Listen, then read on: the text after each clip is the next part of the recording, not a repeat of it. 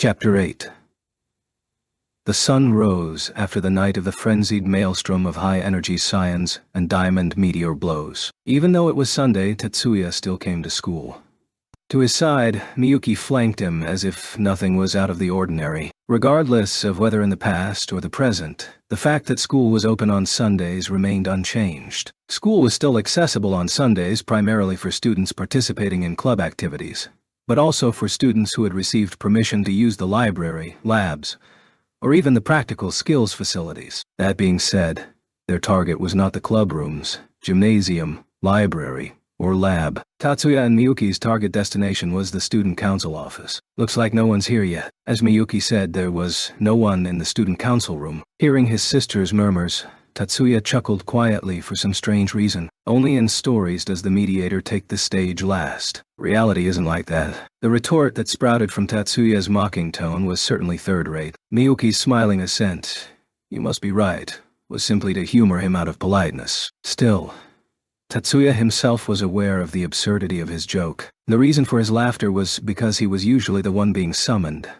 whereas today, he was the one who sent the summons. This little detail was the only oddity, so it didn't matter if he was citing the plot of a novel. On the other hand, he didn't have a whole lot to prepare despite his invitations. Then again, it wasn't like he had to wait too long. "Good morning, Tatsuya-kun. Miyuki-ta." One of the people they were waiting for showed up right on time. Erika. You came with Yoshida-kun. It's just a coincidence. Is it just me? Or do I sense a little bit of malice here? It's just you. On the other side, from where the female students were having their heart-to-heart conversation. Were you waiting for a long time? Hardly.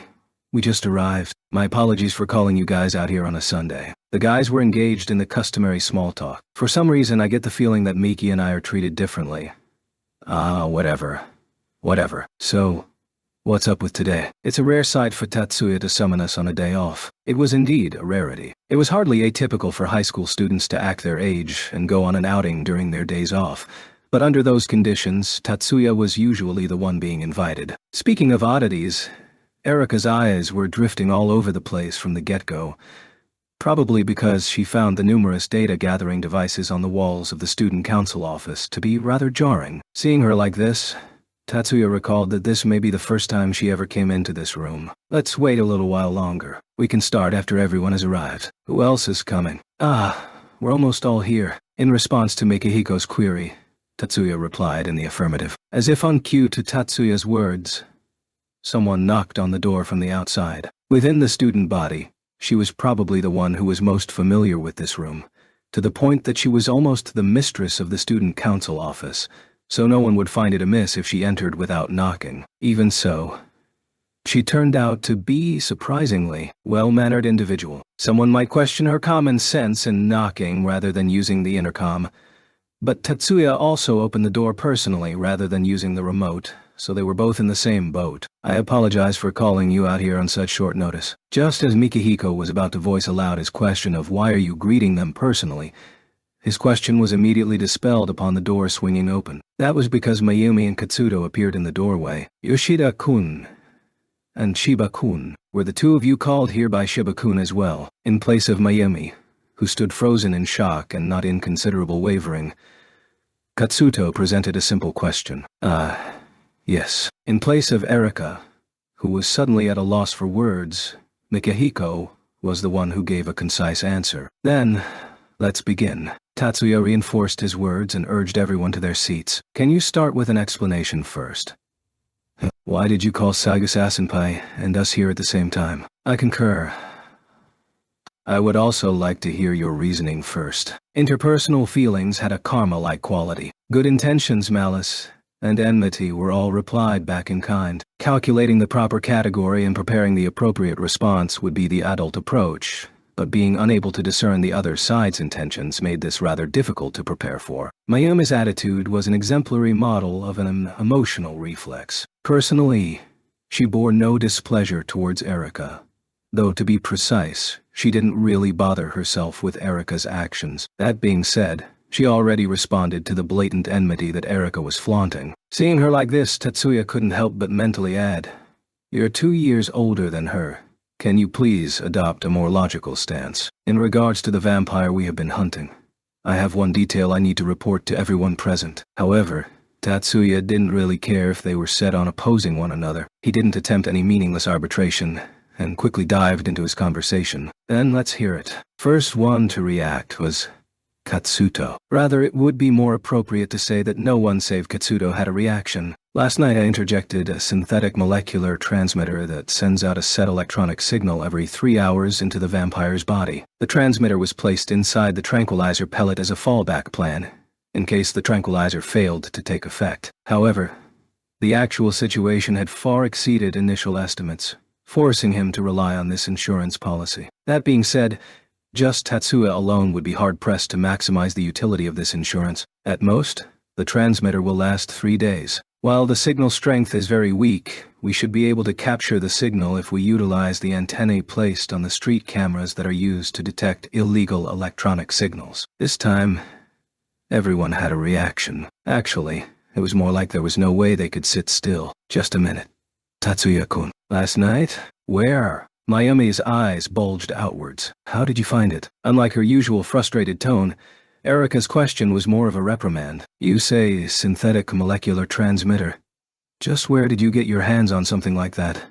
Mikihiko murmured in a daze as everyone brought their own questions to bear on Tatsuya. While Tatsuya personally believed that these were all legitimate questions worthy of asking, he wasn't ready to divulge the entire process and background. In order to do so, he would not be able to avoid touching the tip of the iceberg for the independent Magis-equipped battalion's equipment, as well as Lena's secret identity. This is the signal frequency. As he said this, Tatsuya placed a card in front of each of the 4. Senpei's group and Erika's group should all be able to access the observation antennae, correct? So we're to find its location, right? Tatsuya wordlessly nodded at Mayumi's question. Why are you giving this to us? Tatsuya wasn't dull enough to miss that the U.S. Erika spoke of referred to the team formed by the Segusa and Jumanji families, as well as the group formed by the Chiba family. Even so, he had no intention of pointing out the obvious. Still, it was Tatsuya's goal to pass along the data he had collected so far to the 4 in front of him. So he continued his explanation in spite of Erika's query. In regards to the identity of the vampires we are hunting, they appear to be magicians who deserted from the USNA Army. The 4 of them betrayed looks of how can this be as well as that makes sense. The unknown force that was hampering their investigation. That sort of atypical individual and organizational strength told Mayumi and Erika that this was no ordinary criminal organization. It would make a whole lot of sense if the vampires' real identity was that of magicians who deserted from the USNA military. In addition, there's more than one of them. There are at least 2 deserters and maybe as many as 10 or more. 10 people deserted from STARS. No, Erika. They may still belong to the USNA Army even if they are not affiliated with STARS. Is that true? Seagus. STARS is a unit comprised of only the magicians with the highest combat rating in the entire USNA Army. That implies that there are also magicians in the USNA Army that do not belong to STARS. Tatsuya corrected Erika's misinterpretation while Katsuto did the same for Mayumi. The 2 beautiful women were surprisingly birds of a feather, but would definitely throw a tantrum if this was said aloud. Tatsuya concluded that he should keep this to himself. Even if they are not members of STARS, they are still trained opponents, augmented by the vampire's powers. They will not be easy opponents. That's right, even excluding the creature's power. They are not opponents we can take lightly, Katsuto said heavily. However, even if they are not magicians from STARS, this does not change the fact that they are from the USNA Army. I thought that any country with magicians attached to the military would keep them on a short leash. Or does the USNA Army have more relaxed discipline? Mikihiko's comment was slightly off topic from the discussion at hand. Nevertheless, Tatsuya probably also had a few words on this point. He was not agreeing with the topic, but actively answering this question. No? Maybe you've got it backwards. Backwards. The parasite's influence is greater than even the military's control.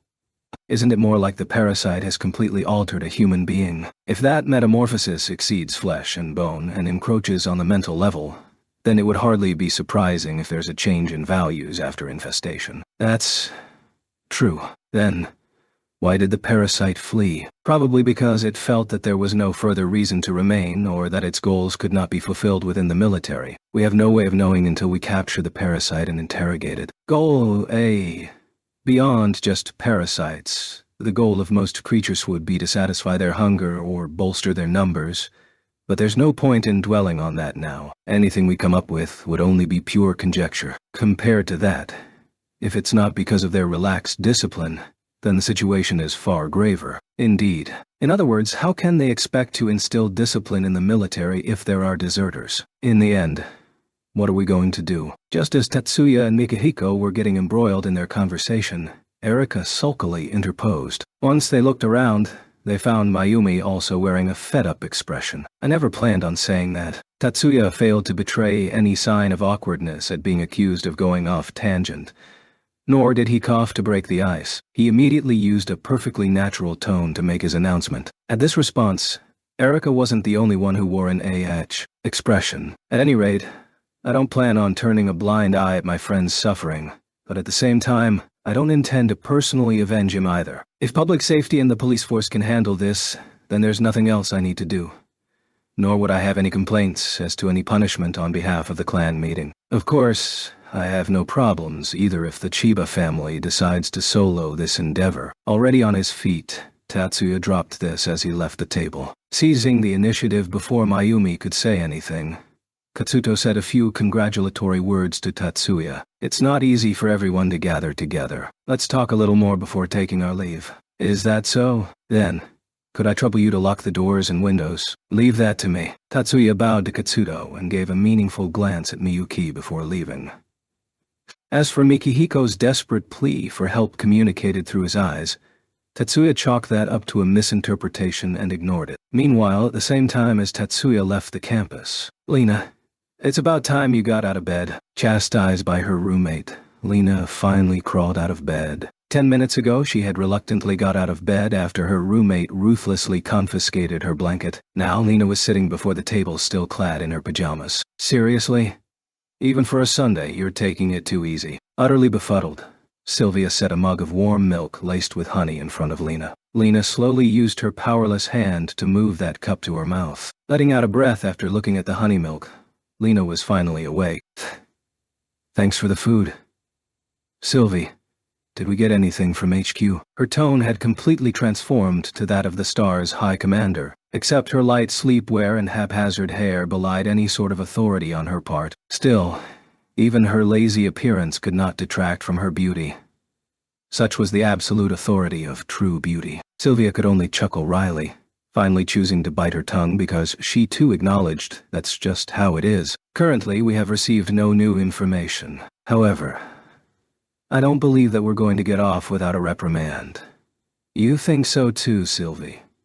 Hearing Sylvia's answer, Lena gloomily lowered her head and covered it with both hands. When matched with her age, that posture of hers simply screamed unreliable. Even knowing that this would rub salt into the wound, Sylvia couldn't help but strike up a conversation. Lena, exactly what happened last night? Even if they were satellite class, there are still members with STAR's designation, but 4 of them were neutralized in one instance.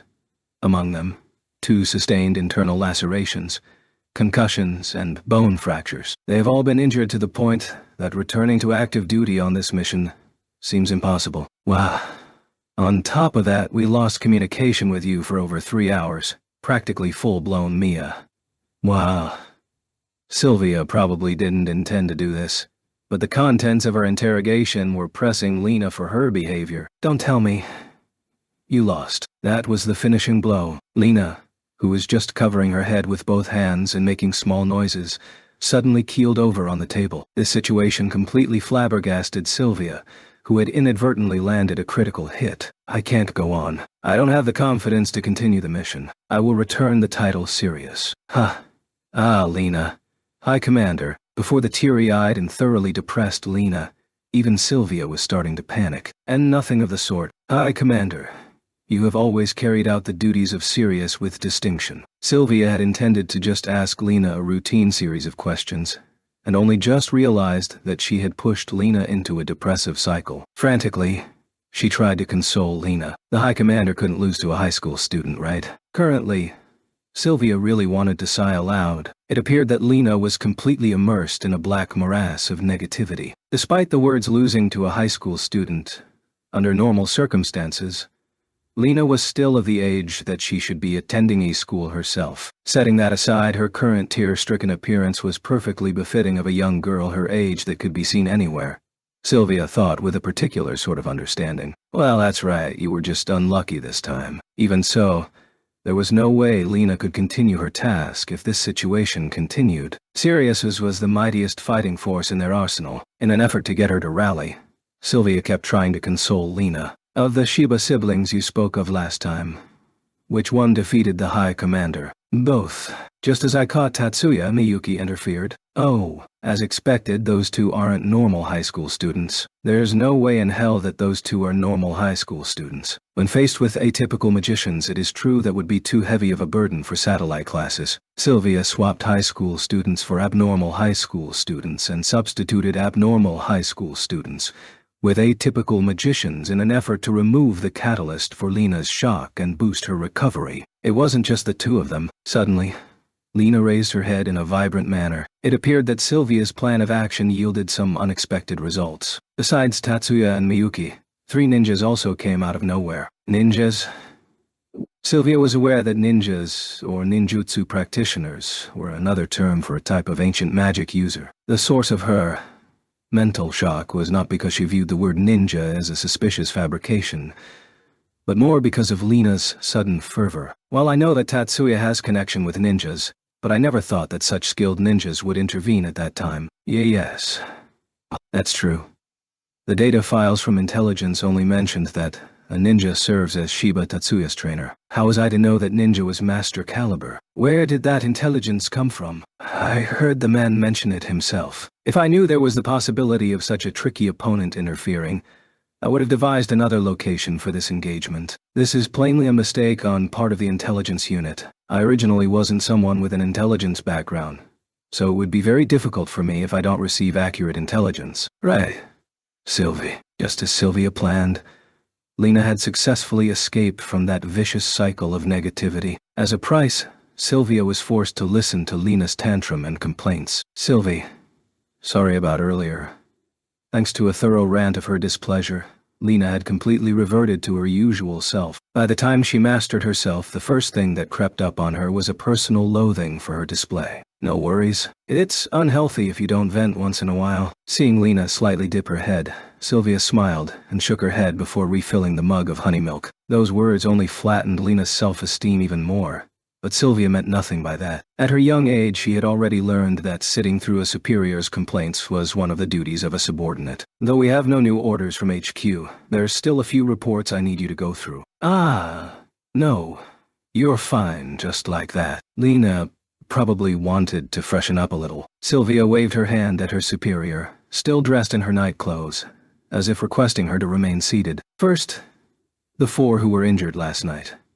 Titan and Enceladus avoided major injury, so we'll observe them for 1 day, and if there are no lingering issues, they should be able to return to active duty. Nemus and Iapetus are as I said earlier, and I doubt that they will be able to return to the mission. If the 2 who have suffered serious injury can recover to a mobile state, arrange for them to return home. Then there's just me. Next from Commander Canopus, it doesn't seem likely that we will be able to mobilize more people from Stars to Japan. The Joint Chiefs appear to want Stardust as support. At least that's the rumor. Do they plan on adding pursuit units? When compared to the practical magic systems developed by the 4 systems and 8 major types, the research in regards to utilizing special abilities in the sensory system as magic was slightly behind. Even within a specialized group like Stardust, magicians who specialized in search and pursuit were hard to come by. Even in the entire US&A military, it was hard to say that they had enough personnel. Now, with this already limited resource invested in Japan, the Joint Chiefs simply didn't have any more troops at their disposal to supply additional pursuers. No.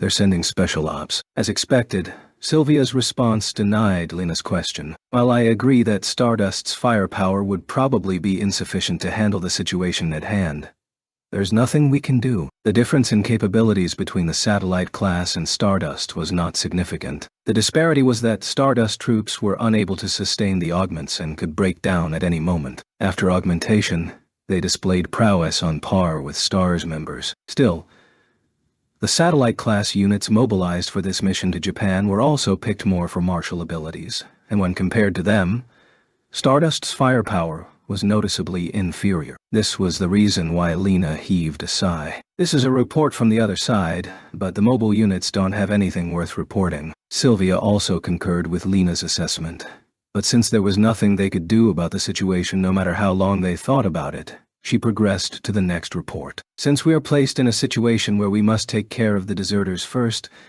we'll just have to leave the other side to other teams. Still, why haven't we fished up anything? The other side referred to the investigation behind the Titanic explosion caused by strategic class magic, tasked with identifying the user of what the USNA diplomats and military personnel named a Great Boom. The mobile units were the intelligence units that had infiltrated Japan ahead of time in universities and high schools under the guise of transfer students, or within the major power in the magical devices industry, Maximilian devices. Speaking of which, we haven't had a chance to speak with Mia in a while. The name that passed across Lena's recollection and lips was the other individual from the mobile unit who lived next door by the name of Michaela Honda.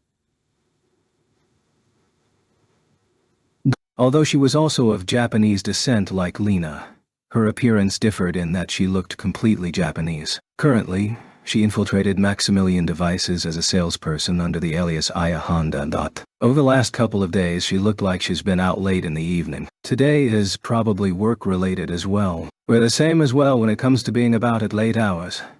Plainly, she's quite diligent even on a Sunday. Lena and Sylvia exchanged smiles. While her job as a salesperson for Maximilian Devices was only a disguise, she appeared to be quite popular among the college crowd as the two of them recalled the last time Mia was grousing about her situation. She appears to be headed for first high tomorrow. Something about tagging along when they return the CAD maintenance equipment.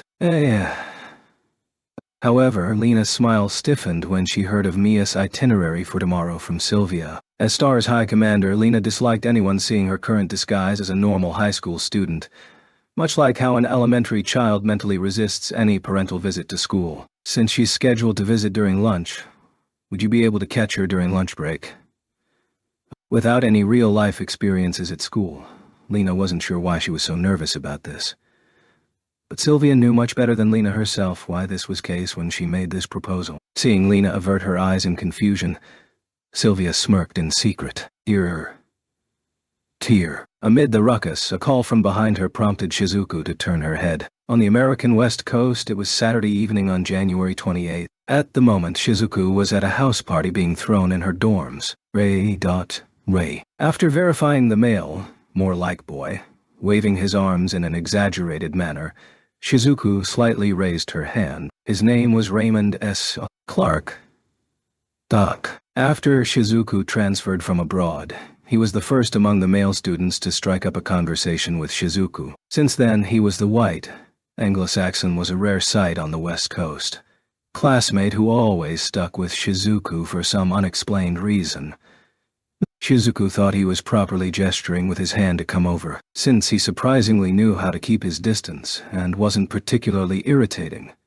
Shizuku's perception of him wasn't overly negative. On another note, the nickname Tear also started with Raymond. When asked what Shizuku meant during her self-introduction, Shizuku had explained that her name referred to the drop in either a teardrop or dewdrop, to which the nickname Tear was supplied for her. Shizuku wasn't particularly fond of this nickname, but when she asked her female classmates, "Do I look like a crybaby?" and their answer turned out to be, "Because you really feed a Pearl's description," she wasn't really in a position to decline any further, because she was embarrassed. As a result, since she didn't dislike the name Tear, she resolved to leave it be. Somewhere along the way, Shizuku's nickname settled on Tear. Her internal monologue ended there. "That dress looks amazing, Tear. You're even more dazzling than usual." Really? Faced with Rei's unfazed smile and compliment, Shizuku kept her usual stoic expression. "Actually, it was more like she was tilting her head to one side out of amazement. A mushroom head of black hair that was allowed to grow long waved lightly back and forth. Ignoring Rei's eyes that were growing warmer by the second, Shizuku glanced at her own clothes. The dress was long enough to brush along the floor. Her back, shoulders, and both arms were revealed. She also wore a long pair of gloves that seemed a little out of date. While Shizuku had heard of shops in the USA that carried the latest fashion, she was surprised to find them more antiquated than she imagined. There were also dresses found all over the place today that mandated a corset. But fortunately, Shizuku's dress was not like that. "Your suit matches you well, Rei." Although she heeded the store attendant's recommendation and bought the dress, Shizuku still didn't understand which part of her dress stood out, so she replied back with customary phrases. To her, Raymond's tuxedo was a little out of style. It would have been outrageous on someone from her country, but perfectly matched his appearances that would have been out of place on a young noble. So her words of etiquette weren't forced. "Thank you. It is my honor to be complimented by Tyr." In addition, Shizuku wasn't going to object to his obvious pleasure at those simple words. For some reason, Raymond's honest display of his emotions reminded Shizuku of her younger brother. In terms of race, teenage Europeans should look more mature than Asians of the same age. So even though Raymond was of the same age, he was still a little immature in Shizuku's eyes. No, it's not that Rei is immature. It's because Tatsuya is wiser than his years. After turning that over in her head, Shizuku once again looked at Raymond. "Are you alone?" "I don't plan on accompanying any woman besides Tyr. Speaking of which, tonight's party wasn't the type where those without a date couldn't attend." "I wasn't referring to girls." At the moment, Shizuku followed her own curiosity and clarified Raymond's misunderstanding. And thus Raymond became flustered in a very interesting way. Yeah, if you mean by myself, then I am alone, I think." Shizuku really wanted to tell him not to ask her, but managed to bite her tongue. Seeing the boys behind Raymond making all sorts of elaborate hand gestures, Shizuku was unaware of this, but they were urging Raymond on. There was no need to state that he was blatantly lying. In spite of this, Shizuku didn't have the heart to berate him. Tyr, in regards to the thing you asked me about before, maybe it was because he detected that the atmosphere was rapidly turning for the worse. Raymond made an obvious attempt to change the subject. Why? This was exactly what Shizuku wanted, but she felt that this wasn't the right place to have that conversation. "Let's move somewhere else." Hearing Shizuku forcefully call out his name, Raymond could only shut his mouth and repeatedly nod his head at her proposal. Even though this was a house party, this was the place selected as a residence for the young lady of the Kitayama family. In comparison to the typical house party that could be found anywhere, it was much more luxurious. The party extended beyond indoors all the way into the yard, but given the hour, most of the attendees had already departed. Shizuku wore a knit overcoat over her dress as she walked beneath the wintry sky filled with stars. For a Japanese female, her height wasn't overly short, but by American standards, she was positively petite. The American coat she wore extended from her shoulders all the way to the waist, but there was still a small, sneaking suspicion whether it could block the cold. She manipulated the CAD in her handbag and created a warm temperature area around her surroundings. Along the way, she also incorporated Rei into the field as well. The warm temperature area would also help contain the sound of their voices. "Thanks, Tyr. Magic is certainly a convenient thing. This level of magic isn't all that rare." In terms of compliments, Shizuku felt that it was a little overblown, but Raymond emphatically shook his head. "Tyr, you just came to this country, so you might not have noticed, but for us, magic isn't something that can be used like this. It is practically impossible to see magic used in the everyday setting within this country. Magic is used to exemplify one's power.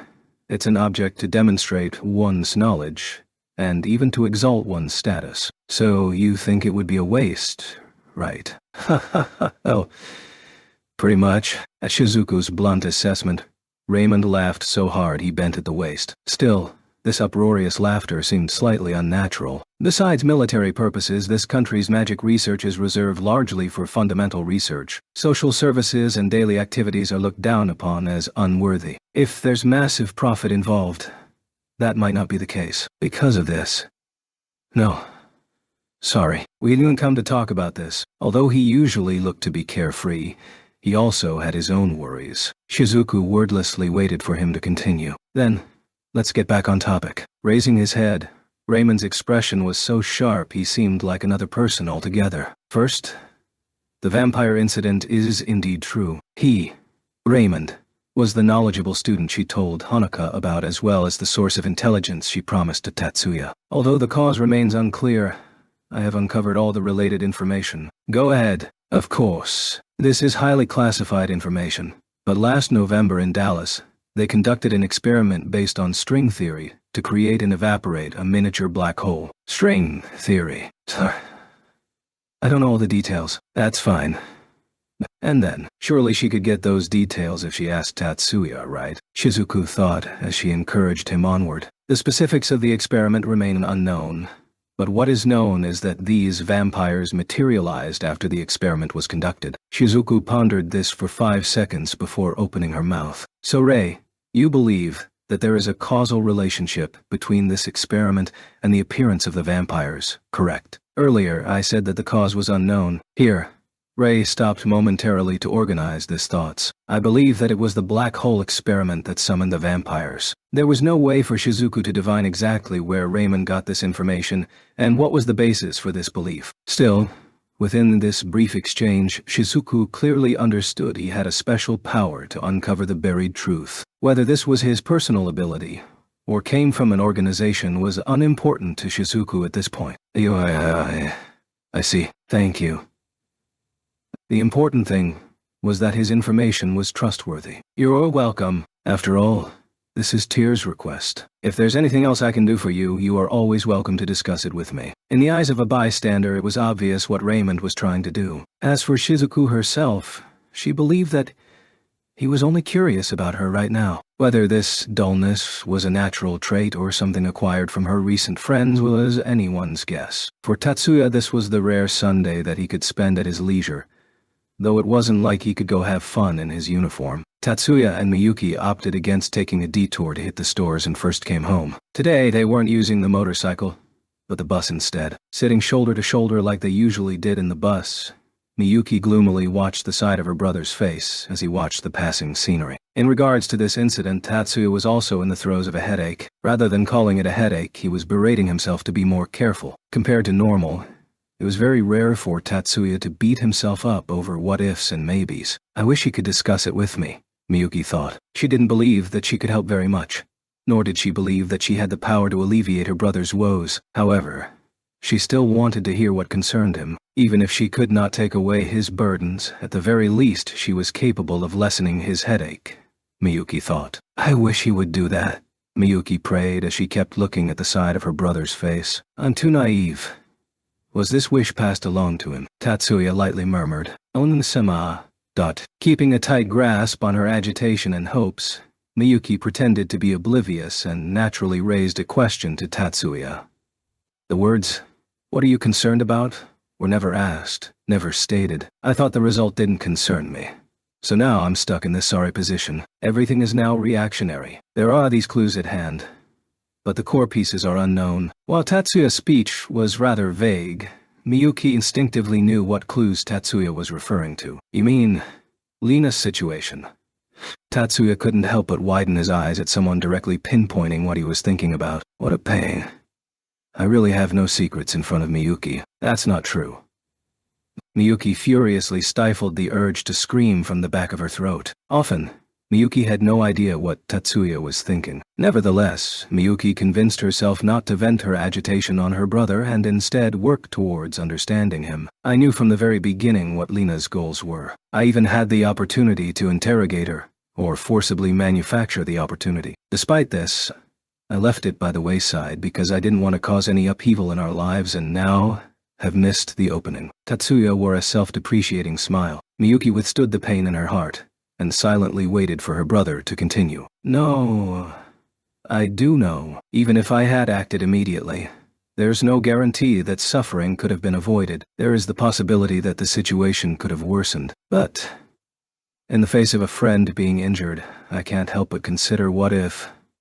Hearing Tatsuya's confession, this time Miyuki couldn't help but smile. It wasn't because her brother had bared his heart to her, but in regards to the contents of her brother's words. Anui-sama.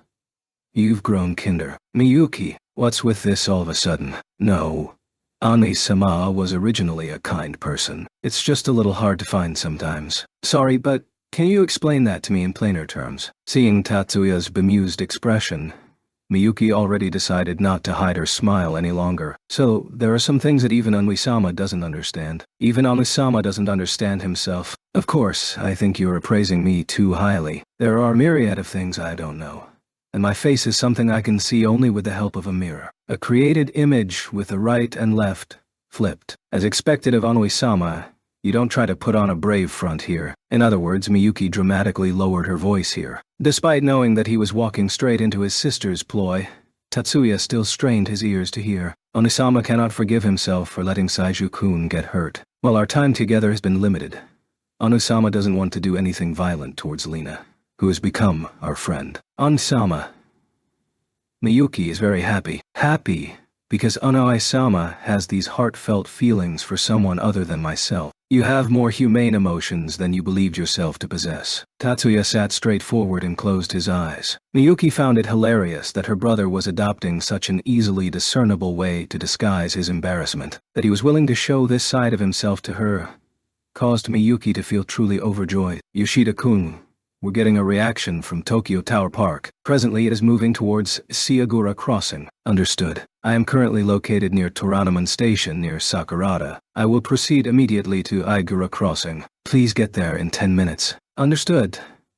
ETA is 2 minutes. The transmission was cut short. They looked like they were going to make it this time. Understanding this, Mayumi let out a sigh of relief. The result of the discussion prior to noon culminated in a system that had Mayumi responsible for information control, while Katsudo and Erika led the mobile units. Everyone was clear on the fact that internal strife held no benefit for anyone. Nonetheless, neither side was willing to take that first step forward.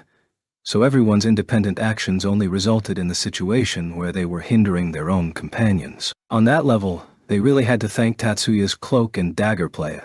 That forcibly established a stage where a compromise could be hammered out. On Mayumi's part, she was highly put out that Tatsuya was treating her like a child. Just you wait. I'm going to give you the bitterest chocolate ever on Valentine's Day. Satisfied with the mental image of discomfiting Tatsuya, Mayumi turned her attention back to the display monitor. Unfortunately, the transmitter Tatsuya supplied wasn't very strong. To be precise, it was horrible. Though it was true that the observation antennae could capture the signal waves. However, in a metropolis well connected by the public transportation system, the target could cover a whole lot of ground in 3 hours. Furthermore, the signal was only emitted once every 10 minutes. In short, they had to catch the target within this time frame. This time, it was only after they used the street camera's observation system that they found out for the first time that they could not pursue the vampire using the street cameras alone. Much like legends and fiction, the camera could not snap a picture of their head. Still, legends and fiction weren't entirely mistaken. No matter how they adjusted the focal point, they could only get a murky picture of the vampire's body. This was especially the case above the neck. There was no way to differentiate facial features. The street camera system was designed to be a pursuit tool that was founded on the basis of facial recognition, so it was practically pointless if it could not differentiate facial features. The task force from the Segusa family concluded that, since there was no sign of mechanical failure, the target probably used magic to disrupt the optics. This was the reason why the target had eluded them 3 hours ago and 6 hours ago. Thus, the hunt continued deep into the night. Fortunately, this time they seemed to be right on the money. Mayumi coordinated the collapsing ring of pursuers while opening a line of communication with Katsudo, who was still investigating in the Shiodome district. Early in the week, Tatsuya found a rather familiar sight these past couple of days plopped in front of him in the classroom. Erika was sprawled over her desk. She might have been better off coming to school later, since she seemed completely exhausted. Scratch that. Did she pull an all-nighter? Shouldn't we wake her up? Mizuki, who met them earlier at the station, asked him quietly. She was so soundly asleep that even normal speaking volume failed to rouse her. Although Mizuki knew this at a glance, it was precisely Mizuki's style to lower her volume even so. Just let her sleep. Tatsuya's reply was fairly simple. To be precise, it was the practical response. Even if they managed to wake her, it was plain that she wouldn't have access to major mental facilities prior to noon, though in reality, Tatsuya really didn't have the spare energy to worry about other people's mental framework at the moment. In order to address Tatsuya's lack of spare energy, we must return to half a day before. Actually, coincidentally, after Tatsuya and Miyuki finished dinner, the telephone rang. Right now, this wasn't exactly an odd hour for a call, at least for the Sai who received the phone call. However, this was late at night for the American West Coast and approached the time for the day change. It wouldn't be a surprise if Tatsuya was a little nervous over what happened. Hello, Shizuku. Did something happen? As predicted, the one who appeared on the screen was her. However, her appearance that came through the picture was wholly expected. Shizuku looked like she was wearing her pajamas. Following the height of fashion, her sleeping garment failed to include a robe. Answering the phone in the living room was a bad idea. The large, high-definition image projected a brilliant picture that was in no way inferior to real life. Maybe it was because they were pajamas, but the light luminescent material was not covering much of Shizuku's slim figure. Tatsuya had seen Shizuku's swimsuit during the summer, but the picture Shizuku presented now was even more alluring. This was probably the effect of the faintly discernible hinting at the hidden portions. It was one thing if nothing could be seen, but the effect was aggravated when the curves were being hinted at. Based on the image, Shizuku wasn't wearing underclothes. Although the massive amounts of lace and trimmings covered up the important parts, if the article of clothing was slightly out of place, then even the unmentionables would be revealed. Under normal circumstances, even Tatsuya would raise an eyebrow. Fortunately, concern carried great weight on his part right now, so he wasn't awkwardly flustered. Shizuku. What are you doing? Yet, even someone of the same gender who caught a glimpse of this, Miyuki, was blushing. That's how much she was flustered. Ah, Miyuki, good evening. Stop with the greeting. At least, put on a robe. It's... okay. Right. She wore an expression of skepticism, but Shizuku obediently pulled on a robe slowly. Sorry for the late hour. Afterwards, she once again started the conversation anew after bowing her head. It's not that late over here.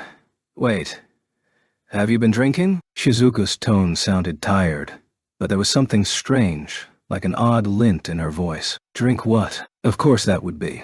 No matter how much Tatsuya wanted to have finished the comment, he opted to swallow his words. That was because he realized that voicing that aloud had achieved nothing since the dawn of time. Never mind, what were you speaking of? Her cognitive powers seemed to have declined as well, but she wouldn't have called for no reason. Tatsuya determined that it was best to get the information from her as quickly as possible. I think I should tell you sooner rather than later. Tell me what. Surely he should be praised for discerning the topic without blatantly asking the question. Do you already know? Impressive. Please praise me more. Hearing Shizuku use a plain tone to flirt, Tatsuya suddenly felt a strong sense of powerlessness wash over him. Who allowed Shizuku to drink? Shizuku was clearly inebriated. Given that, she appeared to have become more childish. No, you're quite amazing, Shizuku. Then, what have you found out? It was not his intent to pressure the other side who was calling at a late hour, from her end. But it was probably better for everyone involved to end the call as soon as possible. Even if she was drunk, she wasn't wasted enough to lose her memory. The reason behind the vampire's appearance. Still, this was a more central piece of the puzzle than he had expected. Tatsuya and Miyuki both leaned forward. String. That is, something string related to black hole experiments. Black hole. Shizuku. What are you referring to? Immediately afterward, since there were a few unexpected and vague terms being bandied about, there was an array of question marks dancing over Miyuki's head. Exactly. Over Miyuki's head. I don't know. I was planning on asking Tatsuya. Using string theory as a foundation to create miniature black holes. You are referring to the annihilation effect. Correct. Tatsuya verified in a low, stiff voice. That's it. You got it. Shizuku seemed to have missed the alteration in the tone. There was no physical sign she picked up on that, but Miyuki timidly peeked at her brother's expression. So they did that. His voice was steady as usual. No, perhaps more calm than his usual tone. Yet, that was because Tatsuya had suffered a serious shock. A detail that no one else could understand save Miyuki. What is that? At this point, Miyuki really wanted to hang up. Using "it's very late" as an excuse, she planned on terminating the call because she didn't want to sour Tetsuya's mood any worse than it was. Unfortunately, before that could happen, Shizuku had already voiced a concise question. A detailed explanation would be too complex, so I'll be brief. Tatsuya also began his answer. It is an experiment designed to extract energy out of a miniature version of an artificial black hole. Scientists believe that during the evaporation process of black hole creation, matter will be transformed into thermal energy. Their goal was to verify this. Her attempt to terminate the conversation a failure, Miyuki had no choice but to listen to her brother's explanation, but her heart was completely frazzled by the term energy transformation. The warning they received from their aunt rang once more in Miyuki's mind. That's string theory. That's how they can extract energy from other dimensions. Of course, Shizuku was oblivious to Miyuki's concerns and was simply immersed in the back and forth as a drunk scholar. No. The process of extracting energy is in itself unrelated to other dimensions. That's because they have predicted the evaporation of the miniature black hole that has nothing to do with its creation process. String theory refers to the idea that this world is like the outer layer of another world of a higher order. In terms of physical energy, only gravity can permeate the dimensional barrier.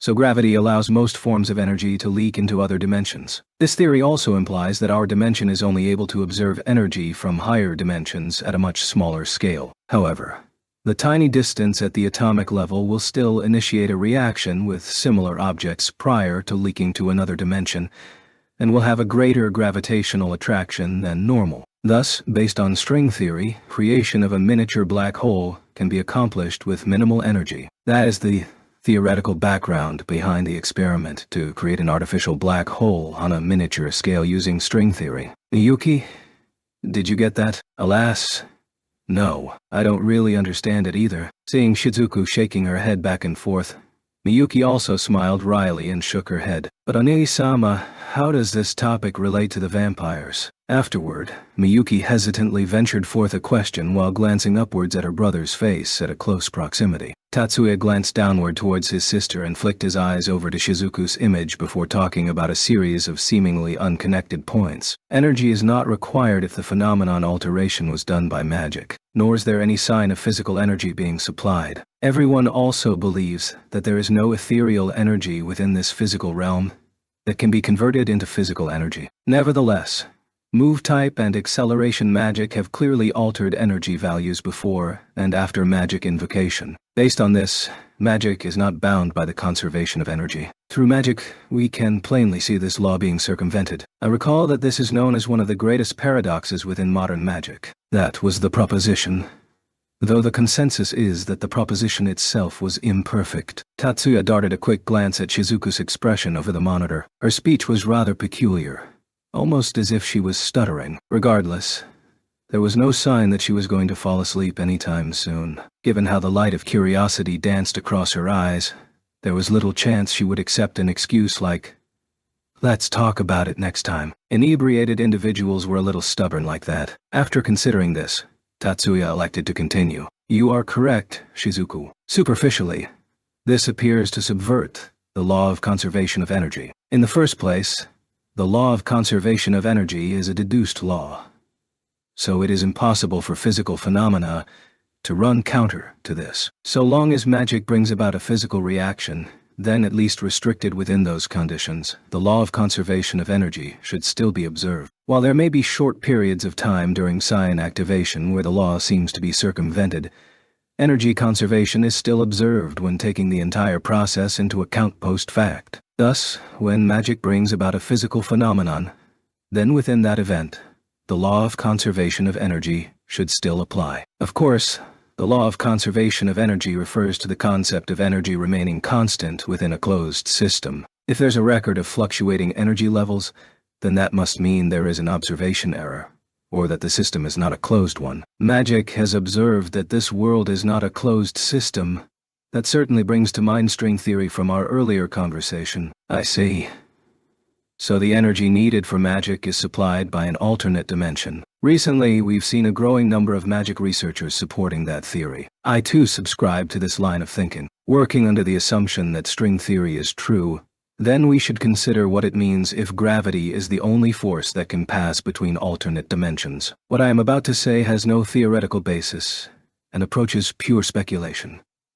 Miyuki and Shizuku wordlessly watched Tatsuya's contemplative look. It is a possibility that the gravity that acts in the alternate dimension is what supports the dimensional barrier. Under the assumption that magic breaks through this barrier, energy might be removed from the alternate dimension. While it is true that magic is a phenomenon that does not require energy, that does not guarantee that no energy is involved whatsoever. Even within observable parameters, there is a tendency for magic to fail when the total magic output is zero. Mystified, Miyuki and Shizuku kept their eyes locked on Tatsuya as he looked inward. Most likely the magic sequence reverses the insufficient energy needed for phenomena alteration and extracts that insufficient energy from the alternate dimension. In regard to the physical energy supply that cannot be observed, then if we assume that the energy from the alternate dimension has ethereal qualities, or more simply magical energy, then the law of conservation of physical energy is observed after the magic sequence is completed. Although they did not completely understand what Tatsuya was saying, the two young ladies perked up their ears because they felt that his words were of vital importance to magicians. The other side of the dimensional barrier contains a dimension with magical energy, and, in order to prevent this energy from leaking to the physical dimension, gravity supports the dimensional barrier and prevents any leakage. However, magic can penetrate this barrier in order to make up for the deficiency in energy by drawing from magic energy. My belief is that this is the system that solves the major paradox to modern magic. On the other hand, based on the miniature artificial black hole developed through calculations in string theory, gravity acting on the dimensional barrier would be wasted by the creation of the black hole. In that case, the dimensional barrier fluctuates the instant the black hole materializes. The dimensional barrier fluctuates. What happens then? Magical energy that is beyond the control of magic sequences may seep through. Divided by the image, Miyuki and Shizuku shared a glance. The high-definition camera and monitor displayed the terror that reflected in their eyes. Energy spontaneously structures itself and forms an information body. If not, the universe would have already turned into homogeneous nothingness. Magical energy from an alternate dimension should follow a similar pattern. The moment the dimensional barrier weakens, the possibility that magical energy from an alternate dimension invading this world, in the form of information bodies, is not zero. At least, that is my perspective. On the other side of the monitor, Shizuku's body was shaking slightly. On this side, Miyuki latched onto Tatsuya's arm as if she never wanted to let go. Mikihiko finally showed up in class after the second period was over. Is it done? He wasn't late. Today, he was also being cared for in the infirmary. Tatsuya, I hate you. Initially, the tone was out of concern, but what came afterwards was a heavy tone of complaint. Hey, that's not very friendly. While the words were probably in jest, the emotions laden within were definitely true. After overhearing those words, Mizuki shrank back in fright. If all I'm going to do is complain, you might as well let me vent it all out. After that, do you know how painful my memory of that ulcer was? Segusa-senpai just sat there smiling without a single word. Erika shut her mouth with a totally displeased look on her face. I was the only one who had to keep talking. That empty feeling was like sitting on pins and needles. Didn't Shumonji-senpai say anything? Do you think that kind of person would do something so trivial like interfering? In that case, that's true. Mayumi, Erika, and Katsudo all acted in concert with their personality. Well, there's no real reason, but I understand that must have been a tough time for you. Mikihiko seemed to be a little healed by Mizuki's undisguised words of comfort. Next to Mizuki, Erika remained sprawled over her desk. Erika finally revived around lunchtime. Maybe because she was finally revitalized, she grabbed onto Mizuki and started complaining. Did you hear? Up until now, there was only one of them fleeing. But now suddenly, there are three of them. Don't you think that's devious? Probably taking into account how terrible it would be if someone accidentally overheard them in the cafeteria. Erika skipped lunch and dragged Mizuki into an empty classroom, a lab that Mikihiko frequented. Is that so? Mizuki nodded to follow along, but in reality she wasn't entirely sure what Erika was referring to. She hazarded a guess that this was about the vampire incident, but she wasn't aware of the specifics. Do we count vampires by ones or twos? Was the thought running through Mizuki's head. Before that, you better hurry to the cafeteria. Lunch break is almost over, right? I'm not really hungry. That's because you've been asleep the whole time. Mizuki really wanted to point that out, but felt that doing so would throw Erika into an irretrievable sulk, so she opted against it. I give up. She wasn't fasting. Not that she pursued that habit. Mizuki absconded from lunch. There was no physical education or technical skills class later today, so skipping out on one meal wasn't going to be that detrimental, she told herself. Compared to that, there was something she was more worried about. Hey, Erika-chan, why did you get into a fight with Tatsuya? In that instant, Erika's shoulders started shaking. What are you talking about, Mizuki? We totally aren't. Definitely not. She emphatically shook her head and waved both hands. As a result of letting her hair grow out since spring, her long ponytail, Erika's favorite hairstyle, also danced back and forth with her head. There's no need to panic. It's not like I thought Erika-chan did something to Tatsuya. Even if you cause a fuss, wouldn't Tatsuya just smile and accept it? So if Erika-chan was the reason, there is no way there could be conflict between the two of you. Well, I'm really not sure if that was a compliment or an insult. Just like her words, Erika wore an undecided expression as she lodged a protest. Probably. I am doing neither. I am merely stating the situation as it is. On the other hand, Mizuki decisively pressed on. Even if you put it like that, I still feel I can't accept that. Yes. At any rate, I don't think Erika-chan is the reason. The indignant riposte that was lacking in fervor was easily ignored. Mizuki, you've gotten stronger. If you don't want to talk about it, do you think I will stop asking? Erika's attempt to use a comedic line to muddle the issue was met with a fastball right back at her. Powerlessly, Erika slumped down. We're really not fighting. It's just that I'm feeling awkward from my side. I don't plan on dragging this into tomorrow, so can you go easy on me today? Her head tilted. Erika weakly peeked out between the gaps between her hair and arms. Mizuki also tilted her head slightly and tapped her index finger on her chin. Her hair had a slight tendency to curl inwards, and the shoulder-length tresses matched her head's swaying motion. Swiftly after she did so, her head straightened. Since you are able to say that you'll be back to normal by tomorrow, I guess that's okay. Her mood appeared to be headed in the direction that Erika was hoping for. Yeah. Seriously. How annoying. Originally, even Erika didn't believe that nonsense about returning to normal by tomorrow. After coming to some sort of realization, Erika rose with a lethargic expression. In the end, we were probably only flirting with Tatsuya. We plainly never requested Tatsuya-kun to lend us a hand, and worked under the assumption that even if we didn't say anything, he would still chip in to help. So I was furious when I saw that he was also helping that woman and keeping a foot in either camp. Damn it. I'm getting embarrassed again. In between the gaps of the arms covering her face, a hint of a blush could be seen. Her embarrassment was not just restricted to her words. Seeing this oddly adorable appearance, Mizuki sighed deeply. What? That sigh of yours was like saying you amaze me from the bottom of my heart. While I'm not sure if it's from the bottom of my heart, the first part is true. Mizuki rolled her eyes in response to the sharp glance Erika sent her way from beneath her fingers. The edge gradually disappeared from Erika's eyes. Mizuki shifted herself so she was right in front of Erika. She just changed the orientation of her seat, before reaching out and plucked away the arms covering Erika's face. So in the end, you're just stubbornly stuck in a pit of self-loathing.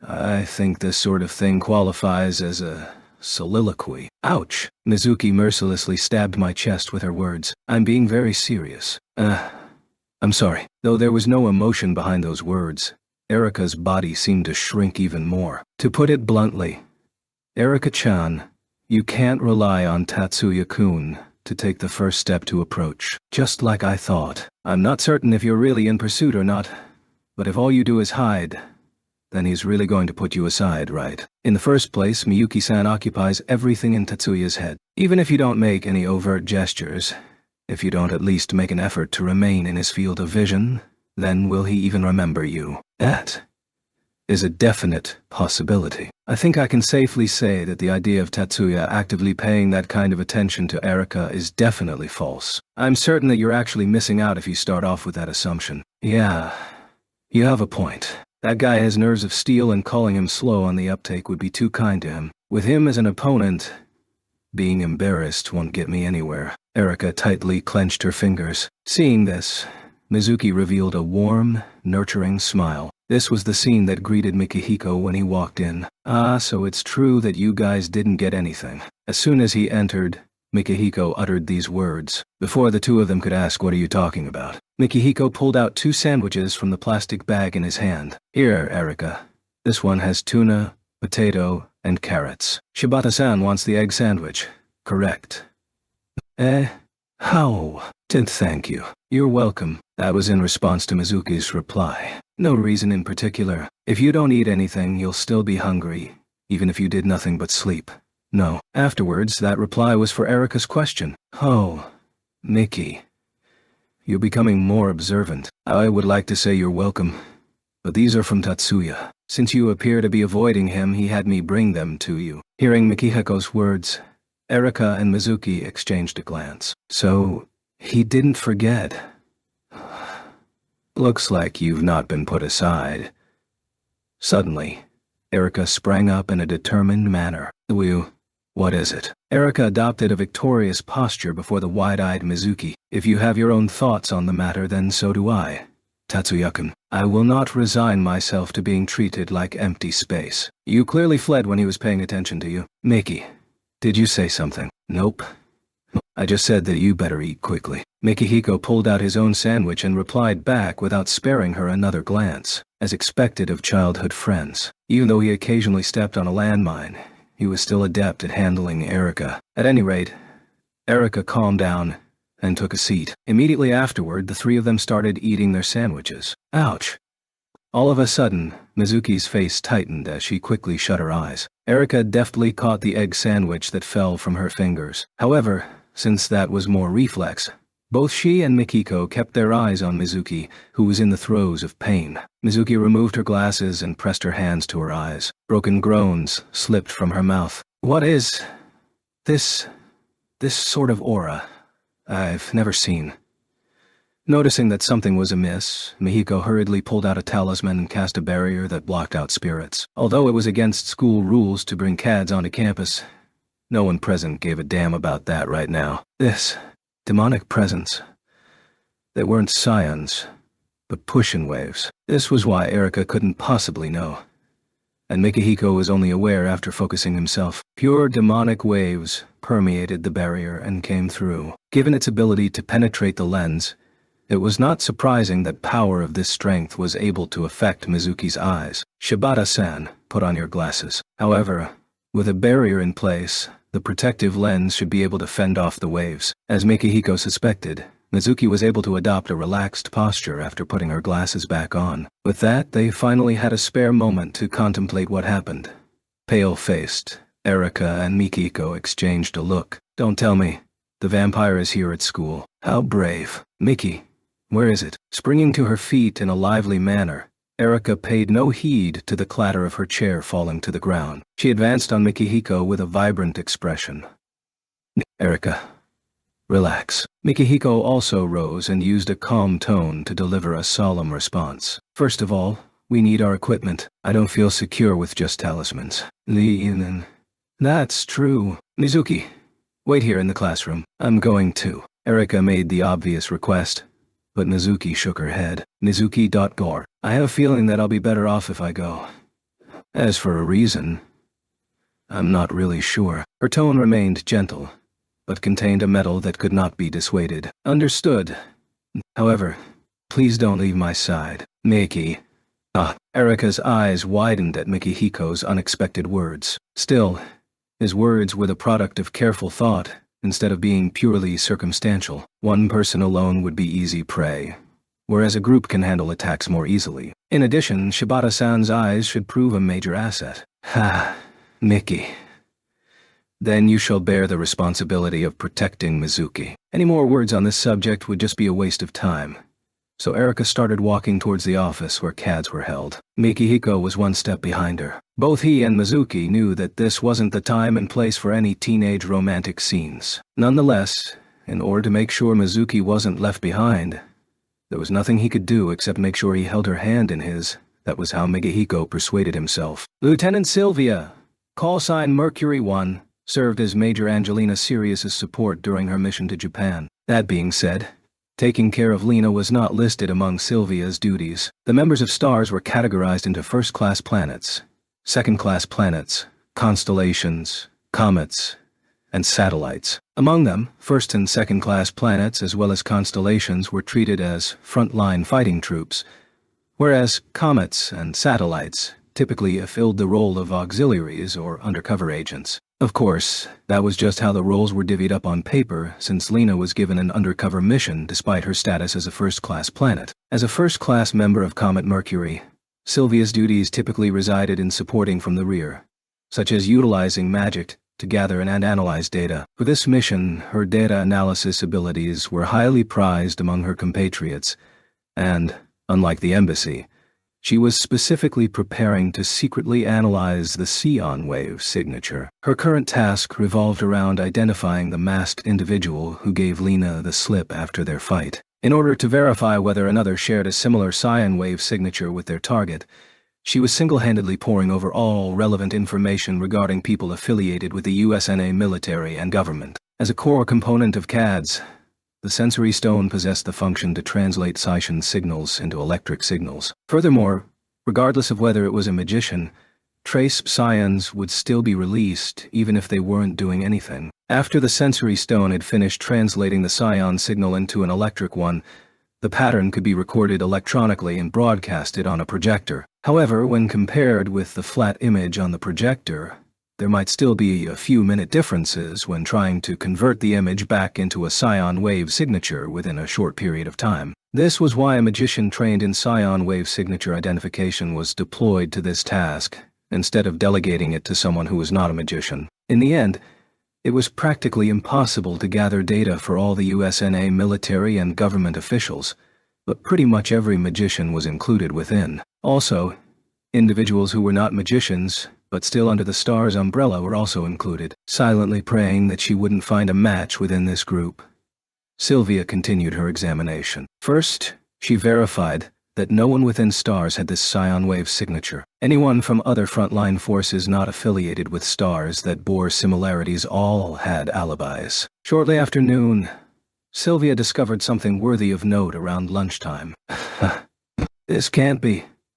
As Lena dined with her classmates from Class A, and not with Miyuki's group, she was struggling with what she should do afterwards. Lunch break only lasted 1 hour, and there were only 30 minutes left. They will probably be finished with their meal in 5 minutes. Normally they would find another place for tea or pop into the student council as a part-time member, but today, maybe I should go see Mia. She was Lena's neighbor, and, on some level, a comrade as well. Today, Michaela Honda, or Mia for short, was visiting First High under the guise of a salesperson from Maximilian Devices. Preoccupied as she was with pursuing the deserters, Lena hadn't seen Mia in the past couple of days. Although she didn't have any reason in particular, this was still an excellent opportunity to catch up. While her brain was ruminating on this, Lena's hand motions and expression never revealed what was on her mind as she continued to converse naturally with her peers until the last empty plate had been removed. Lena instinctively wanted to stand up, but she immediately caught herself just as she lifted her waist. Fortunately, her classmates assumed that she was correcting her posture and paid her no heed. Lena put on a polite smile and furiously clamped down on the agitation running through her mind. Just then, an alien wave surged outward. Seeing as how her peers around seemed oblivious to the matter, it probably wasn't a magical aura, but a push-in wave instead. Lena only noticed because she came into contact with this multiple times recently in combat. This was the presence of the masked individual, the vampire. She also had a rough grasp on its direction. It was coming from beyond the door where the workers were coming out of. That's right, Mia. The moment she thought of the location, everything she was considering floated across Lena's mind. Right now was precisely the time Mia was visiting First High. As a member of the transportation crew, she must have received access to those doors. Sorry, I just remembered that I have something to attend to. I'll catch you guys later. Lena politely excused herself from her peers and rose from the table. It turned out to be an illusionary contact formation. Looks like it was a mistake to rate them too lightly as a normal high school. A wordless voice came from the Maximilian Device trailer. The rebounding push-in wave was like the flapping of a bee's wings, a noise that could not be heard with human ears. This was the sound formed from the collective consciousness of the vampires. Within this voice, 70% was in the affirmative, and 30% was indecent. The jumbled and disparate voices could not be separated so easily. "Do you think they noticed?" The formation spread out along the wall and doorway. There was only a momentary disruption between the hidden Pushin wave and the disguised Cyan waves. There were only a few magicians who could identify Pushin waves and, setting that aside for the moment, their Cyan wave signatures were just like human beings. Within the trailer, the vampire's body sprouted a new question that was answered by the Pushin waves from within her. If a third party capable of detecting these thoughts was present, then the observed individual would seem like they were talking to themselves. This time, the response was 90% dissenting. Their belief was that they had not been detected. "I think so too. Still, we shouldn't have come here." In order to maintain appearances, her disguise that allowed her to brazenly access First High was truly an excellent opportunity. Still, when taking her true objectives into account, walking into First High's campus filled with sensory devices and counter magic carried unnecessary risk. Her outer appearance did not allow her to refuse this task, but she might have been better off avoiding this place even if she had to abandon her outer persona. Unease began mounting around her. After lunch, Tetsuya arrived on the school rooftop. Owing to Erika's sour mood today, it turned out to be Tatsuya, Miyuki, and Hanuka taking lunch together. From a certain perspective, he appeared to be in a situation where he had a flower on each arm. Scratch that. He was precisely in that situation. After all, neither Miyuki nor Hanuka bothered to hide their attraction. It wasn't that they weren't planning on hiding it, but more like they never intended to do so from the very beginning. There was nothing he could do about it.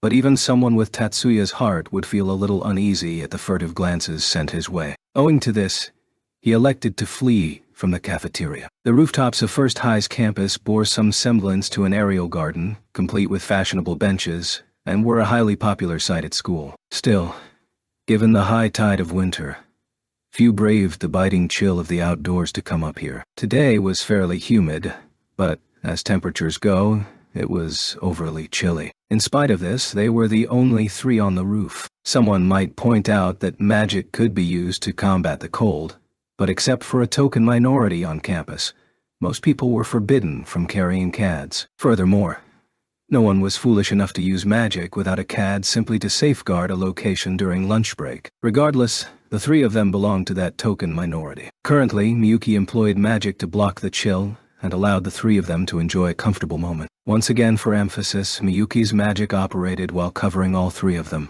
Miyuki's magic condenses oxygen to create cold air. Even if she reversed the direction, a trivial task like keeping the cold that hadn't even reached freezing point outside was a piece of cake for her. In other words, there was no way it could be cold. Even so, Hanuka had her arms tightly wrapped around Tatsuya's arm so that not even a gap could be found. The instant Hanuka made her move, Miyuki gave a startled look, though it was more like a chilly gaze of her own.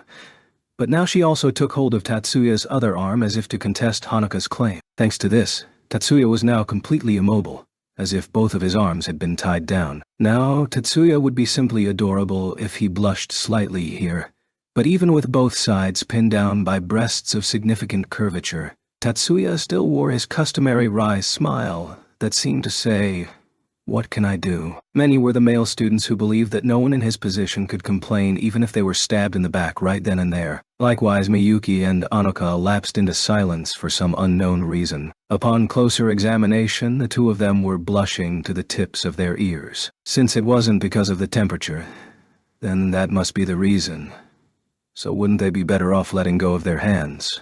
Tetsuya thought. With that line of thinking, even if he dodged the insensitive label, there was no way he could avoid the accusation of being oblivious to a woman's heart. Nonetheless, even if the situation had turned into this, Tetsuya wasn't going to dwell on the matter forever. Since the two of them were no longer speaking, Tetsuya started to organize the data regarding the current incident in his head. Initially, he thought that the vampires were attacking humans with some goal in mind. Based on the current situation, the only known information was that they attacked humans with high magical properties, and took away blood and spiritual energy. Why were they attacking magicians? And what was the point in taking blood? In the end, why did they arrive in Japan after fleeing the USNA military? Did they have to remain in Japan to accomplish some objective?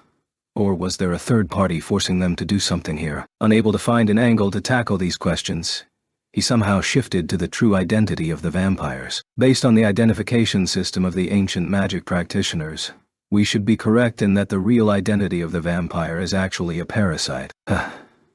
According to Sensei's hypothesis, there is a good chance that parasites are formed from the independent information bodies splintered off from the human psyche.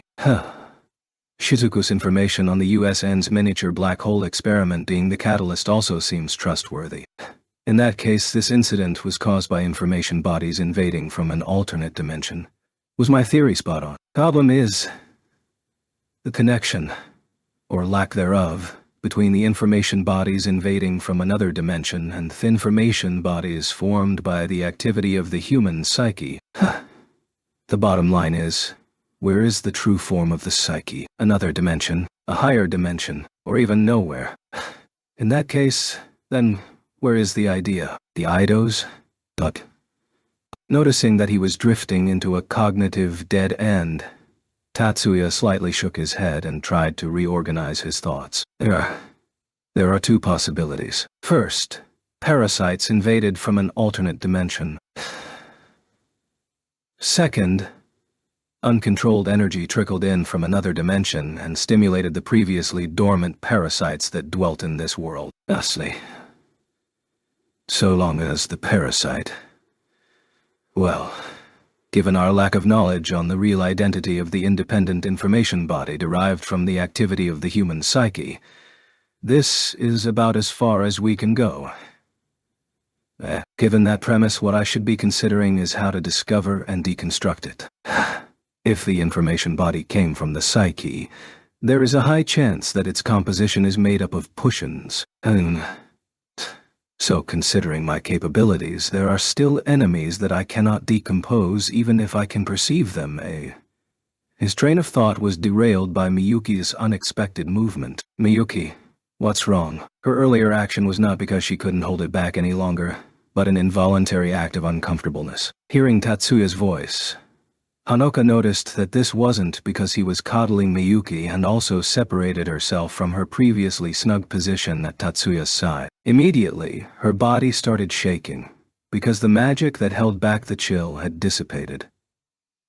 I'm terribly sorry. Miyuki used her empty hand to quickly manipulate the CAD. The cold air fled at once. However, Miyuki's expression remained listless. No, compared to this, what happened? Tatsuya's actions betrayed no hint that he was affected by the cold. With his self-restoration magic coupled with literal training from hell, Tatsuya had no reason to put on a brave front in the face of the chill. Compared to this, he was more concerned about his sister's odd behavior. There seems to be the feeling of some sort of uncomfortable wave brushing over the skin.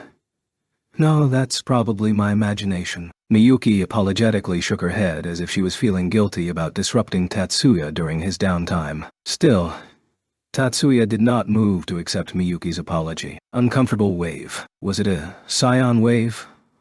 Or a pushin wave? Coincidentally, matching up with his earlier contemplation, Tatsuya couldn't simply write it off as a misinterpretation. Nevertheless, this question was rather pointless. Yes.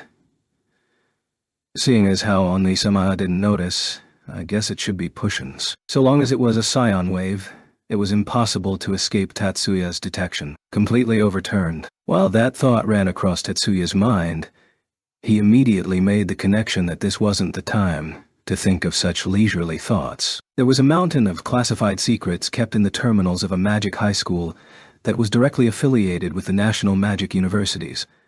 So from a protection standpoint, safeguards on par with the magic universities were required, and had been implemented. Countermeasures for suspicious individuals, hidden recordings, or eavesdropping aside, there were also serious countermeasures in place for magic. A sudden burst of push-in waves hinted that someone might have tripped the countermeasures. The government agencies would definitely step in if this place was usually inundated with magic waves that triggered discomfort. Given that this feeling was largely unnoticed, The owner of this wave possessed the power to rein in their push-in waves. Just being uncomfortable alone wasn't sufficient grounds to determine that the owner was a harmful individual.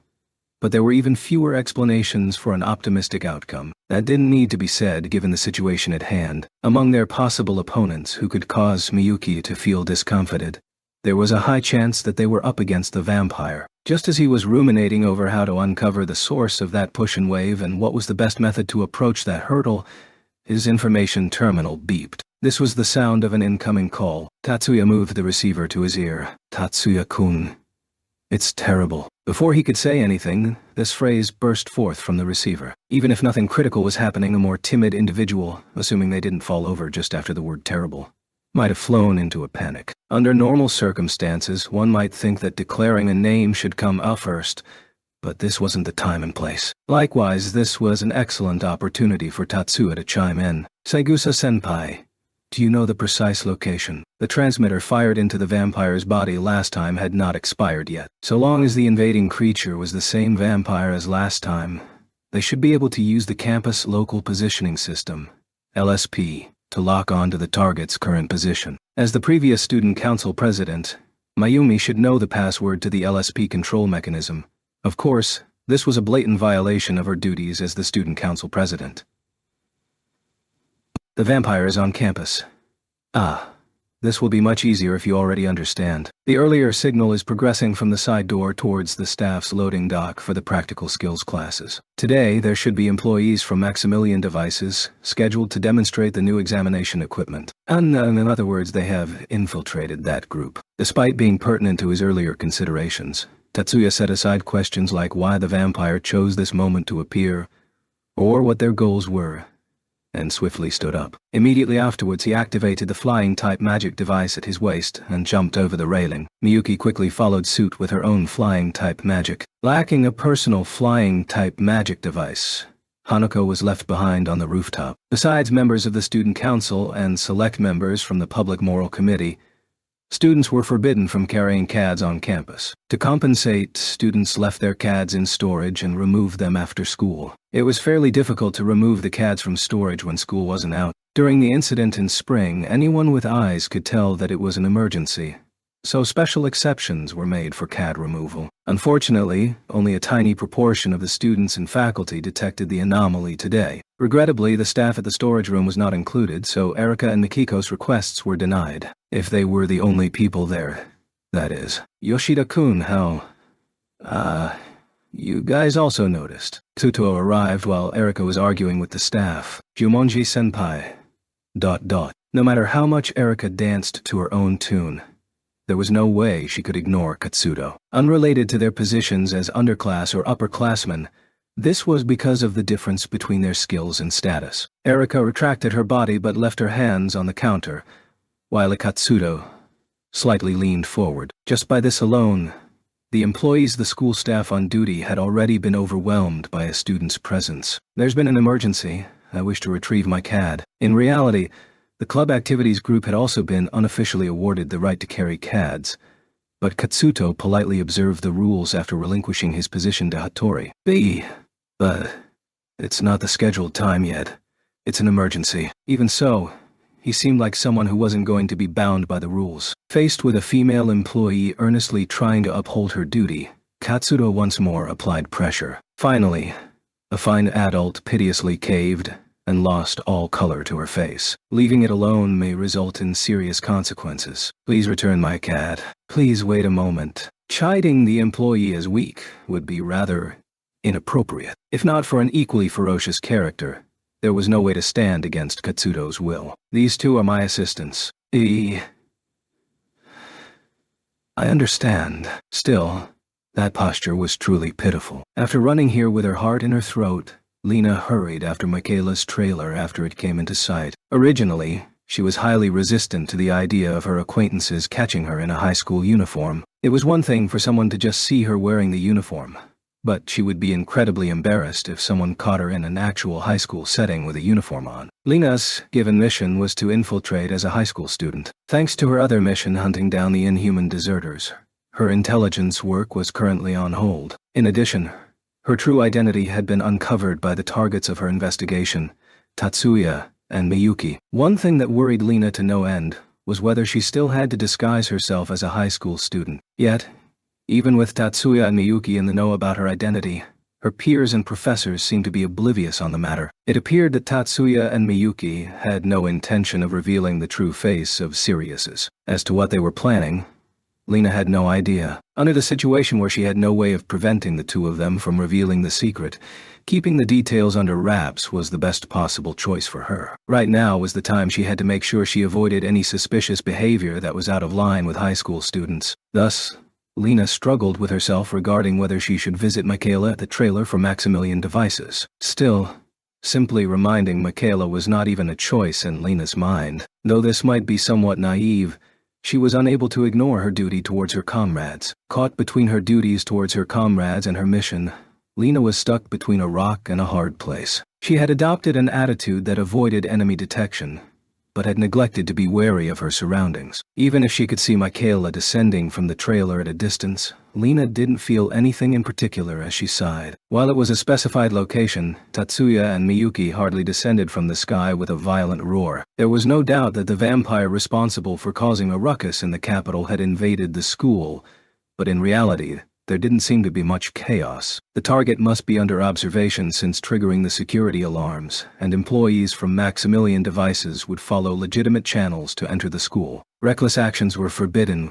without a valid excuse. Neither was continuous observation a good tactic for Tatsuya. This was also the first time that Tatsuya was up against a magical creature, and not a magician. Hazardly initiating combat contained the possibility of revealing classified spells and techniques. Just imagining the cover-up and gag orders alone was causing him to feel downtrodden. At the very least, things would be facilitated if they knew who was the vampire infested by the parasite. Maximilian Devices operated in teams of 6 employees. If they moved together as a group, there was no way to identify which one emitted the signal. Even so, causing all of them and any additional witnesses to disappear. In this case, it would be more like Eradicate, was also out of the question. Hidden in an empty classroom in the science wing, Tatsuya and his sister kept a close eye on the mobile lab near the docking area, the modified trailer used for storage. Lena, G. Involuntarily, Miyuki said this aloud. Before his sister spoke, Tatsuya was already aware of Lena's presence tailing the trailer, but now he renewed his attention on the blonde transfer student. Today, the day after yesterday, their duel occurred near midnight, so anything before dawn was considered to be yesterday. Yet here she was attending school, like nothing had happened. Special forces from large countries were expected to be made of sterner stuff, but here she was also making careless moves unbefitting her status. There was no sign that this was a premeditated action. Her focus was too lax, to the point that she failed to detect their eyes on her. She gave off the impression that she was in the throes of indecision. Tatsuya kept an eye on her without any specific reason, just as a woman wearing a suit walked towards Lena from her previous position near the trailer. Based on Lena's lip movements, she appeared to have said the name Mia. Tatsuya assumed that this woman must be the USNA agent sent to infiltrate Maximilian Devices. Based on yesterday's interrogation, Lena said she was hunting for vampires. This wasn't for appearance's sake. She actually faced off against them. Yet at the same time, she also said that while they were aware that the deserters fled to Japan, they were unaware of their actual identities. There was a high chance that a vampire was disguised as one of their agents, making their identities that much harder to identify. Hard to imagine that someone like Sirius of Stars would be unable to identify her target, even after repeated head-on confrontations with her target.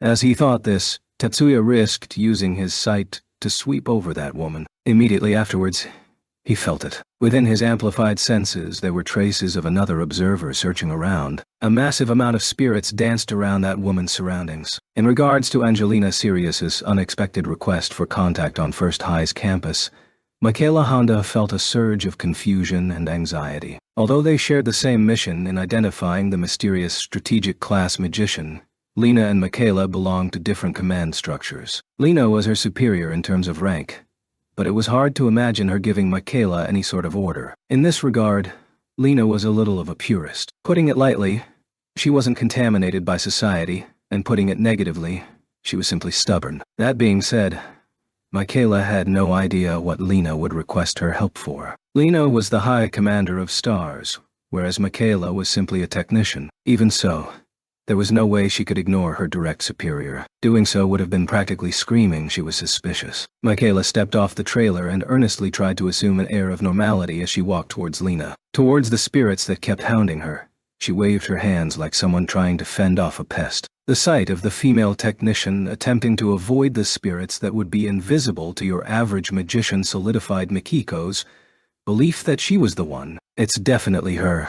There's no way it could be wrong. Hearing Mikihiko's muffled voice, Katsuto wordlessly nodded. That's Lena, I think. So, she's the leader. Her whispers barely containing her fury. Erika already held her equipment in the shape of a wakizashi. Although Tetsuya and Miyuki knew this was a misunderstanding, it was perfectly natural for her to make this assumption. There's a barrier in place that blocks sight and hearing, but they can't lie to machines.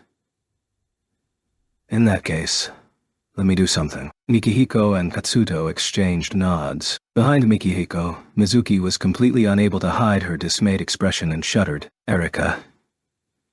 Not yet. I got it. It was true that she was a little distracted, but she still kept her calm while replying. Upon hearing this, Mikihiko threw the talisman he held in his hand. 6 strips of paper arrayed in the shape of a fan slid over the ground at a low altitude. The talisman landed after forming a perfect hexagon around the trailer. I'm starting. Unlike the theories behind modern magic, the magic he invoked was a wide-area magic that inhibited the senses. Mia?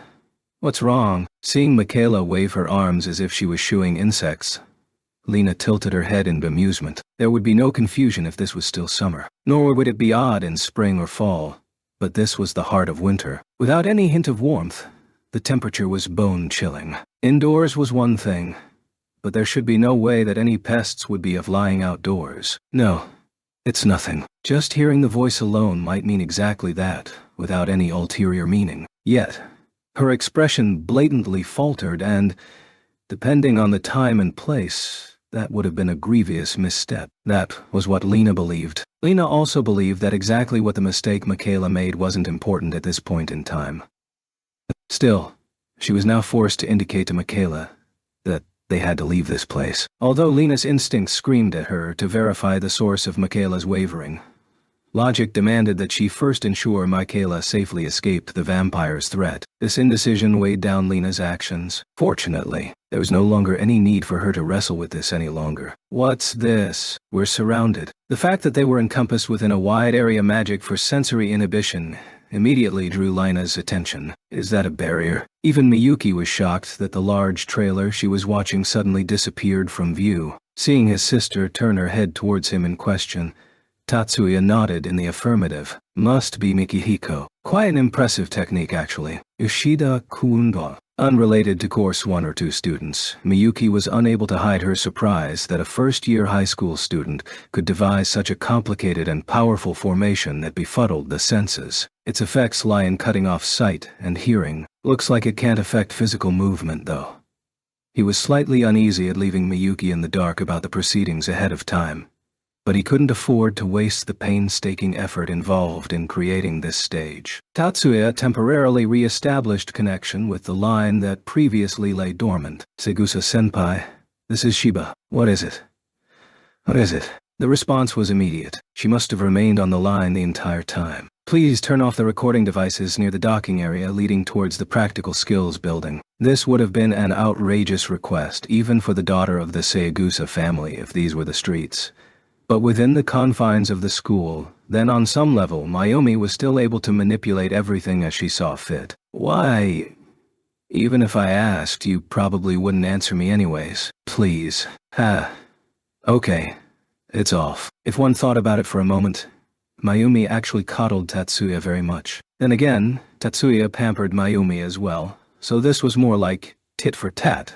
Or maybe mutually beneficial. Let's go, Miyuki. Yes, Anisama. After exchanging a glance, Tatsuya and Miyuki flew out of the classroom window from where they were hiding. Instinct alone enabled her to avoid the white blade that flashed before her eyes. Pushing Mia aside, Lena used that push-off to flip backwards herself. Though covered in dust, she still pulled out the old information terminal from her inside pocket. As she slid to her side, Lena opened the terminal. A flat, generalized CAD appeared from within. Erika never hesitated. It was perfectly natural for infiltrators to be equipped with outlandish equipment for surprise attacks. Without sparing Lena a glance, Erika sprinted towards the fallen Mia and pointed the sharp end of the wakizashi at her while holding it in one hand. "What are you doing, Erika?" Lena activated magic that was designed to blow Erika away. That magic encountered a counter-magic barrier erected against it and was blocked from phenomenon alteration. Katsuto Jumonji Bodai. The solemn giant appeared before her when she whipped her head around in shock. Though his physical stature wasn't overly outrageous to her, his very presence seemed to tower over her. Intelligence had identified his strength as something to be wary of ahead of time. Still, after encountering him in the flesh, it was hard not to be awed by the fact that someone of his caliber was lurking around her. During the instant that Lena's attention was drawn to Katsuto, Erika had already made that final step.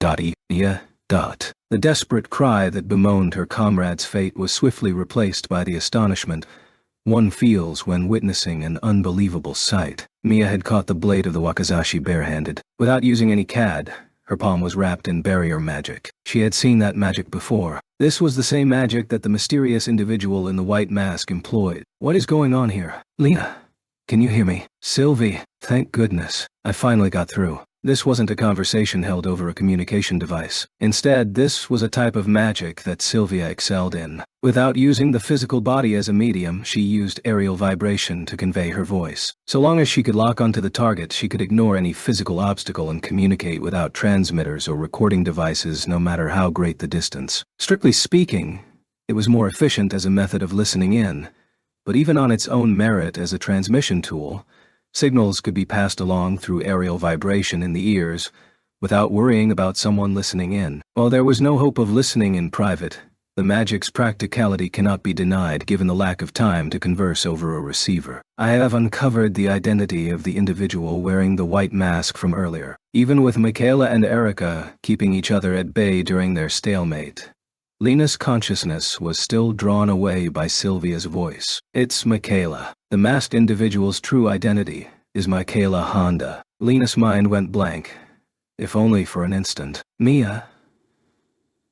So you were the one in the white mask?" For Lena, Michaela was simply a teammate. She just so happened to be someone who roomed next to her and occasionally spoke with her over tea. Even so, the fact that Michaela was the one who had repeatedly clashed against her struck Lena a heavy blow. Still in a standoff with Erika, Michaela glanced at Lena, who wore a rather human expression. Yet, this was no look of protested innocence or regret, but a cold, inhuman gaze of someone warily regarding an enemy. "No need to waste your breath at this point." Erika was of the belief that the vampire and Lena were in cahoots. She wholly ignored what she imagined to be Lena's feigned shouts of dismay, and swung her wakizashi at the openings in Michaela's defense. When she closed in to one step away from her opponent, the horizontal swing Erika directed towards Michaela's neck level magically changed direction to avoid Michaela's blocking arm and stabbed towards Michaela's chest. Astounded by this turnaround, Michaela could only wear this expression as she looked down towards her chest. On some level, this was the expected result. Despite receiving training in close-quarters combat, Erika was still a magician. While he received martial arts training, Mikihiko was still a magic practitioner. In addition to her magical education, Erika was at heart a swordswoman. In the domain of the sword, when wielding blades or fists in combat, Erika's skills were several levels higher than the magicians that Michaela had been facing against up until this moment. Yet, in the next instant, it was Erika who wore a grim expression. Heedless of the skirt she wore, Erika raised a leg to kick out at Michaela's waist. She used this push-off to extract her wakizashi and leaped backwards to a safe position. Michaela slashed with her right arm to dispel Erika's afterimage. Her fingers curled like talons with a pyramid-like force field around them. Before Erika and Lena's eyes, the puncture hole in her chest swiftly recovered. Healing magic. She can heal that degree of injury instantaneously. Looks like we're up against a real monster. In the face of Lena's dismayed shout, Erika spat out her own response while keeping her eyes glued onto Michaela. Then, "How about this?" The voice emanated from the trailer shadows. Accompanied by that voice, the chill of the wintry air sharpened. With perfect precision, the frost roared towards Michaela. Michaela was completely frozen, without any time to muster a physical or magical response. Yuki. This astounding sight prompted Erika to relax both her stance and tone. The figure who appeared before her was unquestionably Miyuki, with Tetsuya materializing behind her. "What's going on? Lena, are you okay?" "I'm fine now, but please dispatch any special forces currently on standby. We may have to force our way out." "Understood.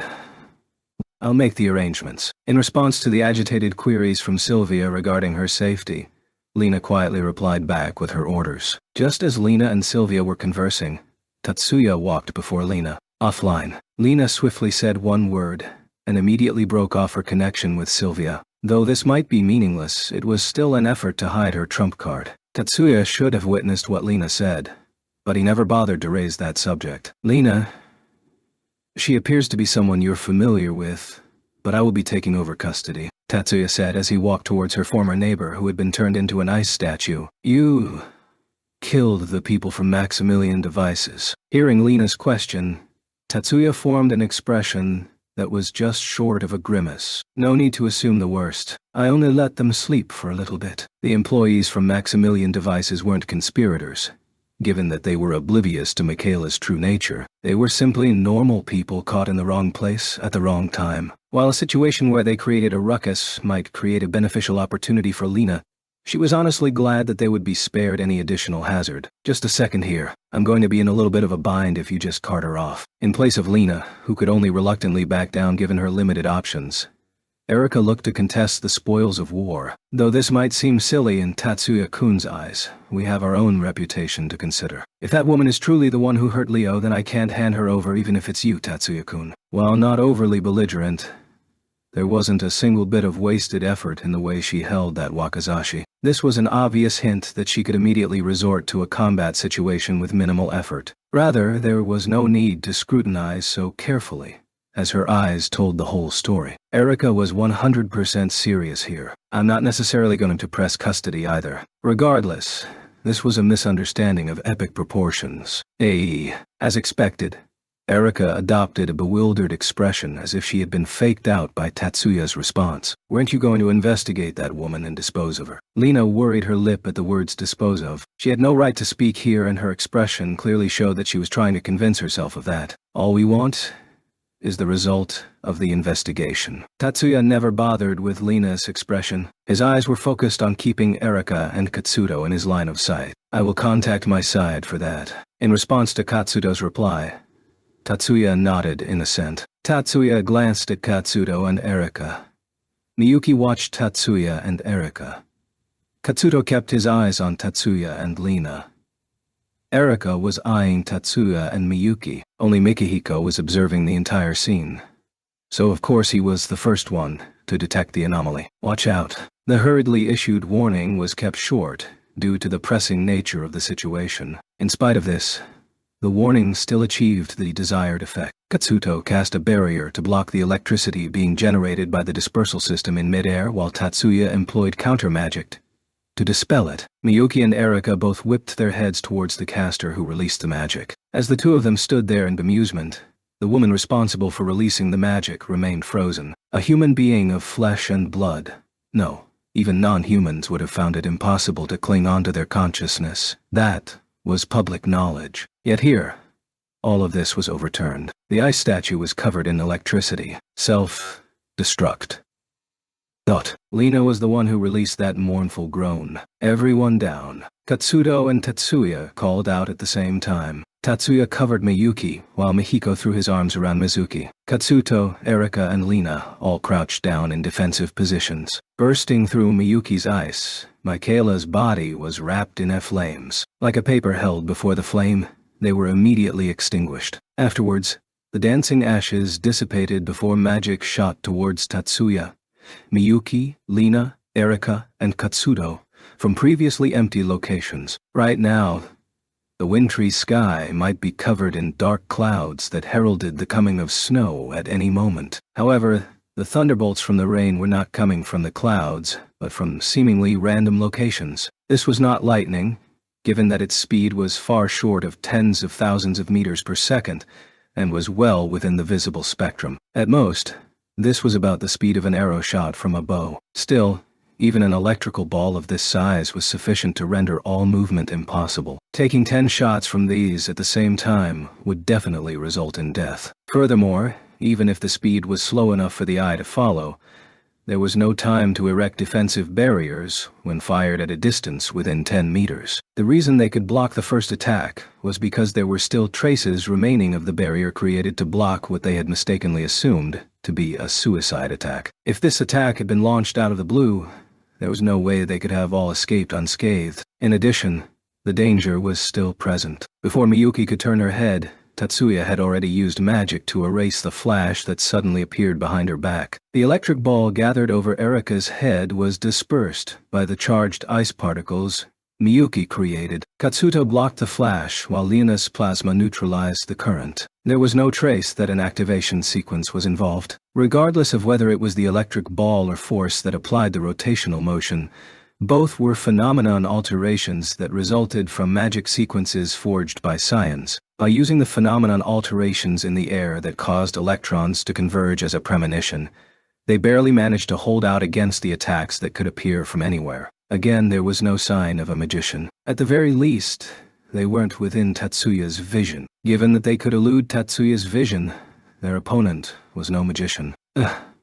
So, this is a parasite. Magic was something released from the pushes floating in the idea's seas. Mikihiko and Mizuki were sequestered a little further away from the other 5 in the shadows of the trailer. The flashes in the sky dissipated in front of Tatsuya and his companions. This was what Mizuki beheld with her eyes, since she was unable to see the magical harbingers in Fallout. All of the magical shockwaves were being cut off by the barrier. Based on her earlier experience, Mikihiko arrived at the conclusion that this was absolutely necessary for Mizuki. Thanks to this, the two of them were able to avoid the lightning strikes. After abandoning the confines of flesh, the information body appeared to be unable to perceive light and sound, thus forced to use magic waves to feel out the world. Their friend's predicament was not as fortuitous. The parasite's attack was scattered because of its inclination to launch surprise attacks. Tatsuya's group was not being overwhelmed, but neither were they able to retaliate since they had no idea where the next attack was coming from. The monster's attacks failed to tell on Tatsuya and company,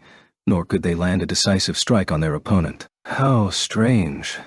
Why hasn't it fled yet? Mizuki's ears caught wind of Mikihiko's words. Upon hearing this, she suddenly started paying attention to details that hitherto escaped her grasp, as to why the vampire, or parasite, repeatedly used ineffective attacks. While there was no way to ascertain if the parasite possessed a will or judgment, assuming this was their innate nature or mechanical reflex, then there must be some sort of reason forcing them to keep up this obstinate assault. Exactly why is that? This question kept floating around in Mizuki's mind. Before the phenomenon alteration could occur, Tatsuya had already broken down the magic sequence devised by the parasite. Maybe it was because there was no replacement, but in the beginning he had not been able to grasp the key components of the activation sequence deployment. Now Tatsuya was able to perfectly intercept the parasite's magic attacks. After obtaining the necessary opening to launch a counterattack, his mind also found the leisure to begin analyzing the conundrum at the same time. Shiba,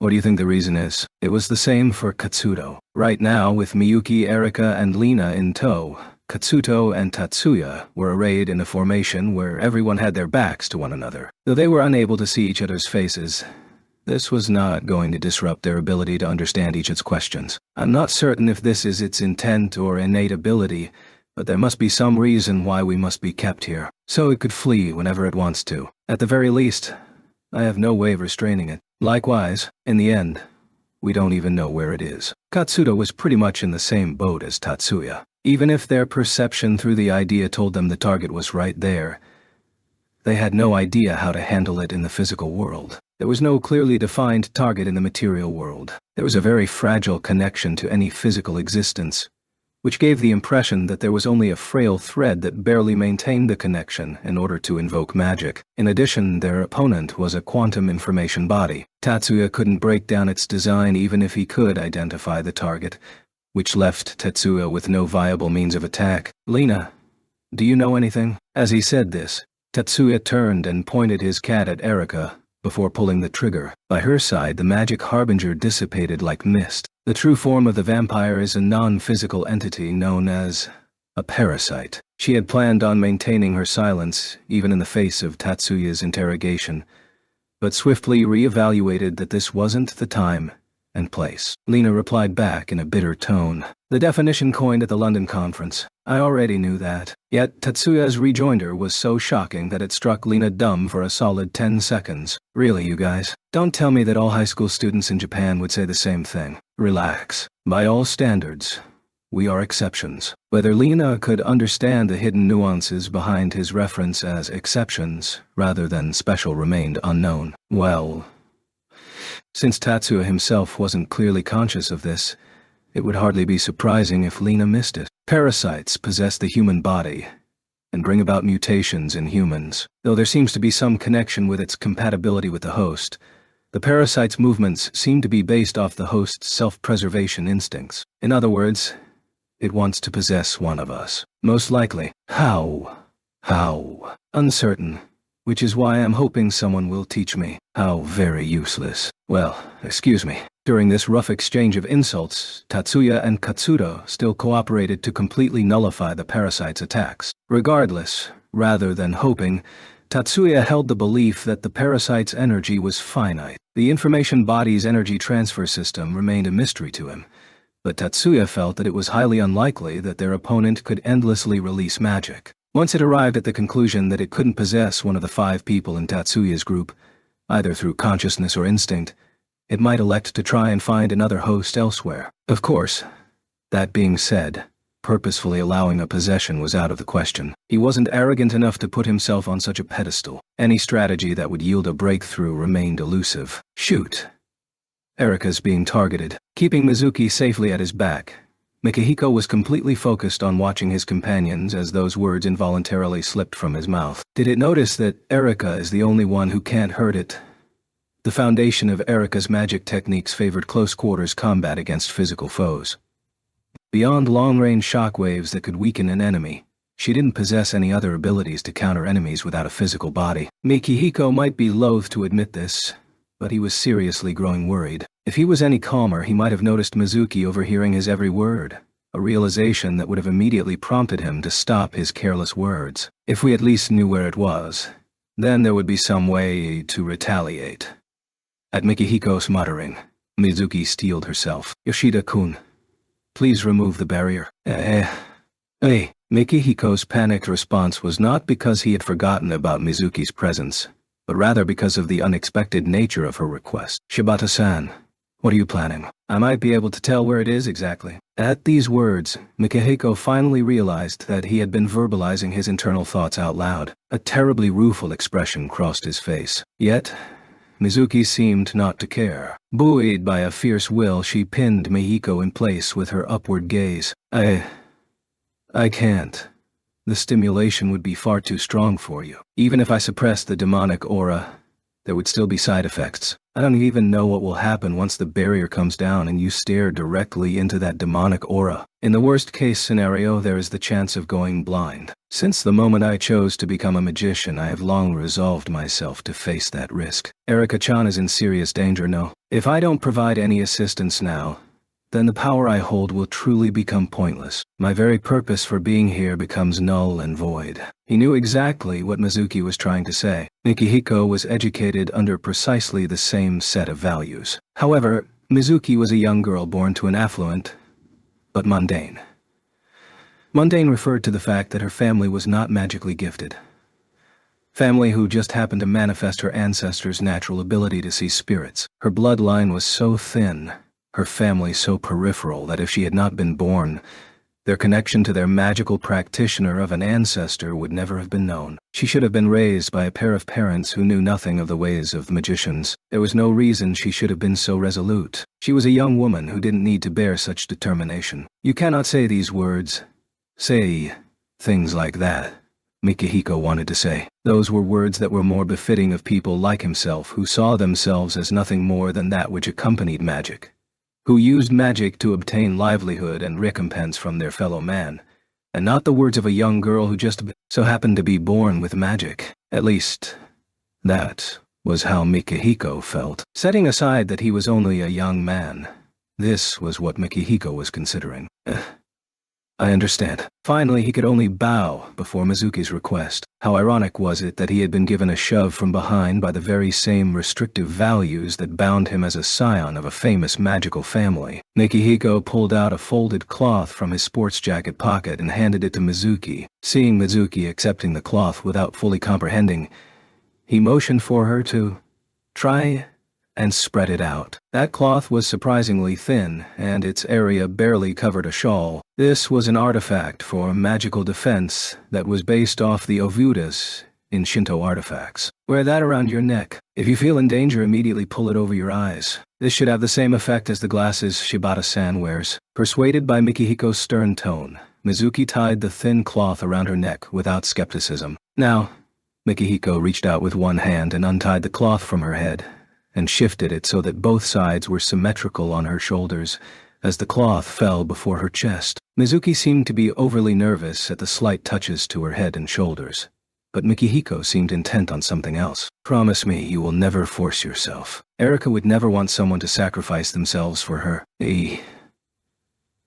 I promise. With Mikihiko's eyes locked onto her, Mizuki forgot her embarrassment and nodded. After hearing Mikihiko's whispered words, "We're going in," Mizuki tightly clasped the two ends of the cloth that dangled down. A simple yes seemed like such a short reply, but she had to give it her all so that her voice didn't quaver. Mizuki was so terrified that she couldn't even tell herself not to be afraid. Yet amazingly, she never even thought of running away. For some mysterious reason, Mizuki sincerely believed that this was to be her role. Mikihiko muttered something that Mizuki could not understand. In the next instant, a wave of chaos came rushing forward. She didn't even have time to register the pain in her eyes. Mizuki felt pain stabbing all over her body. She couldn't even tell which part of her body was in pain. Pumping strength into her buckling knees, she opened her eyes. On an average day, how much had she missed by closing her eyes? Mizuki finally got that kind of feeling. Before her eyes that beheld another world, there was a foreign object sticking out like a sore thumb. Mizuki's instincts told her that that was the parasite. The magic shot out by the parasite vanished when it came into contact with Katsudo's barrier.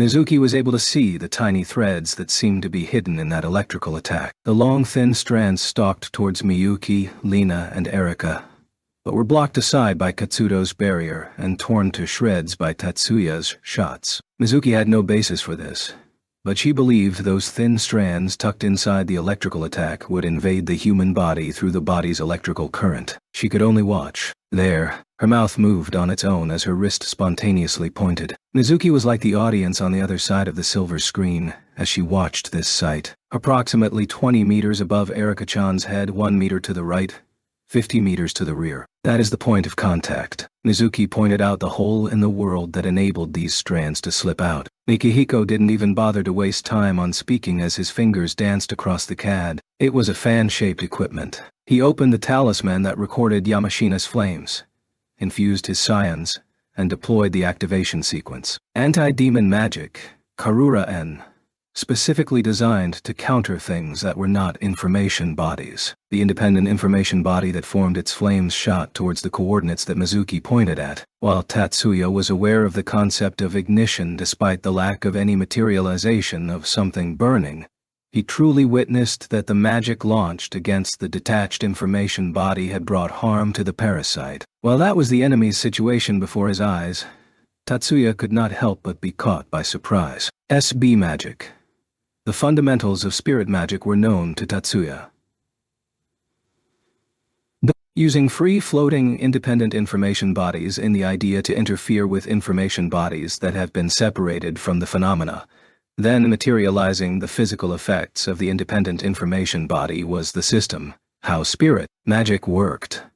Right now, the magic displayed by Mikihiko functioned along the same theory. The difference was that the materialization effect was not happening in the physical dimension, but in the non-physical dimension. For magic that was designed to act upon the information body, this was neither rare nor astounding. The magic he wielded to break down information bodies was the same, and was magic that, on some level, overrode the information body itself. However, Mikihiko's magic used one of the cornerstone principles behind the systems of magic theory by utilizing the fact that if phenomena are accompanied by information bodies, then the information body that accompanies the phenomena is recorded. In the idea, thus using the information body that tagged along and not interfering with the physical dimension to directly interfere with the idea. The combustion never occurred in the physical world, but something in the idea was rewritten to being burnt. The systems of magic were all about using magic to turn a concept on its head. Nonetheless, what shocked him even more was that coordinates of the parasite that had hitherto been dancing in and out of his grasp were suddenly clearly within his vision. There was a sense of an imaginary value suddenly being granted a real value. The term Schrodinger's cat flashed across his mind. Whether the cat in the box was alive or dead could only be verified by opening the box. Contrary to the original creator's intent, this thought experiment had a unique approach by using an observer's observations to determine the veracity of the truth. Regardless of whether one subscribed to the Copenhagen or Everett theory, the fact remained that the undeniable truth was that the observer was uncertain of the truth. In the case of the parasite, that which was called a monster of an information body, once it had been observed by an observer, wouldn't the same sequence of events be repeated by a third party? Through Mizuki's vision has the existence that previously dwelled in the non-physical dimension grown stronger. If that's the case, this time Mizuki is in danger. There was no way that the parasite would be ignorant that someone's eyes possessed the power to alter its very composition. Tatsuya frantically concentrated on his vision. Within his mind's eye, the scene he was most worried about was unfolding. He thought about this for less than a moment. Tatsuya raised his left hand that wasn't holding a CAD towards Mizuki. When you gaze long into an abyss, the abyss also gazes into you. This was public knowledge even without Nietzsche's words. In order to look into a passage you must see through. Then there was the possibility of an opponent seeing you through the passage. Just as Mizuki caught sight of the parasite, so too did the parasite catch sight of Mizuki. Incoming. Hearing Mizuki's loud, almost grim warning, or rather, it may have just been a tragic cry, Mikihiko quickly erected the barrier. Where is it? Mikihiko pushed the barrier to its maximum strength as quickly as possible, while he queried Mizuki for the parasite's current position. The defensive magic he cast almost on reflex was the same barrier he deployed earlier. This magic primarily veiled them against the enemy. The durability against invasion was low, and once discovered, its veiling power was decreased by half. Mikihiko himself was well aware of the need to press the attack from their side. Yet, Mizuki had no time to answer the question. She was pressing both hands to her eyes. Mikihiko didn't have the heart to reprimand her. Mizuki had never stood toe-to-toe with the demonic, and Mikihiko knew she was nothing more than an inexperienced young girl. This was the reason why Erika asked Mikihiko to protect Mizuki,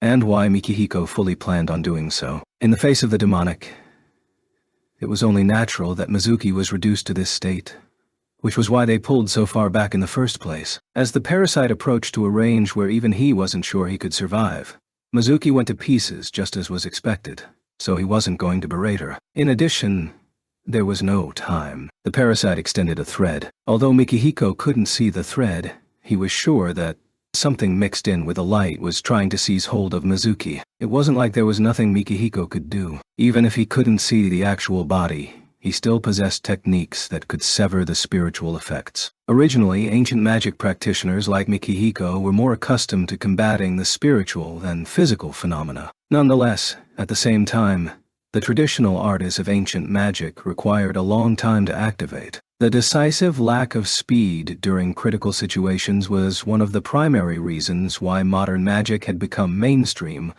while ancient magic had fallen by the wayside. In spite of this, Mikihiko was still launching the anti-demon magic exorcism cut at the breach in his barrier, though its strength paled in comparison to ritual magic.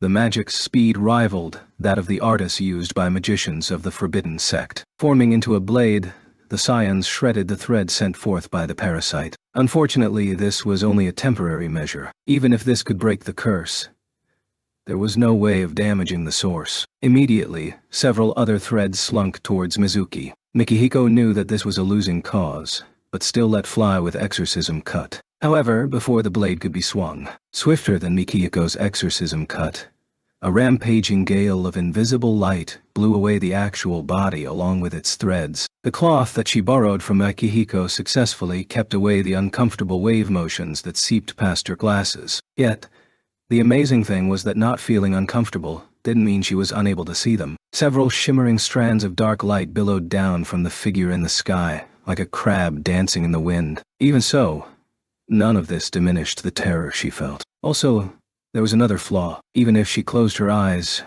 she could still see it. Even if she didn't want to, she could still see it. There were thin tentacles that wanted to rush towards her. Those were the things she could see. Both the biological and inherent horror were enough to send her normal thoughts screeching to a halt. She could sense that Mikihiko was shouting, but as to what he was shouting, she remained oblivious. If she had kept going any longer, her mind would have suffered horribly. Maybe when compared to her body rotting away, her mind would be devoured first. What saved her then was the oncoming tide of brilliant science, much like the scene that greeted her eyes half a year ago in that lab.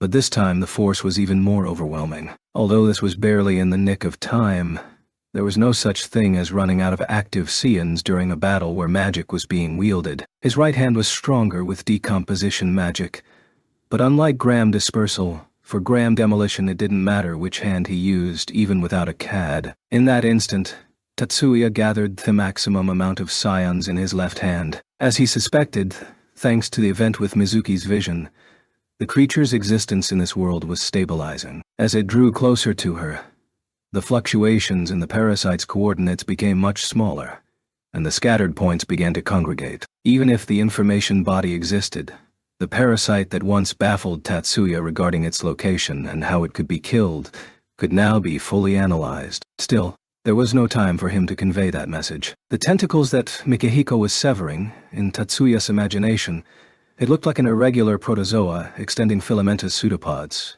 immediately regrew and reached towards Mizuki. Alas, he had no other options. He slightly squinted his eyes, took aim at the target and imagined the shot. Tatsuya released the block of compressed scions he held in his left hand. With the palm set as the firing point for Graham demolition, the storm of scions stampeded towards the parasite and sent both it and its tentacles flying. "Shibata-san, are you all right?" Mikihiko's voice was so stunned that he sounded like he was on the verge of jumping to his feet. Hearing this, Tatsuya lowered the left arm he had raised. He bitterly gritted his teeth at the expected result of him calling on his non-systematic magic. Graham demolition contained the word demolition, but in practice, the magic was more like using the pressure of a scion tide to flood away the information body. In situations where the target was a magic sequence, the technique could strip a magic sequence's functions through the eidos, hereby creating its magic nullifying effect as counter-magic. The majority of magic sequences would collapse under the strain of the information matrix being shattered at the moment of impact. Hence the name demolition, but in reality, the scion tide from Graham demolition did not possess the ability to destroy information bodies.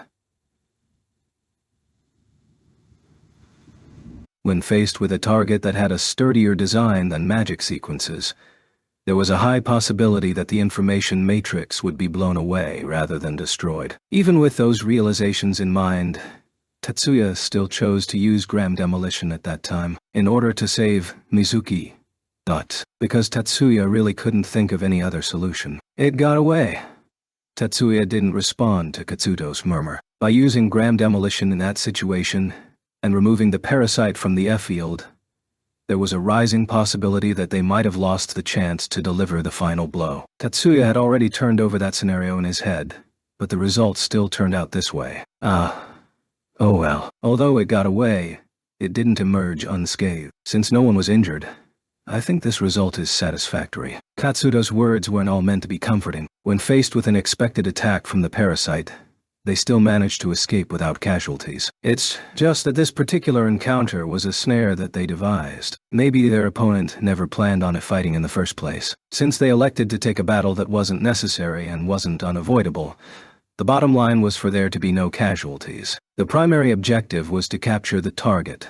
The secondary objective was to annihilate the enemy. If the above could not be achieved, then, at the very least, they needed to obtain new clues to help unmask their enemy's capabilities. In other words, from Tatsuya's perspective on their combat priorities, their net gain was effectively zero. The most they could say was that their score wasn't negative. Tatsuya forcibly made sure he didn't say this aloud. If he said this, Miyuki would worry. Mizuki would blame herself. Erika would be hurt. For Tatsuya, this was nothing more than rubbing salt into an open wound. There was no way Tatsuya would do something that would leave such a mess on his hands. Chapter 9. It had gotten weaker. It originally didn't belong to this world, nor did it come to this world of its own free will. It possessed the intrinsic quality that was naturally drawn by strong push-and-wave motions: euphoria, despair, hatred, and hope. Practically on the level of prayer, the cravings for push-and-wave motions drew it through the momentary fluctuation in the barrier from the immaterial world to a physical one. Thanks to the shock from passing through the barrier, it had split into 12 portions and dwelt inside the humans who beckoned them over. In order to survive, it was forced to continuously ingest push-ins. So long as it existed, there would be an endless stream of push-ins leaking away. However, in this physical world, it was unable to gather push-ins independently. Without merging with a physical form that was capable of gathering push-ins, there was no way to obtain any more. After repeatedly using its power while still in its basic form, much of its energy reserves gathered since arriving in this physical world had been lost. On top of this, after being immersed in a high-pressure stream of science,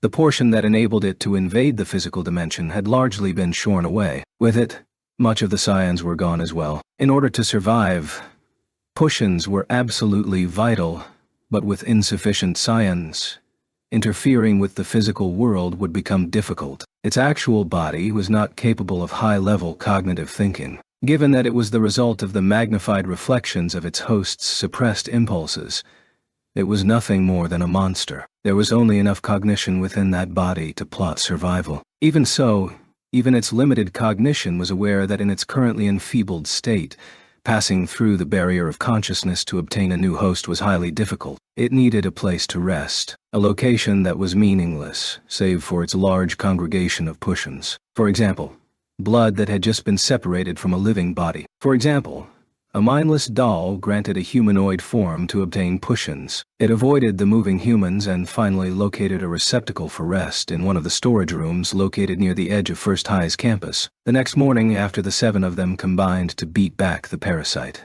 and not destroying it. "Good morning, Tatsuya-kun." "Good morning, Mizuki, Mikihiko. Is Erika still like that?" In his classroom, Tatsuya ran across a certain female friend who was sitting at her seat with both arms propping up her face and fuming. "Good morning, Tatsuya.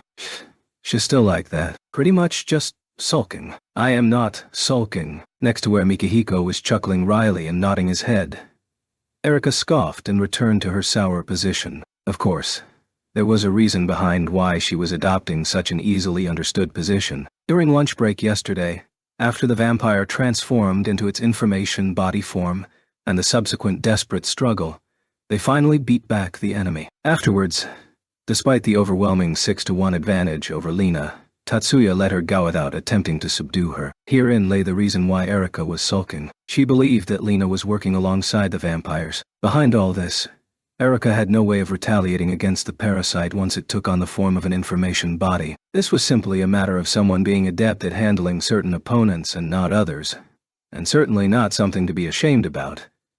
Except Erika seemed to think otherwise. She furiously argued her case when Tatsuya was about to let Lena go, to the point that she even swung her blade at Lena. That was probably her temper talking. In the end, Erika never really planned on actually connecting with the hit, but she quieted down after Mikihiko held both of her arms back from behind. Yet, she laid a full-blown beatdown on Mikihiko for what she termed sexual harassment due to him latching onto her from behind. Still, this did not signify that Erika accepted this result, and her displeasure was on full display ever since yesterday after lunch. "Erika, it's about time for you to let go." Despite Tatsuya directly striking up a conversation with her, she still kept her back to him. "I believe I clarified this yesterday, right?" At that time, the welcoming party had already arrived. The words were intentionally vague after taking eavesdroppers into account, but the welcoming party referred to the reinforcements that Lena had summoned. Just yesterday's situation was enough of a ruckus already. Anything more than that could not possibly be kept from the students. In the worst-case scenario, we might even have had a panic on our hands. Speaking of which, the person pulling overtime keeping everything under wraps was Mayumi, and not Tatsuya. I get all that. Such things were within Erika's understanding, but she still maintained her sulky mutterings while keeping her back to Tatsuya. In addition, We needed to compromise for the sake of the employees from Maximilian Devices. Furthermore, the one who created a situation that necessitated that compromise was Tatsuya, while the one who actually brokered the mediation was Lena. Well, her subordinates at any rate. I never said that Lena is completely innocent, but there was no need to paint her as completely black at the time. If Lena is truly guilty, then we will plan accordingly. I will hold nothing back when the time comes. Tatsuya spoke in his usual tone, but the danger lingering behind his words caused Erika to turn her head. Can you win? Erika wasn't aware that the crimson-haired magician with the golden pupils was actually Lena. Still, based on their back-and-forth struggle with the parasite yesterday, she instinctively judged that Lena was no run-of-the-mill opponent. Victory and defeat are a matter of luck. Furthermore, there's no proof that Lena will begin the offensive. But you're not going to hold back, naturally. Tatsuya's tone was too placid, but that only served to highlight his utter sincerity. As for the listeners around them, Mikihiko had already shrank back while Mizuki was clearly cowed. Yet Tatsuya's display sat perfectly well with Erika, allowing her to completely revert to her usual mood. Meanwhile, Lena was tasting the bitter dregs of discomfort for the F-time in her life after calling in sick from school. In terms of humiliation, there was the full body search she had to undergo prior to her meeting with the president over tea. But there was nothing more to that than being humiliating towards women. However, in terms of discomfort, her current hearing at the USNA embassy more than rivaled that experience. Still, given your status as Sirius of Stars, the fact that you didn't even resist against high school students, and allowed them to take the suspect is... She wanted to retort that Michaela Honda self-destructed instead of being taken, but Lena understood that the investigator wasn't referring to that as the issue, so she could only meekly bow her head. In addition, I believe the suspect was the technician who lived next door. You didn't notice anything after living together for almost a month. This time, Lena really wanted to scream her objection. Weren't you the ones who arranged for that suspect to accompany me as a technician because I'm not suited for undercover work? Not that this was something she could say aloud. So owing to this reason, Lena's stress level was only rising and not dropping. Immediately afterward, the chatter continued with their irritating words. No matter how talented she was as a magician, Lena was only a teenage major. There were many in the USNA military who were jealous of Lena for her youth, and this was especially the case among officers who possessed no combat experience. Right now, the men in front of her, why wasn't there a single female investigator, were exemplary models of officers who have never been under fire. Lena was cognizant of the fact that getting enraged over this was pointless. At least that was her perspective, so she just let the irksome words fly by her, until, speaking of which, has the major undergone a full physical examination? You've made contact with the infected on multiple occasions, correct? There's an immediate need to verify if there are any bite marks. If you have not, please do so here immediately. This preposterous statement, coupled with insane logic that was practically sexual harassment, left Lena flabbergasted. Likewise, the enemy was only called a vampire out of convenience. No victims had actually been bitten. Lena was in complete disbelief that they were sitting there in all their arrogance without even reading the report.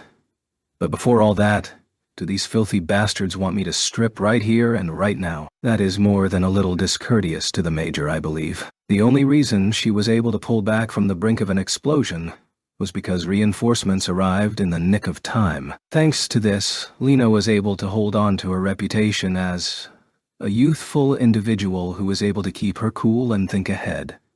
Except this was not just a simple label. Colonel Barons. There were more than a couple individuals who wanted to shout down the woman who barged into this meeting, on some level at least, but upon realizing who she was, none of these heroes was brave enough to stick their neck out. She was Colonel Virginia Barons. While one might mistake her for someone within the stars based on that title, it was actually her real name. Just a few days ago, she should have bid farewell to the last few days in the 30s.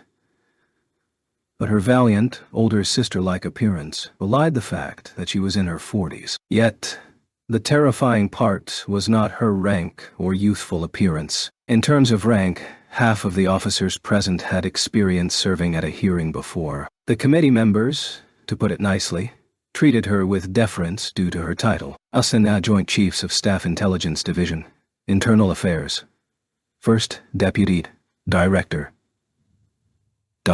After the Canadian military was assimilated and reorganized, She became number 2 of the department established to monitor both those in uniform and black ops. That was Colonel Barron's task. Given the nature of this mission, it was wholly unsurprising for her to be present. Actually, it was odder for her not to be present in the very beginning given the stakes. Based on her position and duties, it was simply impossible for the committee members investigating the Japan incident to be unaware of her presence. Once she suddenly stepped in, reprimanding her was frankly impossible. With all due respect, permission to speak freely. The colonel locked her gaze onto the committee members sitting at the highest row as she spoke her request, and only her literal words were assiduous. Granted. Thank you very much. In regards to exactly why I was excluded from this meeting, I will get to the bottom of this at some other opportunity. Colonel Barons didn't even spare a single glance at the petrified expressions on the committee members' faces as she turned her eyes on Lena. This time, the mission given to Major Sirius was ill-suited for both her talents and duties, so I am of the belief that it is completely inappropriate to place all of the mission's failure on her shoulders. Small whisperings began to permeate the room. Colonel Barons wasn't invited because the committee members feared they would have to tread softly around someone like her who was fluent in military law and command. Still others believed that she would support Lena simply because she too was also a woman. Still, Colonel Barron's direct approach in covering for Lena took everyone by surprise. Regardless of responsibility, the fact that someone holding the title of the Star's High Commander fell short of someone else in magical combat is worthy of further investigation. After all, Sirius represents the strongest magician within our army. Lena tightly clasped her hands. What Colonel Barons pointed out resonated with her more than anyone else. Unwilling to accept defeat, Lena's teeth could be heard grinding against one another. Naturally, Major Sirius would love to avenge herself. Wouldn't she, Major? Of course. At Lena's affirmative answer, the colonel's eyes drifted over to the other men at the bench. I propose that Major Sirius continue with her present mission. At the same time, I also request that her local support be upgraded to the highest level. Strictly speaking, what are you referring to in regards to the highest level of support? One of the committee members spoke up to the colonel, to which Colonel Barons replied with a dauntless smile. In the name of investigating the officers stationed locally, I will also be transferred to Tokyo. This time, the ruckus lasted for quite a while without disappearing. Furthermore, after contacting the director, we've obtained clearance to deploy Brionac. The ruckus turned into uproar. Colonel, is this true? Lena's expression could only be described as disbelief. Indeed, the colonel smiled warmly in regards to the question that might have been seen as overstepping one's rank before adding one more sentence. I brought it with me.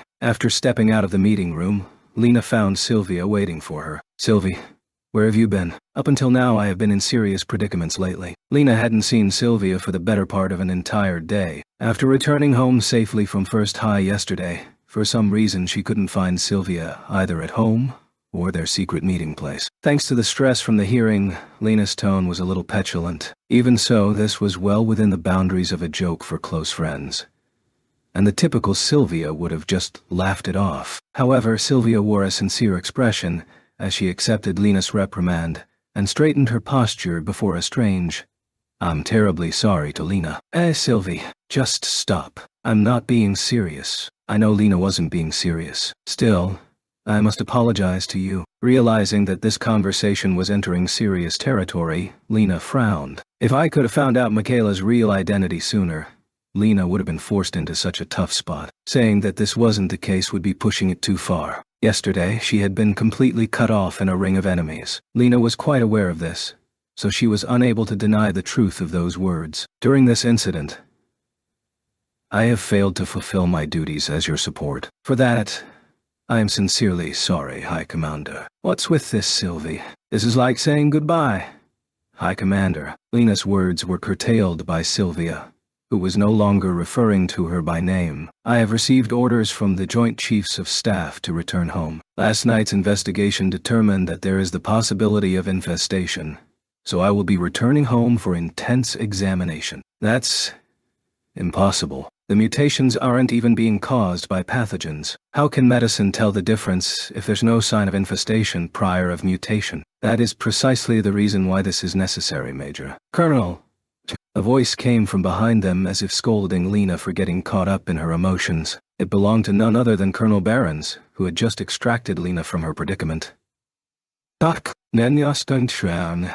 My apologies. I didn't mean to overhear you. No, after all, it was us who were standing here talking. Is that so? Colonel Barron smiled gently at Lena's nervous reply, before adopting a more serious expression as she answered Lena's earlier question. In regards to Lieutenant Mercury's treatment, it is just as Major Sirius said earlier.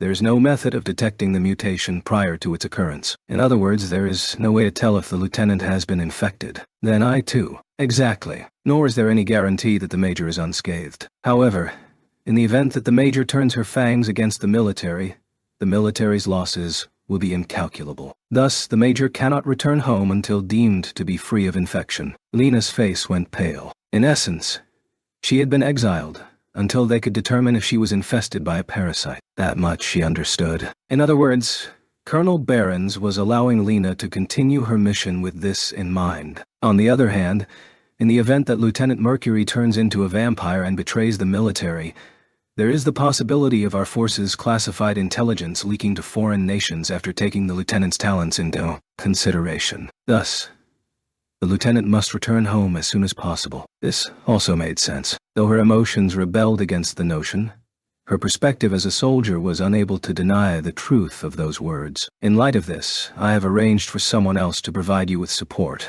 No, there is no need. Colonel Barons' suggestion was necessary but did contain a hint of goodwill. Nonetheless, Lena rejected her offer. Anyone cohabitating with me would run the risk of infestation. Fortunately, Japanese apartments are well equipped enough that living alone wouldn't be a burden. Really?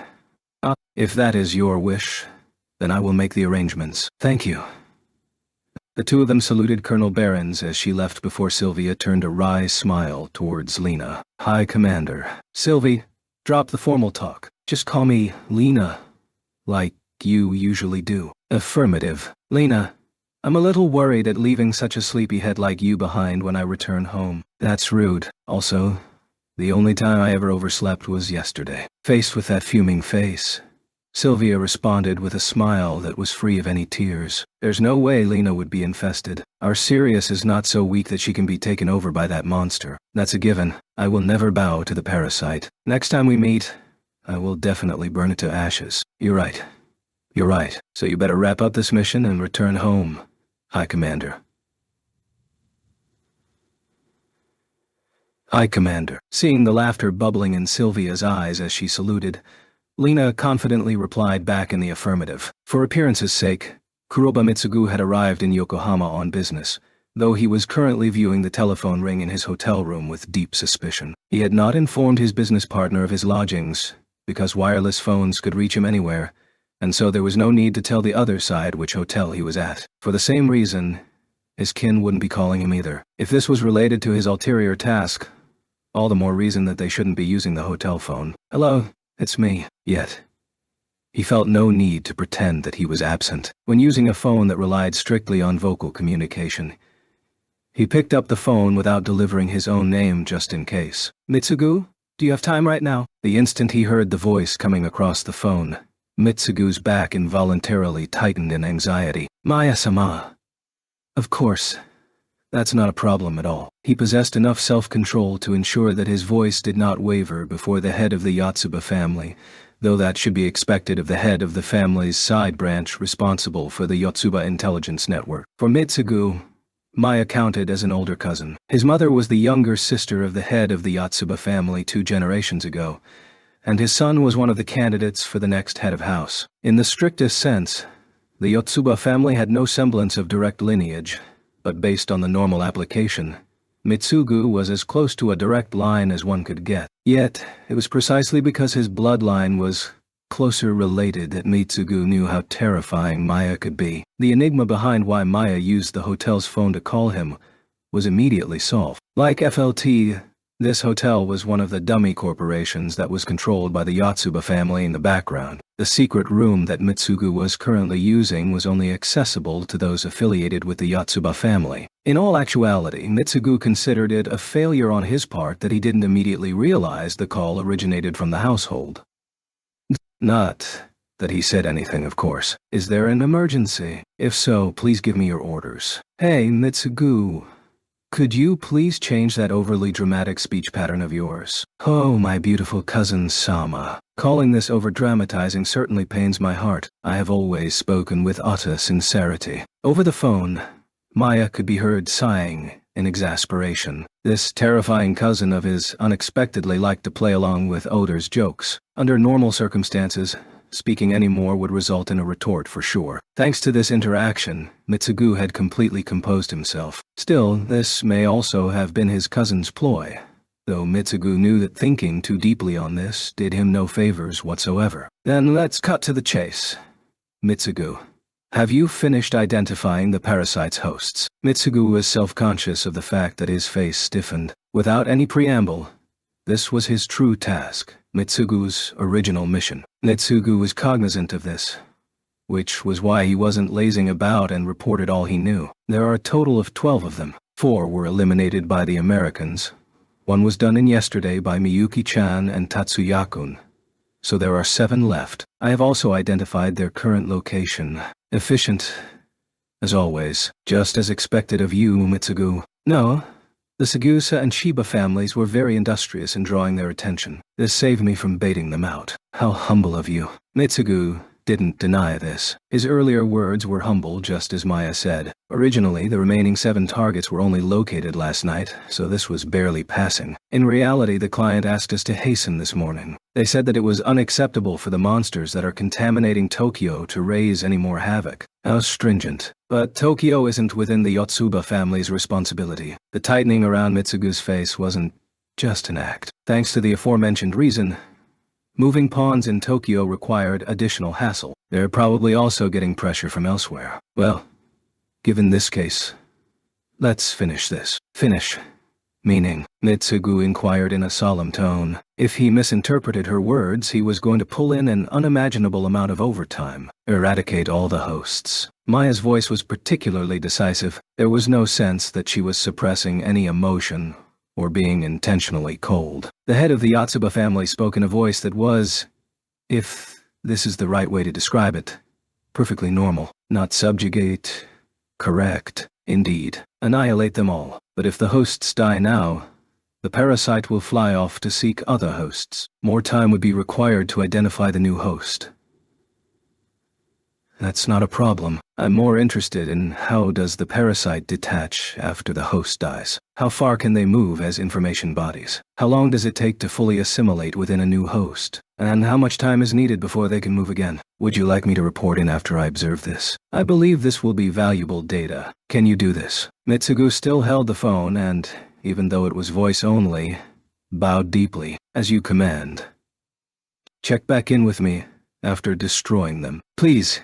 Give me until the day after tomorrow. That will be fine. Then, that will be all. Mitsugu once more affirmed his orders and hung up. He gathered the scions into his palm and tightly clasped them. This was what he always envisioned when using gram demolition. During the usual gram demolition, the clasped scions struck towards the deploying activation sequence or the magic sequence that was in the process of altering some phenomenon. Yet right now, what Tatsuya desired was not a skill that could accurately target the information body acting upon the material world, but a technique that could snipe the information body immersed in the idea. Essentially, a method that could directly attack the actual body of the parasite that dwelt in the idea's tides. He tightened his grasp.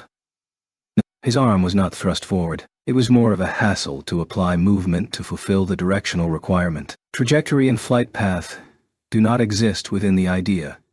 Existence within the idea depended solely upon his definition. Once the isolated information body set as the target seemed like some sort of shikigami congregated, Tatsuya released the block of scions into the idea. In the material world, multiple objects were not able to exist in the same location at once. However, the idea had no such restriction, nor did that restriction apply to any information body that existed within the idea. Released towards the isolated information body that served as a target, the compressed block of scions that Tatsuya released dissipated without achieving any noticeable effect. Off to one side, Miyuki was worriedly taking note of Tatsuya's gritted teeth and dismayed expression, whereas Yakumo, who served as the enabler for this training session, struck up a conversation in his usual flighty manner. As we surmised, even you're in for a rough outing. Meh. This is a technique that is beyond certain people, no matter how hard they work towards it. In response to those irresponsible words, Miyuki directed a venomous glare at him while her killing intent sharpened. Yakumo would not be Yakumo if he batted an eyelid. Still, careful scrutiny would reveal cold sweat gathered around his forehead. After all, it's only been 3 days since he started working on an attack that can be used in the idea. So I thought that there simply wasn't enough time to get acclimated to it yet. Miyuki's withering glare never lessened despite Yakumo's frantic attempts to explain himself. Master, let's try this again, please. However, the moment Tatsuya requested to continue the training session, the focal point of Miyuki's attention once more gathered onto her brother. It had been a full week since the day after the vampire invaded the school campus and the ensuing Pyrrhic outcome without victory. On the second day, Tatsuya had reached out to Yakumo regarding training, and today was the 7th day. Contrary to Yakumo's words, Tatsuya was once again reminded of the difference raw talent made in the past 2 or 3 days. Normal magicians would consider being able to hit a target in the idea with scion bullets within 3 days to be a huge step forward. However, Tatsuya was originally capable of identifying information bodies floating in the idea. Compared to normal practitioners, he carried a huge advantage even before training began. In spite of that, the fact that even now he still wasn't able to affect the target with scion bullets did not merit high praise. Well, acclamation can only be judged by success. Techniques are something that you might not be capable of today, but suddenly are able to accomplish tomorrow. As if picking up on Tatsuya's harsh self-critique, Yakumo offered a few comforting words. Yet, the fact of the matter is that right now isn't the time to wait for someday. Naturally, this wasn't going to conclude on a few words of comfort. In your case, you already know where to aim. I think another way to approach this would be creating an altogether different attack method. Hearing this, Tatsuya let a bitter smirk slip by despite knowing that it was indecorous. It's not that easy to develop new magic out of the blue. Though I admit that progress is rather lackluster, I think you are rating me too highly. Really. While you do possess a side that is lacking in talent, in terms of technique modification and innovation, you belong in a league of your own. I certainly don't think that devaluing your own potential is a wise course of action. That's perfectly right, Anui-sama. Though Tatsuya was not overly enthused, this time it was Miyuki's turn to become animated. Only Anui-sama is able to create something that other people don't even dare to dream about. Scratch becoming animated. This was a full-blown declaration. In Miyuki's case, this wasn't even speculation on her part. Pardon me, but I don't think these paths are mutually exclusive. The use of gram demolition to attack directly can be one strategy, and new magic development can proceed at the same time.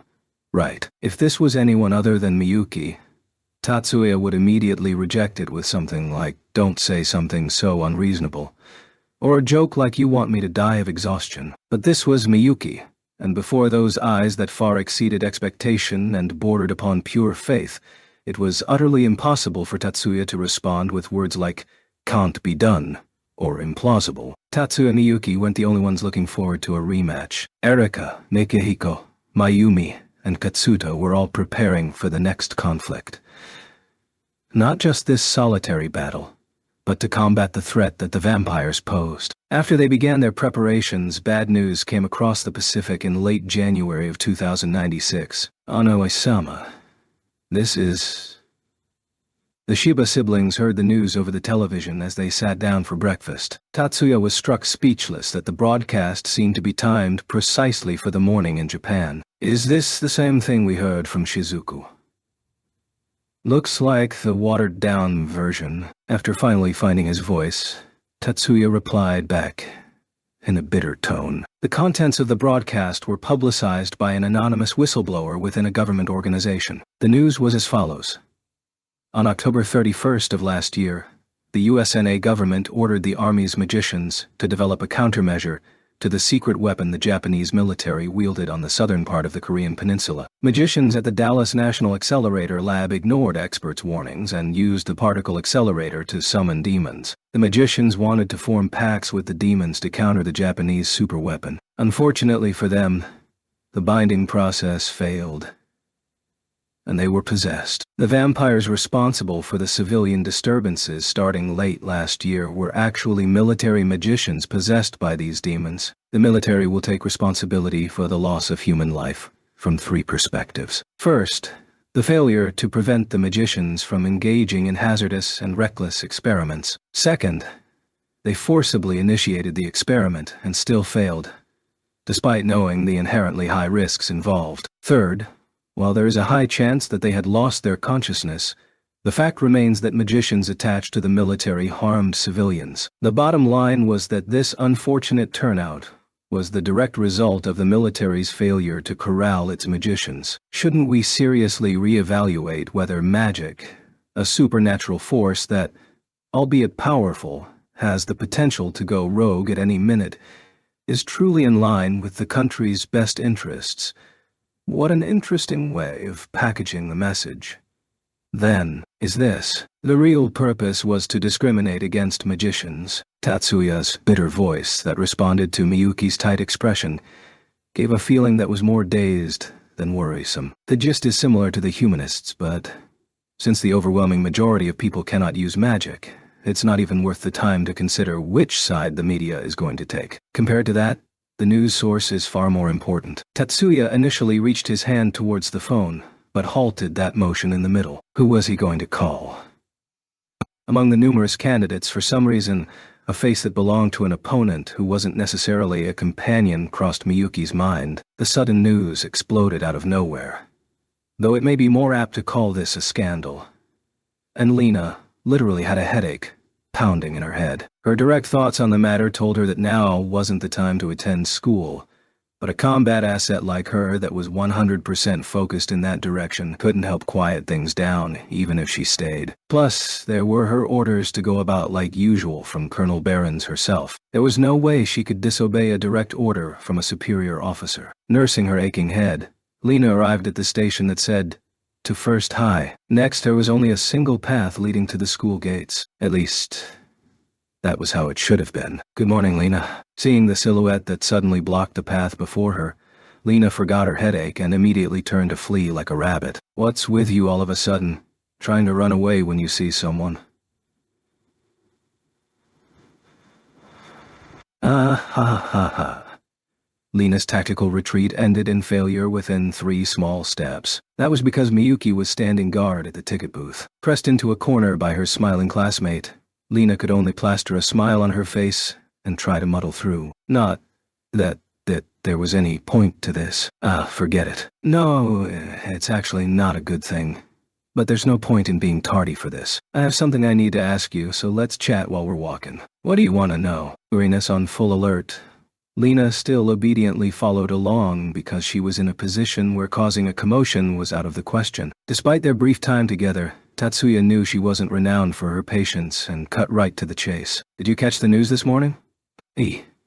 I saw it, though not because I wanted to." In response to Tatsuya's inquiry, Lena replied in seemingly genuine discomfort. "Which of the parts are true?" Lena had an obligation to answer Tatsuya's questions as honestly as she could. However, Lena was in the mood for some serious ranting. Thankfully, her conversation partner already knew everything about her, so there was no need for any secrecy as she began her tirade. "All the key parts are lies." In the end, she managed to lower her volume, but the tone was quite animated. "They only laid down the truth on the surface, and it gets worse. It's a perfect example of information control. As expected, it's propaganda." Despite understanding the literal meaning of Tatsuya's words, Lena tilted her head slightly. What do you mean by as expected? Propaganda. No. It's just a simple deduction on my part. So, only the basics of the matter are true. Yes. The part she didn't want pointed out was now laid out in the open. Forgetting her confusion from a few seconds ago, Lena replied in frustration. "Still, information like this should naturally get the classified treatment. I believe that it would be difficult for people on the outside to investigate. It's probably the 7 sages. 7 sages. Not the 7 sages of Greece, are they? An organization called the 7 Sages whose identities are unknown." Hearing Lena's words, Tatsuya was caught by surprise. "You guys don't know the identities of an organization within USNA borders. Is such a thing possible?" "It is. Not that I want to admit it. Lena's expression clearly advocated the truth of her words. The organization's name, Seven Sages, was also supplied from their side, and, no matter how hard we try, we haven't found any hint about them. The only detail we can somewhat confirm is that there are 7 people holding the title of sage in their leadership. Sages, quite the literal definition of the term, which is why I said we don't know who they are. Hold on, Lena. Please do not direct your anger at Anu-sama. What? Not knowing whether she should comment on Miyuki's selective blindness, or her inability to read the atmosphere. Lena was on the verge of exploding with something like, "What did you say? Or are you saying I'm in the wrong here?" However, after taking a few deep breaths, she managed to avoid any eye-popping behavior. You lose if you pay too much attention, Angelina. And that's just Miyuki being strange like usual. There's no end to this if you take the Brocon declarations from the Brocon sister to heart. Don't pay attention to Brocon weirdo. Brocon weirdo. Brocon weirdo. The mantra she chanted to herself in order to calm down fortunately remained unheard, and thus free of reprimand. Lena.D. Sorry, what's up? In regards to the 7 sages, is there any chance that they are humanists? After listening to Tetsuya's words, Lena thought about it as she walked before shaking her head. Although I cannot guarantee this, that's probably impossible. Based on their previous history, 7 Sages is not an organization that lends itself to ideology or fanaticism. Setting aside fanaticism for the moment, is it possible for an organization to be free of ideology? That's a poor way of putting it on my part. There's no prevailing line of thinking for them. Based on our investigation, they seem more like people who delight in the instance of criminal activity. Burning passion towards one particular line of thinking doesn't fit their image. More importantly, the 7 Sages have assisted us in the past, though that appears largely one-sided. And that was when the name 7 Sages became known, Lena added to her explanation. Tetsuya nodded in understanding and thought, it's true that this does not fit the profile of humanists. Lastly, one more thing. Though there was still a stretch until the school gates, Tetsuya had already made the declaration that this interrogation was drawing to a close. What? Hearing his voice becoming more serious than it was before, Lena's response was guarded. Was drawing parasites from another world the intended result? No. Lena's reply absolutely rejected Tetsuya's query. If you're actually being serious with that question, I'm going to get angry. Tetsuya. Now that they mention it, Lena was already furious. It's just that her ire wasn't pointed at Tetsuya earlier. I have already executed 3 of the infected. If this is someone's plan all along, there's no way I will forgive him. DD was a white male who was approximately 45 years of age and had a typical appearance of brown hair and eyes. His original name was Donald Douglas, but no one called him Mr. Douglas. Putting it nicely, it would be a term of endearment, and putting it bluntly, that's because there was no respect involved. Ever since his childhood, everyone from coworkers to roommates had referred to him as DD, and assumed he was a plain old human being without any positives or negatives. 3 months ago, DD was a dorm manager in Dallas. He had graduated with honors from a technical college. A few missteps, in his personal opinion, along the way had robbed him of a satisfying job, so he switched jobs quite a few times prior to his marriage. DD was deeply unhappy with his line of work. Despite being Alibor, he held a fairly high position of responsibility in his company, and his compensation certainly wasn't hurting his lifestyle. His income was about average for those who lived in the urban areas of America. Taking into account the Central American territories within the USNA as a whole, he might even exceed the average in some places. Nonetheless, he still believed that he deserved a better job. In spite of this, he set aside his ambition and placed family first after getting married. Though not blessed with children, their married life was one of happiness. He was a model husband for his wife, but perhaps his self-restraint was too strong. If only he had been a little more honest with himself, he might not have been tempted by the devil that day. The day of the miniature black hole experiment, he had been responsible for inspecting the electric distributor along the outer wall that was linked to the particle accelerator as he gazed longingly at the massive experimental device. The unfulfilled ambition sealed away in his heart became pure desire that suffused his heart. Still, that should have only been a momentary lapse. After finishing his task, DD mastered himself and returned home to be a good husband.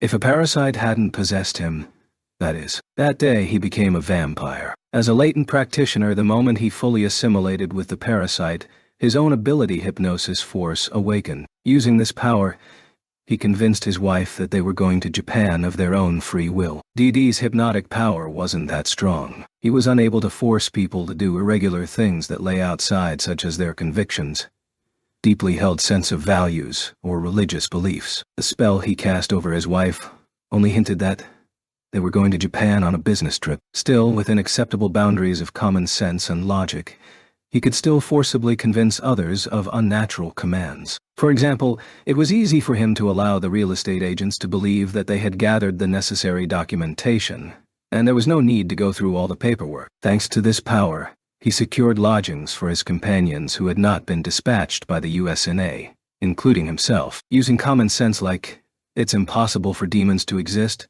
DD manipulated eyewitness memories and hid his companions' movements. However, starting 1 week ago, his companions in the hotbed of activity began to lose their hosts one by one, necessitating a change. In order to help his companions dodge the physical examinations, he interfered with the USNA personnel's memory to transfer them to the back of the line, and used that time to contact his companions, who fled the country ahead of the military to Japan, to help them coordinate lodgings in the next hideout. After taking care of the luggage in the apartment, DD contacted his companions. "Preparations for the move have been completed." DD directed this comment towards the inner part of his consciousness, and received a mental confirmation. Even with a practitioner skilled in reading minds present, the only thing that could be heard was probably the sound of a bee flapping its wings. This wasn't even a question of language, because DD was the only one communicating in a human language. Parasites communicated mentally, so there was no need for words. In the first place, they were similar to having one central consciousness. There was no need for everyone to consider the next step. With the companions responsible for cognitive thinking temporarily without a host right now, DD was the primary consciousness, the one responsible for human thinking. "And let's set off tomorrow morning. Please take heed not to draw attention to yourselves.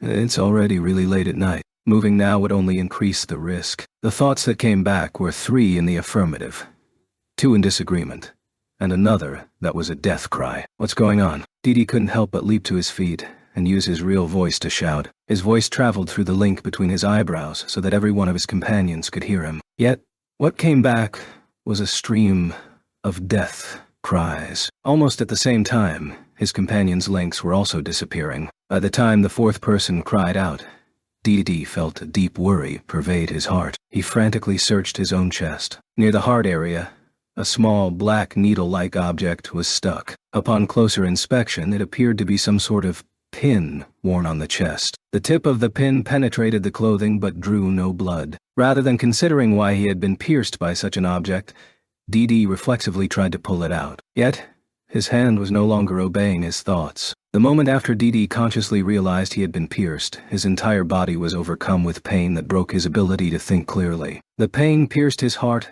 and his physical body forever suspended that function. His cause of death was shock. The coroner's report would probably read heart attack due to irregular shock. Up until the end, DD was wholly unaware of the dark silhouette standing before him. 2 seconds. It's quite difficult to match Oji-sama. Picking up the fallen pin from the floor, Kuroba Mitsugu mocked himself with his murmurs. The magic Mitsugu used to bury the vampires was of his own devising, bearing the tasteless name poisoned bees that he applied himself. It was a sensory interference spell that increased the target's pain perception infinitely until death. In this regard, if the target was someone who had a high pain threshold and was able to employ counter magic before the shock led to death, then the spell would unravel, and there wasn't any effect on opponents who could cut off their pain sensors. In terms of killing power, this paled in comparison to the Reaper's blade created by his uncle, Yotsuba Genzu, the head of the Yotsuba family 2 generations ago. The mutters that leaked out of his mouth showed that Mitsugu was aware of this himself. Still, it was premature to say that poisoned bees was magically inferior to Reaper's blade. The greatest advantage to poisoned bees was its ability to finish an opponent with the tiny prick of a pin. On the other hand, Reaper's blade required personal delivery to ensure death, leaving behind wounds on a corpse and blood splatter everywhere. In comparison, poisoned bees would only leave behind a nondescript wound that would be hard to link to the cause of death. When faced with a victim of poisoned bees, the initial assumption would be poison, then maybe death by suffocation. But the corpse would leave behind no evidence to support either hypothesis. For assassination purposes, poisoned bees was superb magic. Another asset to poisoned bees was that this magic wasn't restricted to Mitsugu alone. Unlike most sensory interference magic, poisoned bees had an activation sequence that wasn't caster-specific with a well-streamlined process. In short, even magicians other than Mitsugu were capable of using this magic. Naturally, this would require a degree of acclimation. But now, all of the Kuroba agents employed poisoned bees as their trump card. Hearing someone call out to him from behind, Mitsugu slowly turned around. His posture with one hand holding onto the formal hat on his head was obviously the byproduct of reading too many novels, in his subordinate's opinion. Still, he seemed perfectly at ease while acting in character. Execution complete. Casualties? None. Mitsugu nodded in satisfaction at his subordinate's words. These were opponents that had greatly troubled the USANSESN's pursuit squads. He could be forgiven if he scored his subordinates a mite highly. This order came from the head of house. Don't be LAX while chasing the information bodies that fled the hosts. There's nothing we can do about it if we lose them in the end. But they still need to be hounded to the best of our ability. His subordinate gave off a peculiar expression after Mitsugu gave his orders. Should his naive speech be categorized as being too LAX or simply not strict enough with his subordinates? It was difficult to conciliate this image with his calm orders of mass assassinations or cold demeanor to decisively sacrifice his agents. Kuroba Mitsugu was a hard man to understand. With multiple masks in place, there was no way to catch his real side. For that matter, it was very much in question whether he even had a real side. The longer one worked alongside him, the more this impression deepened. Ina had flatly dismissed any connection between the source of the leak of the micro-black hole experiment and the humanists. Tatsuya had also judged Lena's conjecture to be correct. Nonetheless, as if to mock both of them, the magician discriminatory action stemming from the humanists became a large wave and swept across the North American continent from the east to the west. That the wave would soon engulf the world was only a matter of time. 3 months late into the actual season, winter would soon arrive. It could conveniently be called diplomacy, on the same level as battleship diplomacy or behind closed doors diplomacy. The great alliances forming the balance of power in this era created the framework for diplomacy, making conferences and ceremonies the main style of diplomacy practiced. However, that did not mean battleship diplomacy and secret behind closed doors diplomacy had disappeared. Ceremonies could not be successful without secret behind closed doors diplomacy to do the preliminary arrangements. Those who participated in this transformed their status from the ornaments of diplomacy to the craftsmen of diplomacy, who secretly of diplomacy maneuvered the present world, in any era, in any nation. The seeds of conspiracy couldn't be eradicated from this world. Tonight is no different, in this nation as well. For Pete's sake, this group of fanatics is incorrigible. It's easy to get groups like that moving, but taking the reins is difficult. 2 middle-aged men, separated by a table, were sitting across from one another wearing suits as could be expected. But the man plying the other with sake was of European descent, not Asian. Perhaps he'd been in Japan for a long period of time. Or maybe it was just a matter of taste. Or maybe it was a product of his education. But he gracefully poured the transparent liquid from the bottle into a small bowl. In short, he was pouring into sake cups while obeying all the proper etiquette for sake drinking. When I re-examine it, I find it truly mysterious that this high-quality sake, what's it called? The sake called saishu, despite not being distilled, has no color, and is so clear. Flawlessly, he did not forget to interject some flattery concerning the other's country. No, compared to wine's vivid red and floridity, it is undeniably inferior. Of course, I intended to only prepare things that satisfied your preferences. The one who had been complimented did not forget to show modesty. What these men had in common was that they would never show what they really thought. That is the truth. It's so comfortable that I almost decided to get drunk. But since the fanatics I mentioned never run out of lawless things to do, I cannot afford to take it easy. I cannot thank you enough for the special consideration that you have given to the safety of my compatriots during our stay in your country in this regard. There was no change in their voices. The slight smile on their faces remained the same. Nonetheless, If someone had been sharing the same space as these two, that person would have been aware of a strange atmosphere from the beginning. No, it's a natural courtesy. Since the fanatics you mentioned cannot be reasoned with, for example, no matter how much we explain it to them, they will not listen to the fact that the blast that destroyed the Asian Alliance Armada is the product of scientifically organized magic, and not the work of a demon. They won't listen to us is not an excuse when you can't protect foreign visitors under your care from harm. You have my sympathies. The two men tilted their bottles toward each other and gulped from their sake cups simultaneously, as if they had planned it. You might take this as mere bellyaching when you hear it, but if I could give them at least a general outline of the Great Bomb, then I think I could get them to settle down. You might also take this as mere bellyaching when you hear it, but the military is maintaining its grip on all information regarding the weapon used on the southern tip of the Korean peninsula. No matter how confidential it is, civilian control is a basic democratic principle. Why are the soldiers being so stubborn about it? The instant their eyes met, sparks flew.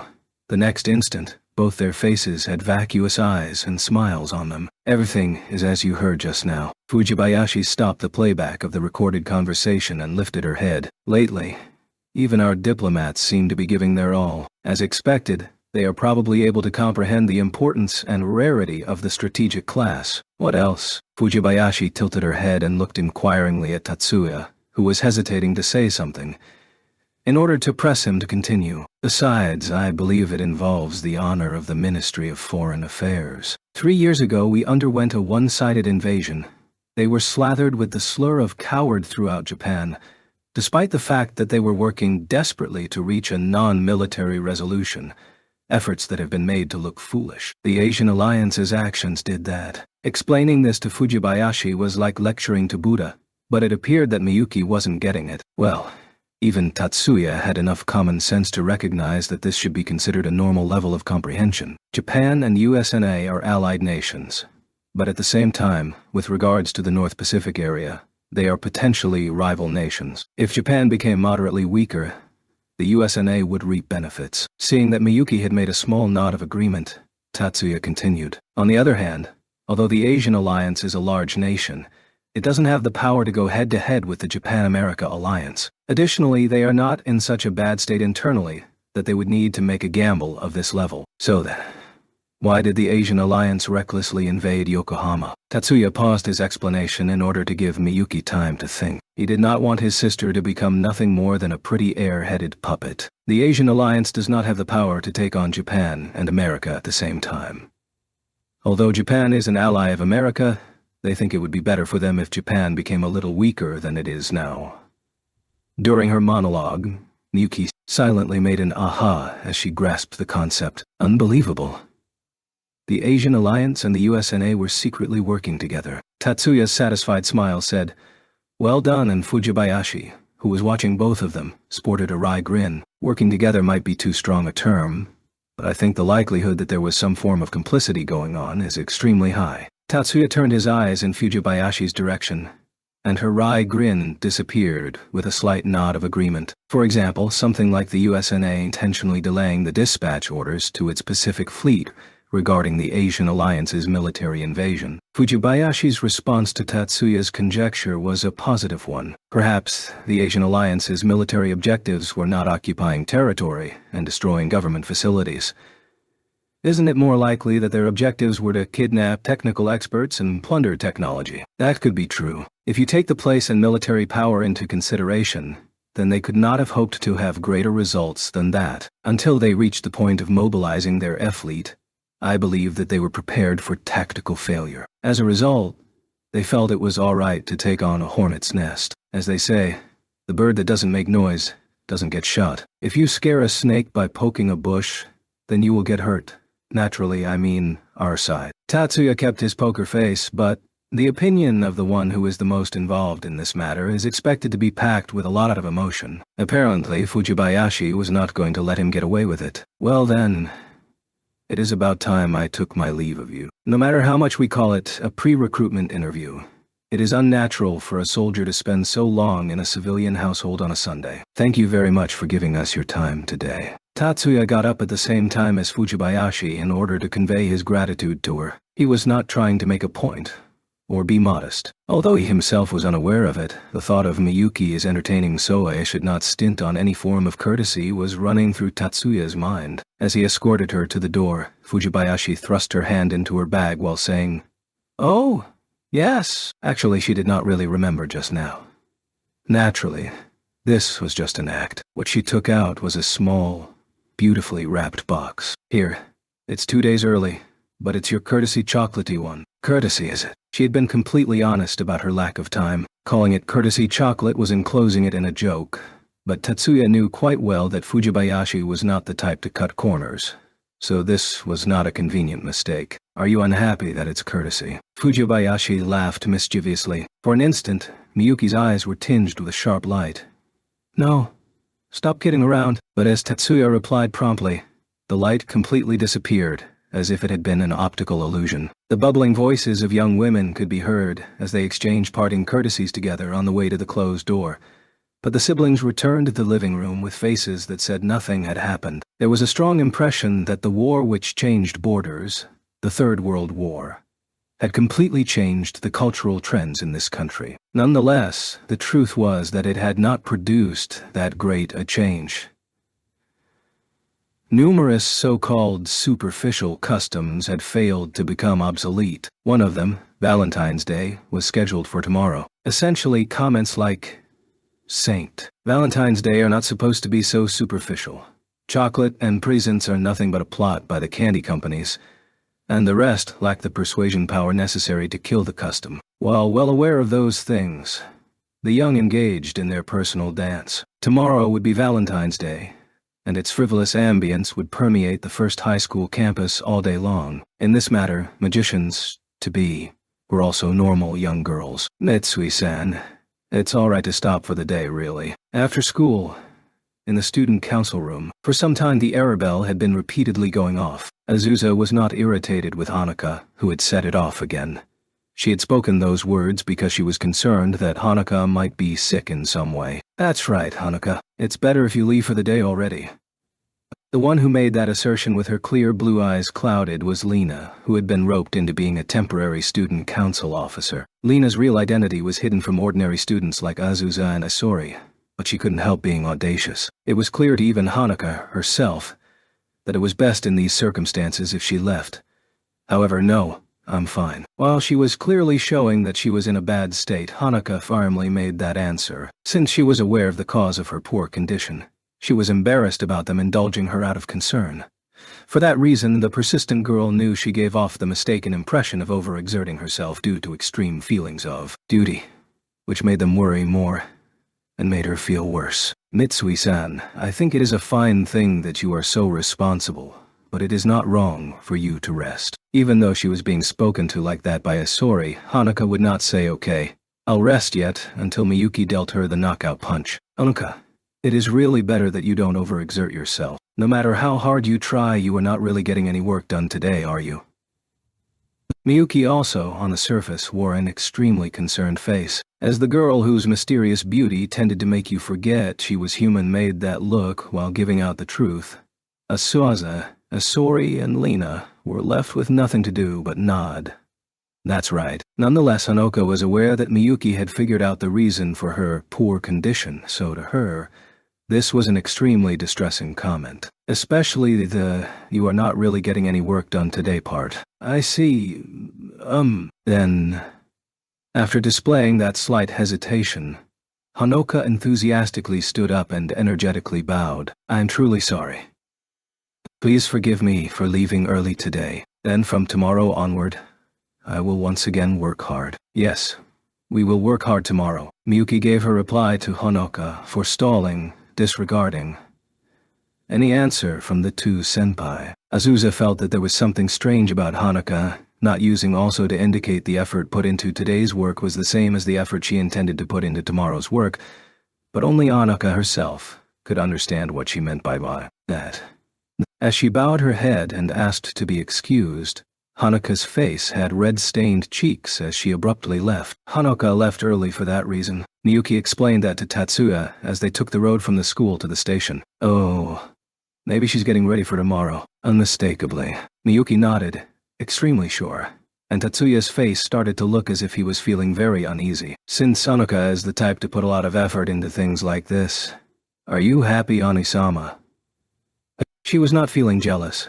Miyuki was questioning him in a teasing tone. Not really in the mood to be teased. Tatsuya shrugged in answer. Rather than feeling happy, I feel guilty. Even though I can give her material things in return, I can't give her the most critical thing in return. Miyuki made a show of shyly grabbing Tatsuya's sleeve as he whispered to her in a somewhat serious tone of voice. Please, don't trouble yourself about that. Both Anuka and I just want Umi-sama to be happy with all our hearts. Really, it's okay to accept her gift without protest. I'm sorry to bother you just as you were getting in the mood, however. Tatsuya, with Miyuki still clutching his sleeve, turned to look at Lena, who had hesitantly interrupted them. Although she sounded more irritated than embarrassed, reluctance was displayed on her face. Thought. You are uttering peculiar things, Lena. The peculiarities are in your heads, is what she wanted to assert loudly, but applying verbal brute force would not win against Tatsuya anyway, as she had already found out. In short, Anuka's condition was bad because she was worrying about giving Tatsuya chocolate tomorrow. You've grasped it quite well, Lena. Giving chocolate is a custom unique to Japan, I believe. Lena had been looking at Tatsuya's face when she asked the question, but Miyuki answered as if it was perfectly natural for the reply to come from her. This could not be said to be the first time it happened. So Lena had already stopped thinking these siblings are doing it again when Tatsuya didn't answer the question. That not true. Girls giving chocolate for Valentine's Day is a famous Japanese cultural tradition. Even in the States, a lot of girls copy it. And I've heard about it from some of my classmates, aside from Miyuki. Lena dealt with Miyuki's reservations by giving her a somewhat tedious answer. Who are you going to give chocolate to, Lena? Even you are asking me that question, Miyuki. It could be deduced from the disagreeable scowl that Lena had been asked that question persistently by a lot of people. Although it might take different forms, this kind of curiosity was the same as 100 years before, and make no mistake, it will not change in another 100 years. I don't plan on giving anyone chocolate. Oh my. Not even courtesy chocolate. Or is it possible that you weren't told about courtesy chocolate? I know the general details of courtesy chocolate. Then, wouldn't you make a lot of people happy if you give it to them?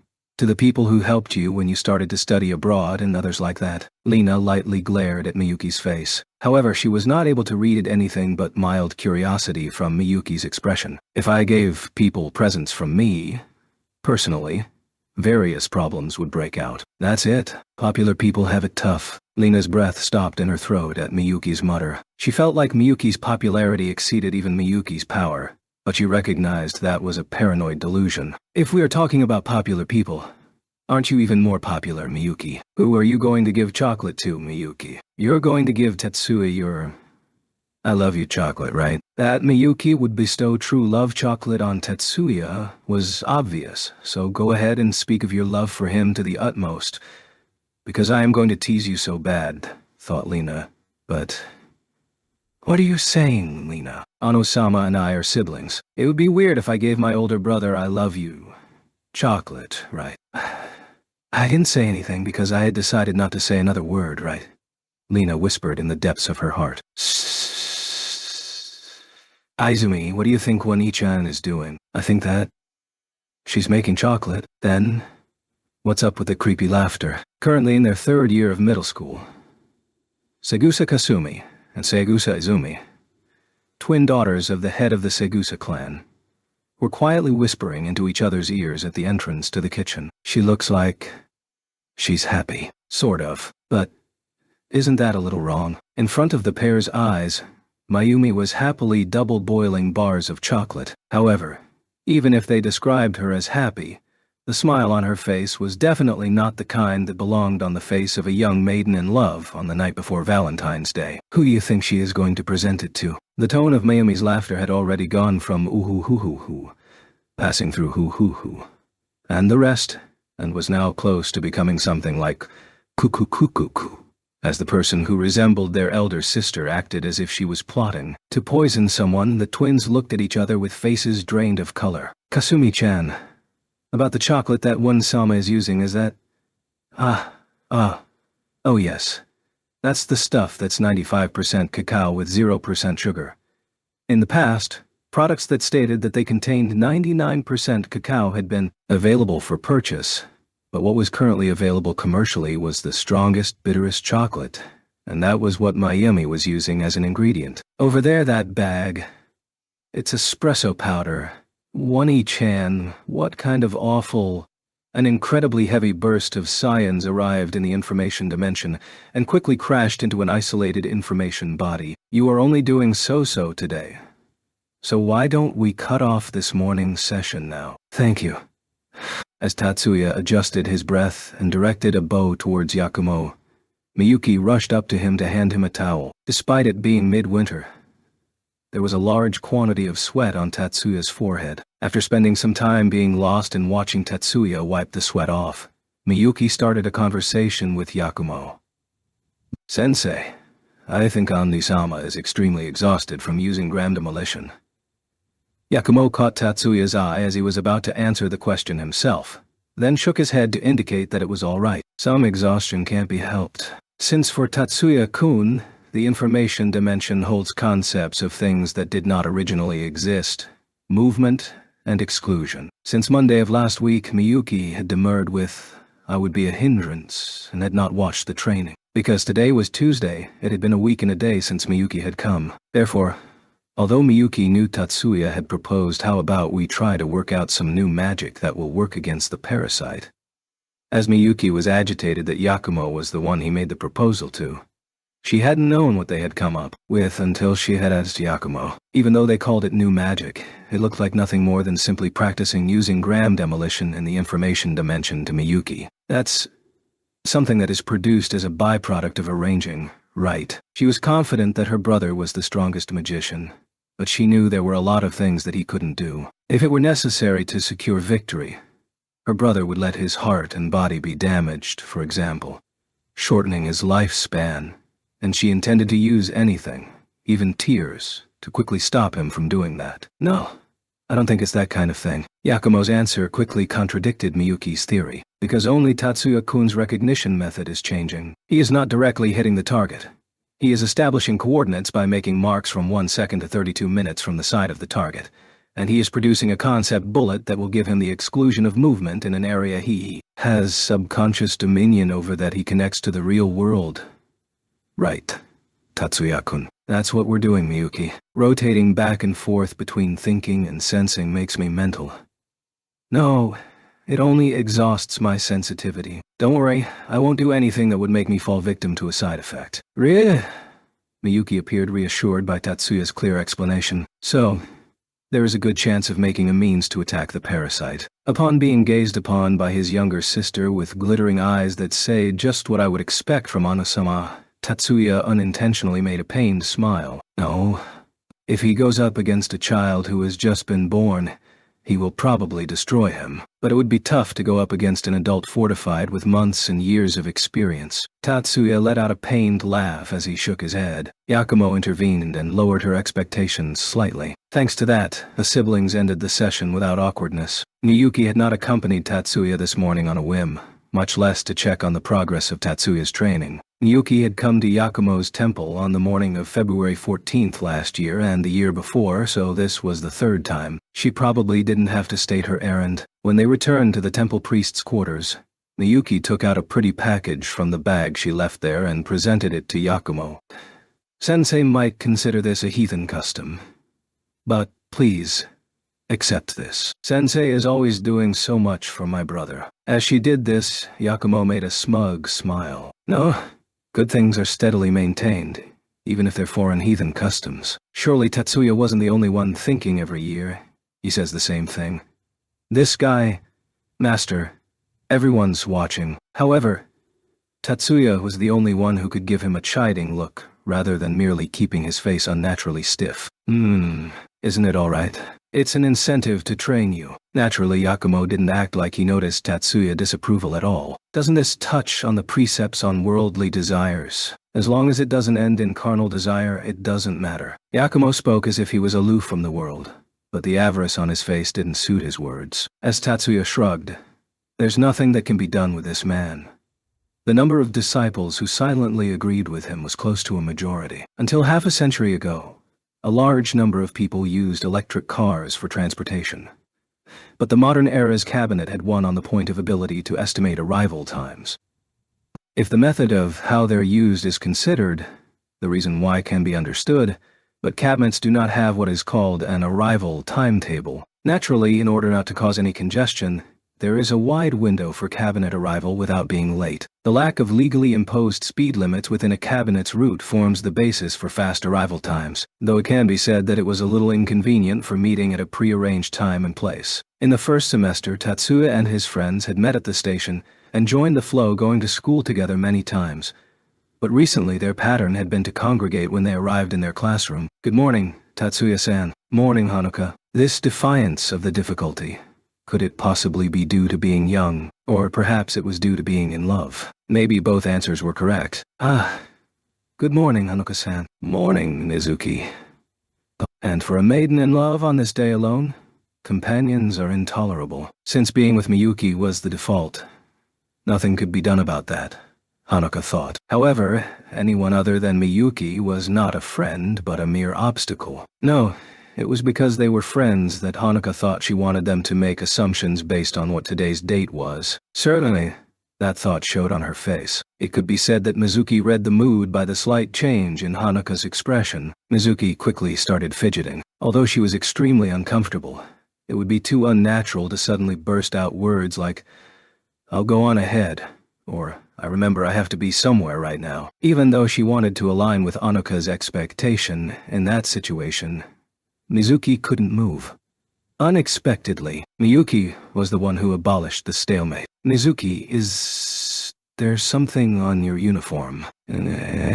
Of course, upon suddenly being told that, Mizuki craned her neck with all her might, trying to look over her shoulder to see her back. There was no way doing such a thing would allow someone to see their own back, and since there was nothing back there in the first place, it was nothing but an exercise in futility, however. "Stay, I'll get it for you." "Anui-sama, I'm sorry, but please go on ahead." "Anoka, could you go on ahead too?" "Oh, I understand." Anoka looked awestruck by this unexpected development. Tatsuya nodded easily, and Anoka nodded at his look. Anoka awkwardly forced her legs to trail after Tatsuya's back, and turned only her upper body to thank Miyuki with her eyes. Miyuki nodded with a small smile. Anoka's nervousness and excitement over the unimaginable chance to walk to school with only the two of them knew no bounds. Even though Tatsuya made conversation, she was only able to make the proper responses by the skin of her teeth. Additionally, her voice was hoarse. In spite of Tatsuya walking rather slowly, her legs had difficulties due to joint stiffness, and she nearly stumbled over spots where there was nothing to stumble over. Even if she was the only one who called it stage fright, it was the unmistakable truth. If they entered the school building like this, the difference of status between the first course and second course students would part them. Anoka also understood very well that this incredible chance was also about to be wasted. Not using the salt you were given was nothing more than betraying yourself to your rivals. Tatsuya-san thought. Just as they passed the school gate, Hanuka called for Tatsuya to stop. "Would it be all right if I could have a moment of your time?" The way she spoke was like she was standing on ceremony with a superior officer several ranks above, or an upper-level manager several classes above her. "Fine," thought you.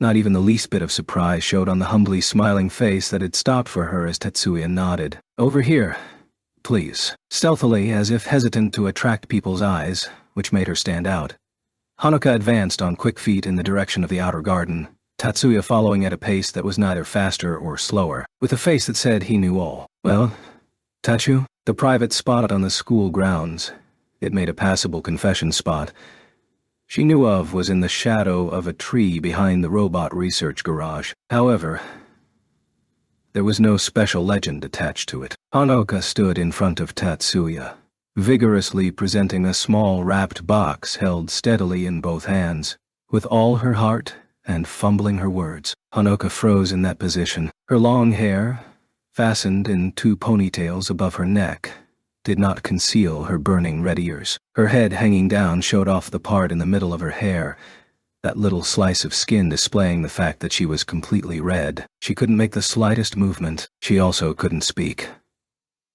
She could neither advance or retreat. Both of her arms trembled weakly, her heart throbbed loudly. Other places on campus were producing similar ripples, but the waves produced from her heart were as strong and big as anyone else's. The form of the wave was pretty and unbundled like the ping produced by a tuning fork, guiding the butt of an ego of a trembling soul with no heart. "Thank you, Hanukkah." From both of the stretched-out hands of Hanukkah, who was strangled by her own passion and unable to move, Tatsuya gently disconnected the wrapped box of chocolate to prevent it from breaking, and in exchange, installed a slightly smaller gift bag in the palm of her hand to grasp. The uncertainty over the unexpected action might have, temporarily, overcome her shyness. Hanukkah pulled the gift bag to her breast with a blank expression on her face. Tatsuya-san, this, for the time being, a return gift. Since I'll give you something different next month, too. That one you'll have to wait for." Hanukkah wiped the tears out of her eyes in confusion, as she steadily opened her eyes and clumsily smiled. I never thought. Tatsuya-san? Is it all right if I opened it?" "Of course." Hanukkah stared at the present she took out of the bag as if afraid that it would cease to exist. "Hanukkah, don't you have to get to class soon?" Until Tatsuya spoke to her, Hanukkah had kept standing stock still. Tatsuya had paid attention to make certain no one eavesdropped or spied upon them. That being said, he had not gone as far as using elemental sight. He did not risk the damage of the discovery of a highly confidential skill for Valentine's Day. However, Tatsuya should have used elemental sight. Certainly, there were no signs of an eavesdropper, since until just before now, that thing had not possessed consciousness. Within a nook in the garage built on the grounds of First High, that thing that was slumbering within the doll without a heart was stirred awake by a wave that resembled the one that had drawn that thing into this world.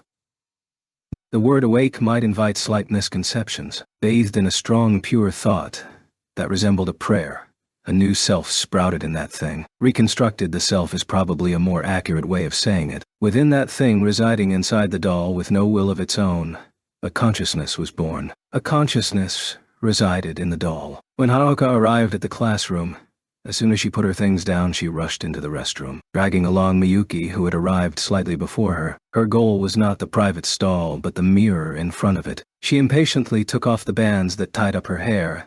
Then, in a complete change, she carefully collected her hair, and used the pair of bands she had just received from Tetsuya as a finishing touch. The bands were of a simple design with two small balls hanging down from the closure. However, even though the design was uncomplicated, it didn't mean that it was made from cheap materials. Not only was the loop for tying the hair rubber, a covering had been molded onto the loop, and the form of the silver-colored closure had thin claws, grasping balls that were spheres of highly pure crystal. Rather than being a decoration, crystal was recognized in modern times as a valuable medium that assisted magic, as it was said to effectively enhance the directionality of thought waves. As magic high school students, the girls naturally had a deep interest in such minerals, and Hanukkah understood its value. She would have been very happy with a present from Tatsuya, even if the balls had been cheap glass.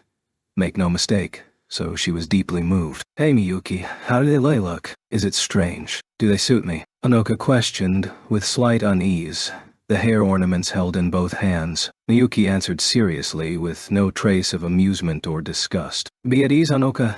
They suit you quite well." "Really?" "It's the truth. There's no way Omisama could possibly choose an unsuitable gift." Hanukkah nodded, blushing in response to Miyuki's words. With her head in the clouds, Hanukkah did not notice that Miyuki's voice had an aura of someone reading a script. After parting from Hanukkah during the short distance to his own classroom, Tatsuya battled the feelings of self-hatred that welled up in him. The feelings of guilt caused by the actions that seemed to deceive the girl and the regret for making his sister an accomplice to that caused pain in his heart like that of a gradually widening cavity in a tooth. To tell the truth, the hair ornament he'd given Hanukkah had been chosen by Miyuki. If that was all it was, he would let it go as the end justifies the means. It wouldn't change the fact that it was a present from Tatsuya, and it was definitely not necessary to disappoint Hanukkah. However, the reason for preparing the present was not such an innocent one as that. Tatsuya could comprehend just how thoroughly the gift he gave in thanks for the chocolate she gave him had unfortunately inundated her consciousness. The matter of giving and receiving Valentine's chocolate naturally invokes the images of feelings being exchanged, of the relationship of two people being bound by a promise. It is truly completely to be expected that such things would float to the surface of her mind. That was the reason he prepared a return gift on this day. Hanaka's reactions completely met Tetsuya's calculations. Tetsuya had trifled with Honoka's affections. He had resigned himself to accept the guilt a long time ago. He couldn't do anything about the fact that he was a brute who couldn't comprehend human emotions. And even if he used social graces to deal with that, or possibly even to receive retribution, he thought of it as reaping what he'd sown.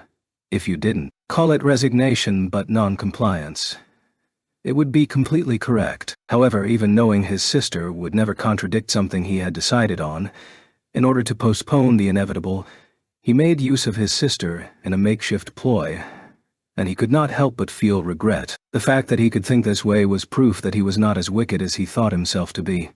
However, unfortunately, there was no adult around Tatsuya to tell him that. "Hey, did something happen this morning? You look worn out." He had probably not gained control of his emotions soon enough. Those words came at him the moment he entered the classroom. Tatsuya raised his hand to also greet Leo, who had raised one of his hands while straddling his chair. "You, on the other hand, look pretty healthy for someone who just got out of the hospital yesterday." "Hey, you two. The A.M. greeting is good morning." With a laugh that said there's no help for you two, Mikihiko came over to take part in the conversation. Good morning, Mikihiko." "Yo." Tatsuya obediently returned the morning greeting. Leo persevered in keeping to his own personal style. There was probably no deep meaning to this. "Good morning, Leo. You look very much as you were." When he said as you were, Mikihiko meant as usual, but, right, the doctor really didn't want me to leave the hospital, but since I was too healthy, he couldn't do anything about it. Maybe Leo understood and maybe he didn't, but he responded with an exact explanation as a reply. According to that first medical examination, he should have stayed in the hospital for at least a month. That the doctor was quite skeptical about a rejuvenation power defying common sense was unavoidable, he thought. However, since the doctor couldn't see anything wrong and the patient wanted to leave the hospital, the doctor could not detain him in the hospital room. For that reason, Leo came back to school today. Tatsuya, did you have a fight with your sister this morning?" "Impossible." The statement was not Tatsuya's, but Mikihiko's. He wasn't fully satisfied with the snap judgment, but he couldn't decide on an excuse that wouldn't lead to misunderstandings. Isn't it more likely that he's tired of the spectacle? Today's Valentine's Day. Leo gave a big nod of agreement. That also grated on Tatsuya's nerves, but getting angry over it here would, unfortunately, get him bogged down the subject. Those who have not decided on someone do not get caught up in the spectacle. Mizuki. You're late. Tatsuya forcibly and very stupidly tried to use Mizuki, who had just entered the classroom, to blatantly change the subject. "No, I stopped by the clubroom for a bit." "Good morning, Yoshida-kun, Leo-kun." To be frank, Mikihiko looked regretful at the change of topic, but being completely unaware of that was one of Mizuki's idiosyncrasies. "Leo-kun, you're resuming school today. You've gotten well quicker than I thought you would." "Great." The truth was that Leo left the hospital yesterday and came to school today. Last week, when they visited him in the hospital, they had heard the details of his condition, so naturally Mizuki was also aware of it. Therefore, if it was true, the statements just now were bizarre. But Tatsuya, Mikihiko, "Oh, thank you for visiting me so often." And Leo himself continued smiling. As soon as Mizuki arrived at her seat, she passed a small, palm-sized box to each of the three of boys. Her attitude was truly light. She did not put on airs.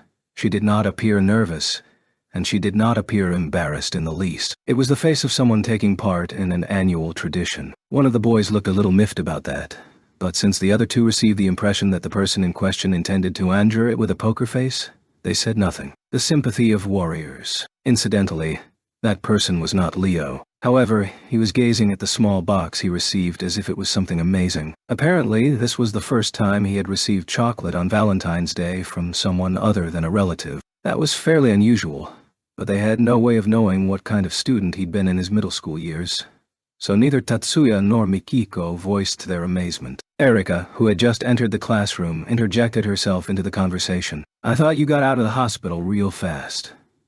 So, you were after the chocolate. There's no way that could possibly be true." "Stop screwing around, you simpleton." Not simply retorting, Leo kicked his chair as he stood up. Ooh, could I have hit a bullseye? It was an absolutely adequate explanation for the extreme reaction, if it were looked at with those suspicions in mind. If forced to come up with an explanation, however, if viewed literally, the sound Leo was unleashing, gunununu, was a composite made from grinding his back teeth and growling. However, Tatsuya had been thinking it was the forerunner of retribution, and was unable to leave things alone, so he threw his friend a lifeline and spoke to Erika. Good morning, Erika. You're late today. Erika turned her entire body to respond to Tatsuya. Good morning, Tatsuya-kun. Naturally, dropping the matter left Leo at a loose end. February the 14th.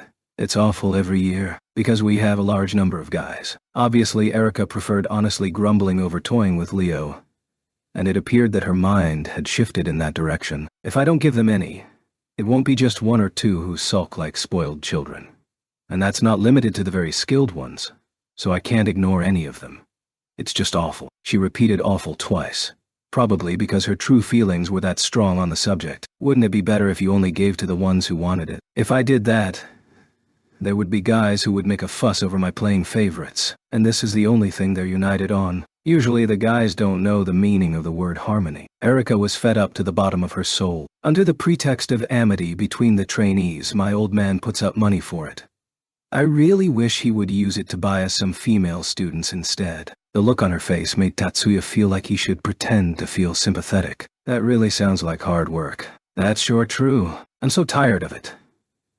It would be so much better if Valentine's Day and the like ceased to exist. It seemed like stress was bursting out of her as she talked. Erika's indignation was real and extreme. It must be great at Mickey's place. At times like this, some people ran amok, striking at people near them to release their stress. Are most of your disciples female? The target she chose this time was Mikihiko. Every year. Don't you take your pick. Yoshida-kun. Is that true? Mizuki did not really understand why she had said that herself. Or rather, she was not conscious of that reason. And on Mikihiko's side also, for some reason, he did not consider probing why.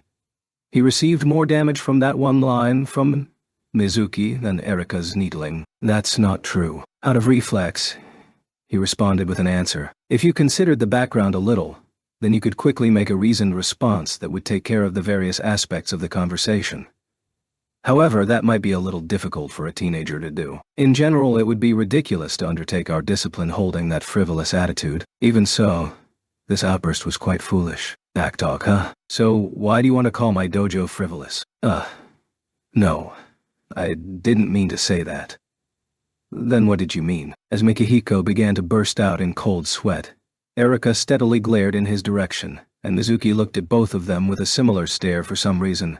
Tatsuya and Leo exchanged wry smiles. The curriculum of magic high schools was the same as a normal high school, with the addition of the study of magic. The modern education system supported a policy of advancing to specialized subjects in quick stages which was not limited to magic high schools. In practice, that meant there were literary arts high schools, science high schools, fine arts high schools, and sports high schools to develop students with talents in specialized fields important to the education system. The curriculum of specialized high schools differed from normal high schools because part of the institutionalized integrated doctrine of education at a high school had been removed and the specialized educational subjects were jam-packed. Nevertheless, it was said that even in comparison to other specialized high schools, there was even less given the curriculum of magic high schools. Consequently, magic high school students were industrious. While they were in the middle of lessons, they hardly ever gossiped,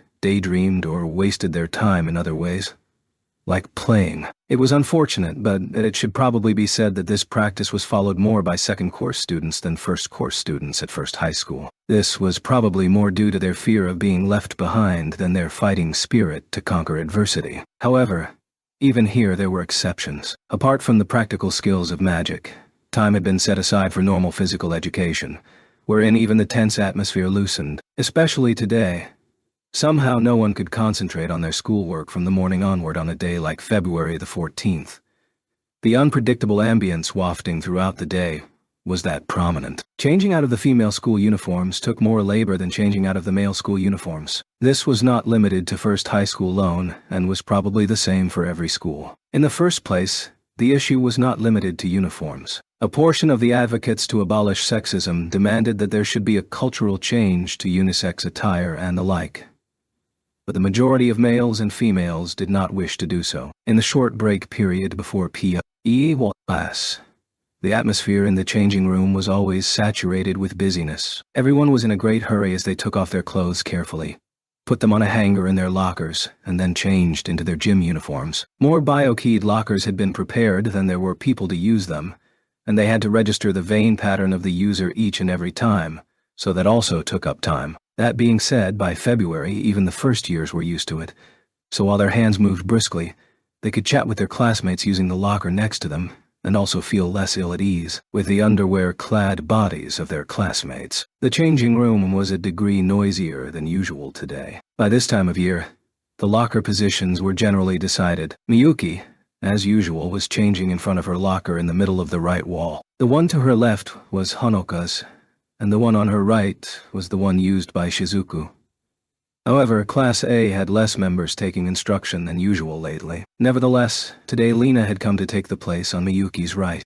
"Oh, Lena, is your usual spot occupied?" Miyuki asked this question as she finished stowing away her CAD and information terminal in a locker cubby. The locker Lena usually used was near the door. At first, all the class of girls thought she would use Shizuku's locker, but Lena had chosen an open locker near the door where there weren't a lot of people. When Miyuki talked to Tetsuya about it, he had said she probably chose a place she can make a quick escape from, and she had thought, I see. There was no proof that Tatsuya's guess was correct. It could certainly be said that this was the first time Lena changed her clothes beside Miyuki. That's not the reason. Miyuki did not ask what the reason was. She did not have any interest in the answer and had been busy taking off her jacket as Lena spoke. Nonetheless, perhaps because she thought her answer just now was too unfriendly, Lena, of her own free will, added to her answer while stripping off her jacket as well. "Everyone's asking who I am going to give chocolate to. I know no one's doing it out of meanness, but I've gotten a little sick of it. Everyone is wondering about it. Since you are so pretty, Lena." Miyuki said that with a serious look while taking off her necktie. Lena puffed up her cheeks in frustration. "Then why do I have to suffer a barrage of questions from you, my Yuki?" The instant Miyuki extracted her bare right shoulder from the dress portion of her uniform, Lena had cut off her response mid-sentence. Lena's eyes were glued to this not very extraordinary deed, and her tongue no longer functioned properly. Nut. I wonder if it's because I lack sex appeal." Miyuki's remarks had made Lena irritable for some reason, and she didn't know why. Lena was not aware that she was energetically stripping off her dress in a competitive fashion. This time, Miyuki let out a sigh at Lena's half-naked body that was emerging from underneath her uniform. "Lena, your figure is so nice. I'm envious." There was no trace of timidity as she spoke. Miyuki was also only wearing her underwear. Is that sarcasm? In what way does Miyuki have reason to be envious of me? As she spoke, Lena, with her hands on her hips in an imposing pose, peered intently all over Miyuki's semi-nude body and got in Miyuki's face. "After all, your hips and bottom are just the right proportions and extremely sexy. You're not thin but extremely fit, Lena." Miyuki reached out with her right hand and patted the narrowest part of Lena's waist. It was completely without lust, from a certain point of view.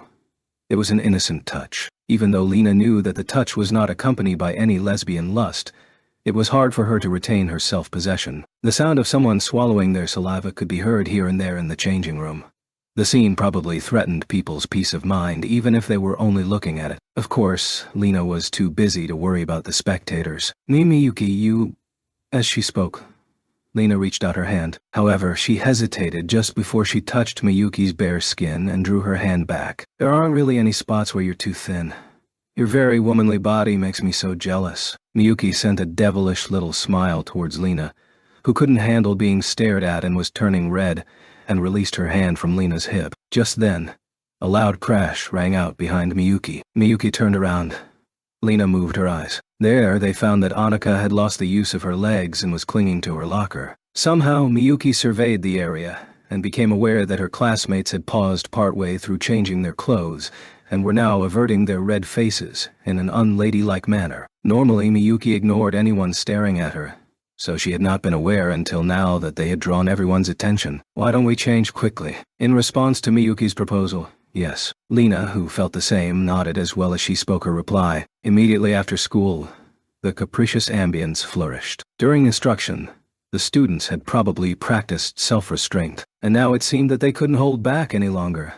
Scenes full of pain and pleasure that made you want to throw cold water on them unfurled here and there across the campus. The situations varied. For example, among his circle of friends, a slightly too potent Seniov chocolate gifting unfurled between a betrothed couple, whose match was approved by themselves as well as by their parents. Apparently Kanon, the public morals chief, invaded the student council room and used a smiling face to apply pressure on Isori, the treasurer, to eat all of the homemade drops of chocolate in the nearly overflowing stenciled ornamental box the size of a female student's bento box.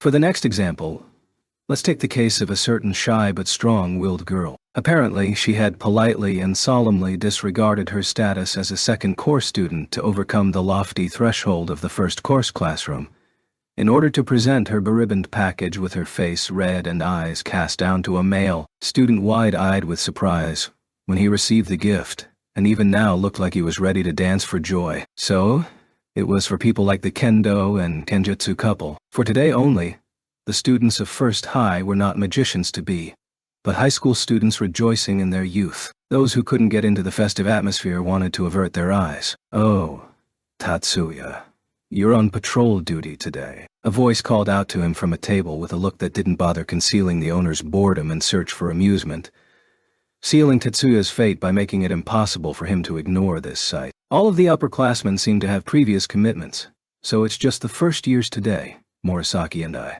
Normally, the thought that he had a compatriot would have probably made him feel a little better. However, since even now Morisaki had not dropped his unfriendly attitude, his arrival would only change his mood slightly. That's quite a tactful way of saying that they unloaded their duties on you and left. I did not intend to be that blunt. The resignation in his voice was quite the opposite of the high-pitched laughter made in response to it. By the way, Tatsuya-kun, perhaps she had enough of laughing for a while, thought Tatsuya when Mayumi called out to him. For some reason he avoided looking at the seat across from her. Could I have a little bit of your time? That would not be a problem.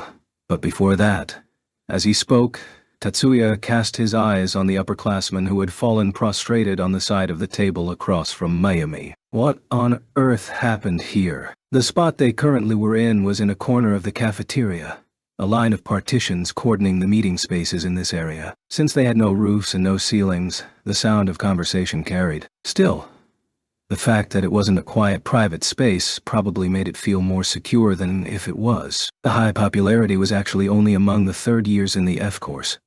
It was rare for an underclassman to set foot here unless accompanied by a third year. Incidentally, Tatsuya also had not used it yet. As for why he was here now, there shouldn't be any poisonous substances inside the school. What on earth did club management group leader Hattori eat? In the middle of his patrol of the school grounds, he had stopped by the cafe to quench his thirst when the sound of an extremely painful moan entered his ears. So he checked out that situation first. No? Well, not poison. Of course, he soon realized who the culprit was. After all, directly in front of Hattori, Mayumi sat with a perplexed look on her face. Her slightly puzzled bearing could be called strange. Even now, her gaze was inviting him to partake her hospitality. Shiba. Tatsuya was still deciding on how to deal with the situation when Hattori, who still looked like he was about to faint, called out to him in a hoarse voice. Water. It was the voice of a traveler who had used up all his strength in front of an oasis. Just a moment. Only the request was clear. For an instant he debated between getting mineral water and going to the water cooler, but he chose the water cooler since it was closer. He placed one of the water cooler cups full of cold water on the table. Hattori clumsily grasped at the cup, sluggishly got his limbs moving, and aimed the cup in the vicinity of his mouth as he listed from side to side and guzzled it down in one gulp with a grimace. He kept his eyes closed, slowly gathering himself. The clock ticked 90 seconds off before Hattori opened his eyes again and gave a deep sigh. Shiba, my thanks. What could have really happened? The duel they had had in April had not made them enemies, but even now you could not call Hattori's and Tatsuya's relationship friendly. Tatsuya did not harbor any grudge on his end, nor did Hattori carry any malice or hostility. Although people do not always recognize the emotions they hold, But even so, the docility with which he was thanking Tatsuya created an unsuppressible sense of wrongness. "Are you okay?" "I'm okay now." To prove his words, Hattori stood upright. The feeling that he was straining himself was undeniable. "It is just a matter of time. Since no special problems should arise, you shouldn't worry about me." "Well then, Pressy. No. I mean Segusa-senpai. I will be off." Hattori politely bowed in Mayumi's direction and straightened his spine. "Wow, that is probably one big bluff," thought Tatsuya as he watched him. For the time being, could you give me a moment?" Mayumi directed Tatsuya into the chair, her smile laced with fake innocence. The reason for Hattori's weirdness was unmistakably her. That she was trying to pretend otherwise was obvious, but he could see that it would be rude to expose her when Hattori himself was covering up for her. Consequentially, Tatsuya forgot Act 1 as Hattori wished him to. Since he certainly didn't have anything that he had to do, Tatsuya nodded and understood in response. However, he's here. "Subaru. Over here." The lively voice kept him from continuing. The nimble, galloping feet made a pitter-patter sound as they rushed to him. They soon made it to Tatsuya's side, and took what was probably their first look at the inside of the partition. A sound like the squeal of brakes arose from the momentum as the voice's owner stopped. "Pre-President." "Hey, Imi. It's not President. It's Segusa-senpai, right?" A quick flick to the head. "Ouch," sweetly settled Ayemi down. Subaru avoided looking at Amy's upturned gaze of protest and bowed deeply to Mayumi. "I have no excuse that I can give you for the commotion just now." The suggestive tone made Mayumi twitch around her eyes. "It was not much of a commotion, so please do not bother worrying about it, Satami-san." The one who composed her face and answered so coldly was Mayumi. To a normal underclassman, the words, the tone, and the gaze would all be withering. Currently, Amy had stiffened slightly. "Is that so? We will finish our errand quickly." Nonetheless, Subaru was extremely determined. As she calmly exchanged words, she handed the bag, a cloth bag to be exact, in her hand to Tatsuya. "Will you please accept this from us? Tomi-san, thought you. Today you're like you're in a high-class play. I don't know what I've done to deserve it, but Amy and I were chosen as representatives. As you might expect, we are, to be honest, slightly embarrassed to do this." If you looked closely, her cheeks were slightly red. Saying that she was embarrassed did not seem to be a lie. "In that case, is it all right for me to ask who you are representing?" He had a fair idea of how she would answer, but in order to buy himself some time to prepare, Tatsuya ventured a question. "Most of our fellow members of the 9 schools competition first-year girls team." "Well, it's a thank you." Subaru's choice of words was unusual, but the definition was the same. In short, courtesy chocolate. Right. Nevertheless, to receive it from the entire team was an unanticipated bounty. Even though I said my fellow members, I did not include Hanuka or Miyuki. Now that she was no longer petrified, Amy, on the other hand, did not look all that embarrassed. After all, she did not originally have a very timid personality.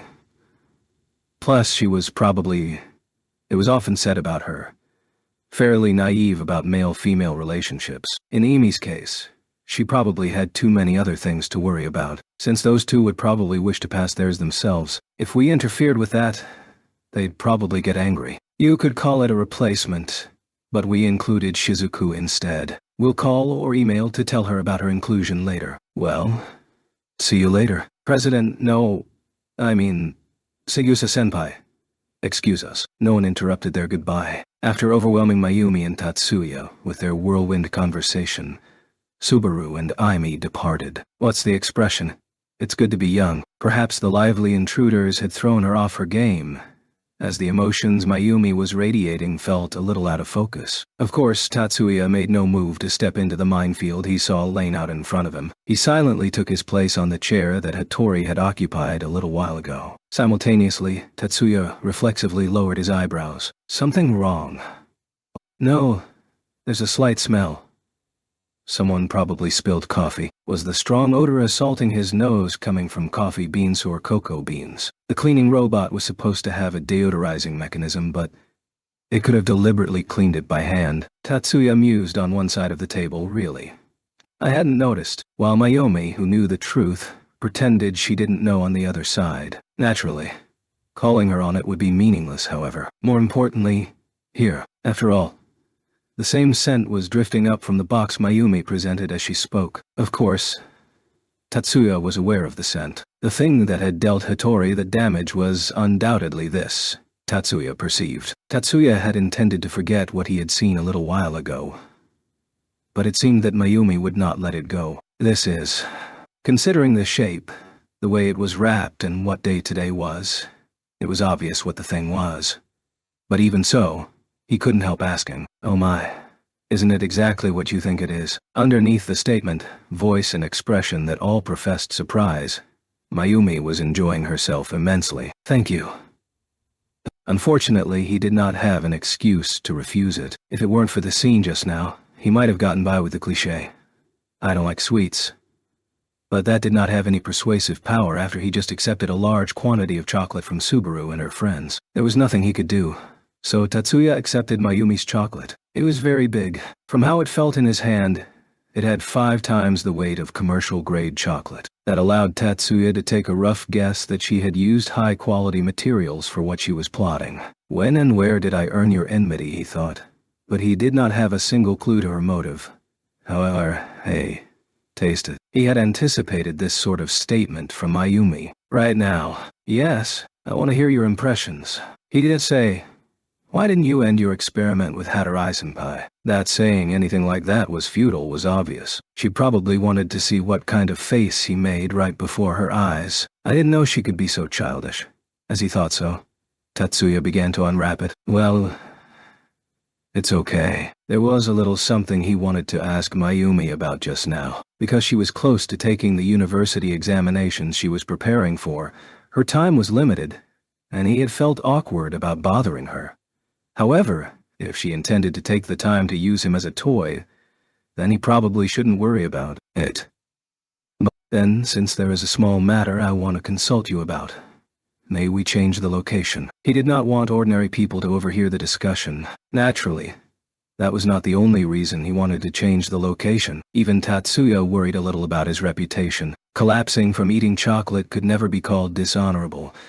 But he did think it was the type of embarrassment that people would bring up forever. It would be bad if we're overheard. It seemed that Mayumi quickly understood one of his reasons. The smile disappeared from her face. The transformation was so abrupt that he almost heard a ping when her expression changed. Yes, understood. Follow me.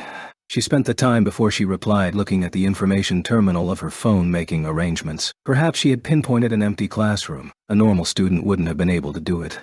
But it wouldn't be strange if this upperclassman could do it. Tatsuya took the box he had been given with him when he got up to pursue Mayumi, who had stood up from her seat. He felt the gazes of well over 10 people, but he had already decided not to worry about things that nothing could be done about. Mayumi used a disposable key code downloaded through her phone terminal to open the door to the room, which was one of the lounges used for interviews with guardians and merchants. It was not as formal as a reception room, but it still felt awkward to be using it as students. It wasn't as if he never thought of asking if it were really okay to use the room, but it was probably too late to ask now since she had already downloaded the key code. There was a completely automatic tea server in place, so she had chosen a room that they could eat and drink in. Is black tea okay? No.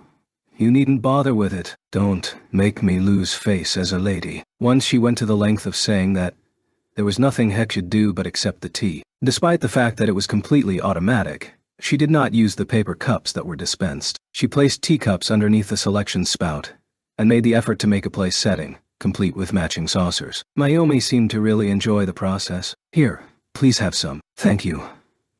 From the moment he took his first polite sip from the cup, he corrected his seating posture. Almost automatically, Mayumi also straightened her spine as she sat down. The subject you wanted to discuss, is it the parasite? The one who fired the first shot was Mayumi. Perhaps she had also wanted to discuss the subject with Tatsuya. Yes. The information has not been released by the media, but is the damage calming down? Not only the media, but the independent magic-equipped battalion's information routes had also abruptly stopped relaying damage reports. It was simple if you thought about it. It made it look as if their extermination of the demon had cleared up all the problems. However, they had been able to confirm that the covertly operating demons had a multitude of forms. Not knowing if they had even been able to defeat the vampire despite its lack of substance. For that reason, he did not consider the matter completely resolved. Officially, Things are calming down. Mayumi, or more precisely the Segusa clan, possessed different information routes than Tatsuya. However, even she did not have details about the current situation. Although, since the number of missing people is more numerous this year compared to last year, I believe that we may interpret it to mean that they have gotten more skillful in their operations. Our vigilance might have allowed us to bring down one of our prey. The conjecture was not Mayumi's alone.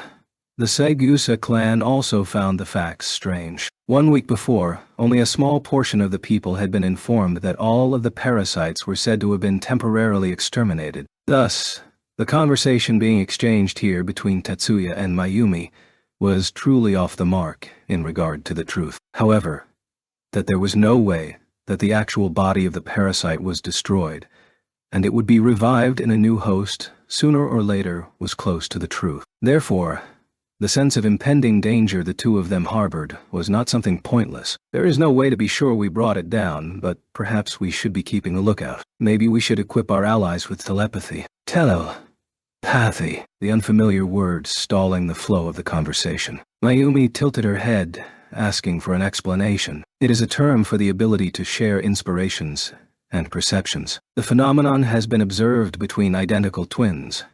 It is one of the numerous forms of extrasensory perception. Even though I said numerous, the examples of it are relatively rare, however. In short, something that can see and hear a portion of its body and allow the whole group to share that experience. Is that what you mean? It is nothing but conjecture. Mayumi brooded with a glum face. In order to not interfere with that, he drank his black tea without making a sound.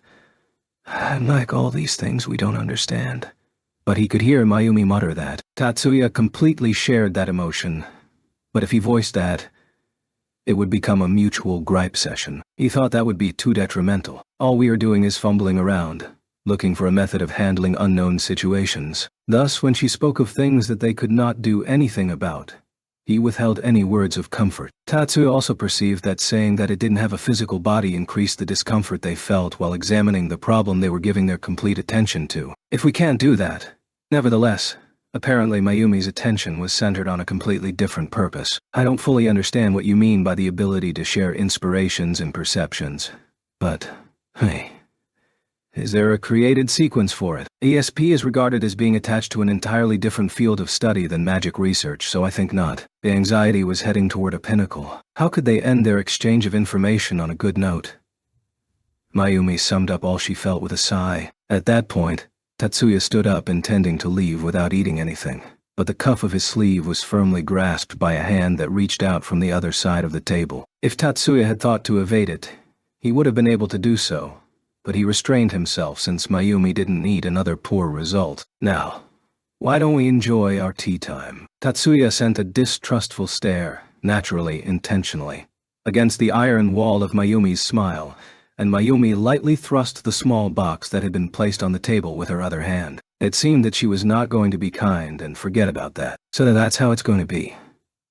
Tatsuya let out a small sigh at Mayumi, who was no longer trying to conceal the fact that she was planning something. No words of rebuke were let loose. Quite the opposite, Mayumi was looking at Tatsuya with anticipation and excitement in her eyes. Isn't she regressing back to childhood due to her anxiety over taking the university entrance exams? While he considered that impossibility, in the first place, Mayumi had no reason to be anxious about her grades. Tatsuya freed the box from the covering. He did not do it in an overtly slow, time-consuming way, but he politely peeled it off in a manner that did not damage one bit of the wrapping paper as a token form of resistance. What came out was a cardboard box covered by a lid. The homemade Valentine's box had inner walls treated with vinyl. The largeness of the box made it one of the so-called to convey your true feelings type. Of course, he did not mistake it for that. The atrocious combination of chocolate and coffee that made him lightheaded would not allow him to have that kind of delusion. The inside of the box was packed tightly with black, cube-shaped objects. They did not resemble anything Tatsuya recognized as chocolate. He had a forewarning of what it would taste like just from the odor. No matter how much it is said that bitter things do not have to taste bitter, that is limited by quality and quantity. Tatsuya resignedly put the objects that looked like they should be called medicine instead of food into his mouth and chewed them. The results of this were only recorded by Mayumi's smug smile. Onoka cut across the schoolyard toward the preparation room, with a large notebook-style terminal. The sun was well on its way down, and the temperature had dropped several degrees. If she let her mind wander, her body will begin to shiver. However, her mood was not affected by the cold. Anything that tried to mar her day was brought to heel by her 2 swinging hair ties. Her mind unintentionally drifted towards the crystal balls that shook with her. She acknowledged to herself that she was wearing a stunned expression,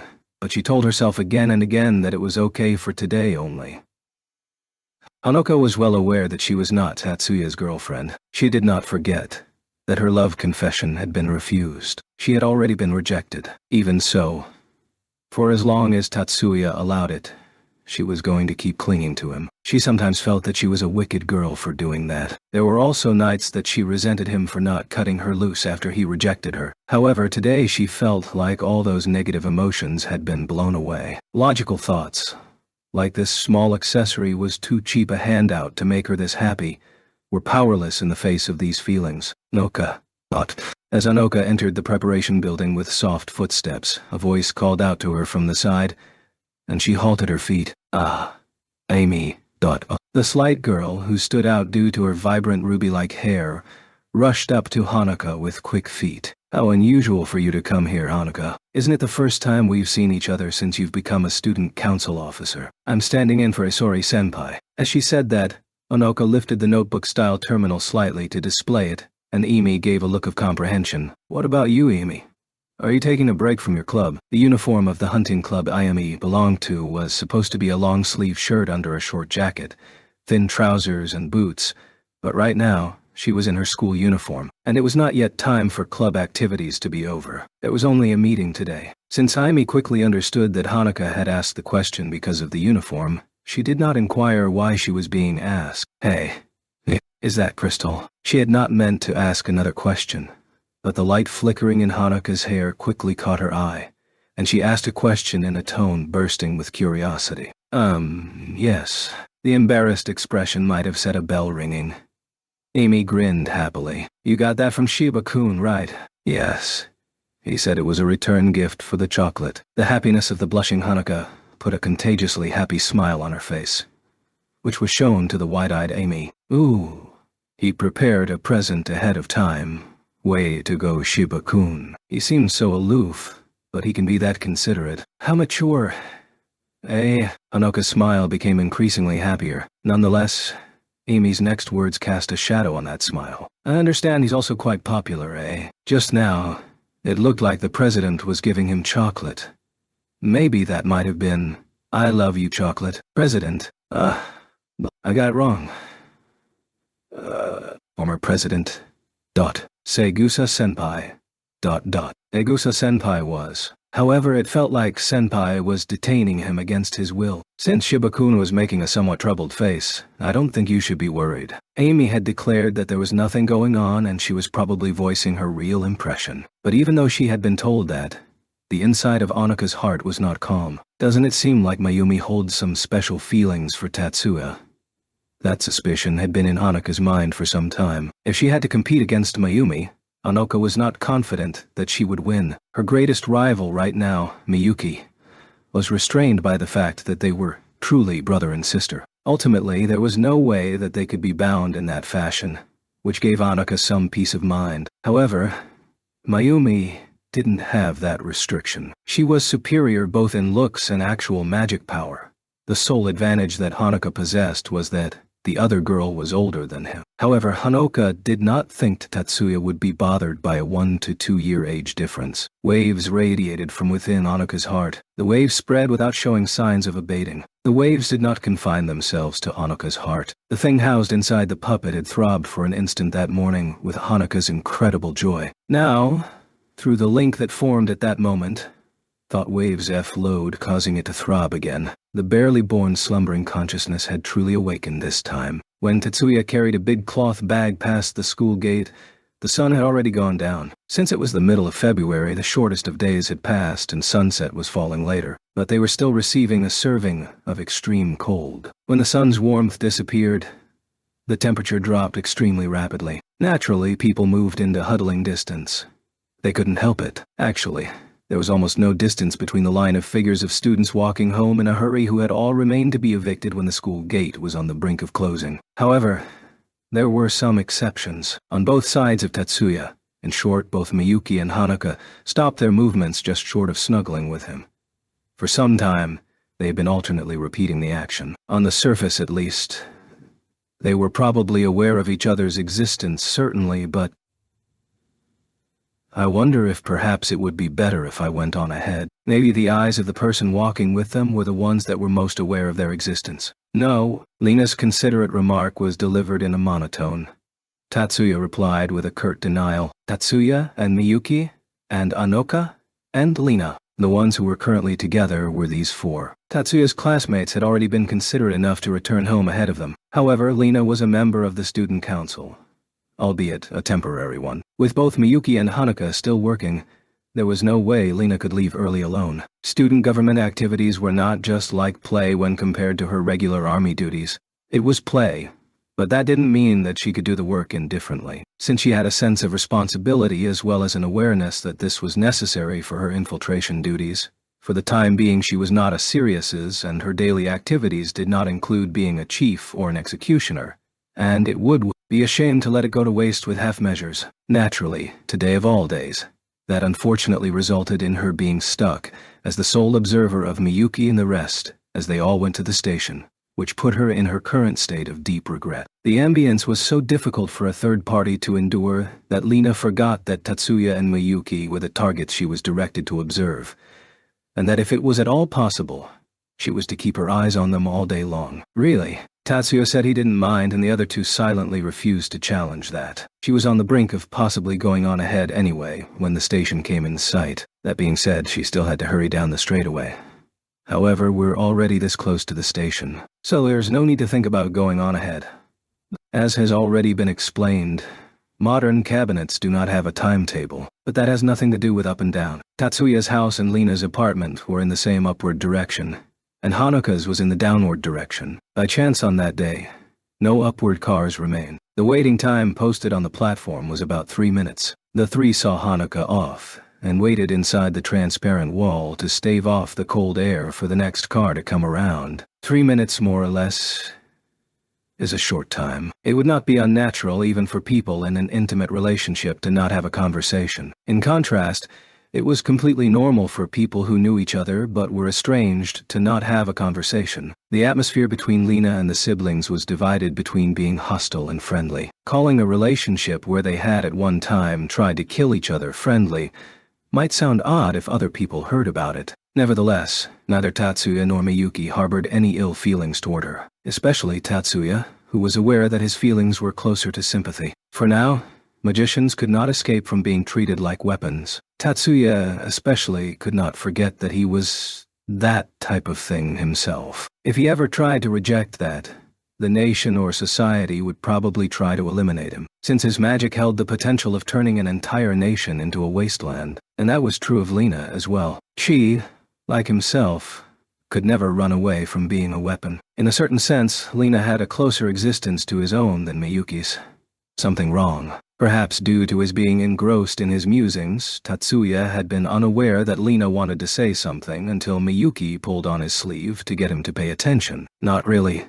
It's nothing. Since Miyuki had deliberately let him know, this was not the case of Lena merely looking at him by chance for a few seconds. Lena's unnatural attitude also said that it was not an "it's nothing."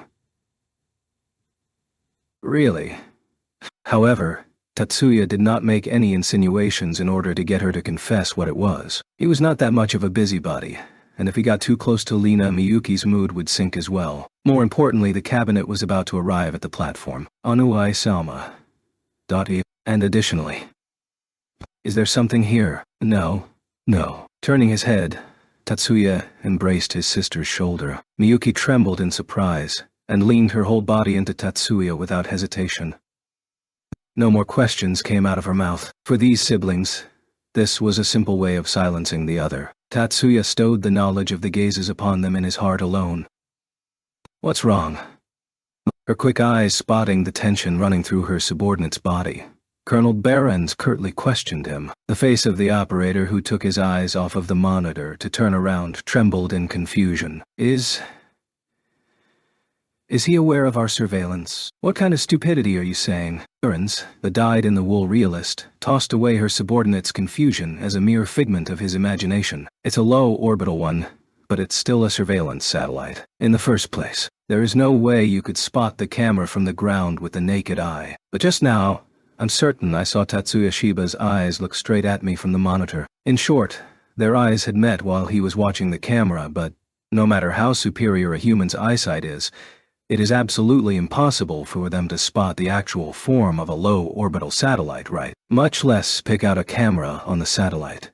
It cannot be done even by the perception abilities of altered humans whose abilities have been massively transformed. As Behrens spoke in her irritated voice, the look on his face relaxed a little. All right, just in case. I'll take a second look at the images from 3 minutes ago. Yes, ma'am. The real-time images were switched to small window display and the recorded images began to be replayed on the main screen. The high-resolution camera clearly displayed Major Sirius nervously allowing her gaze to make a round trip to the right, to the left, and to the right. That image was of deep interest to Behrens, or rather she could not ignore it.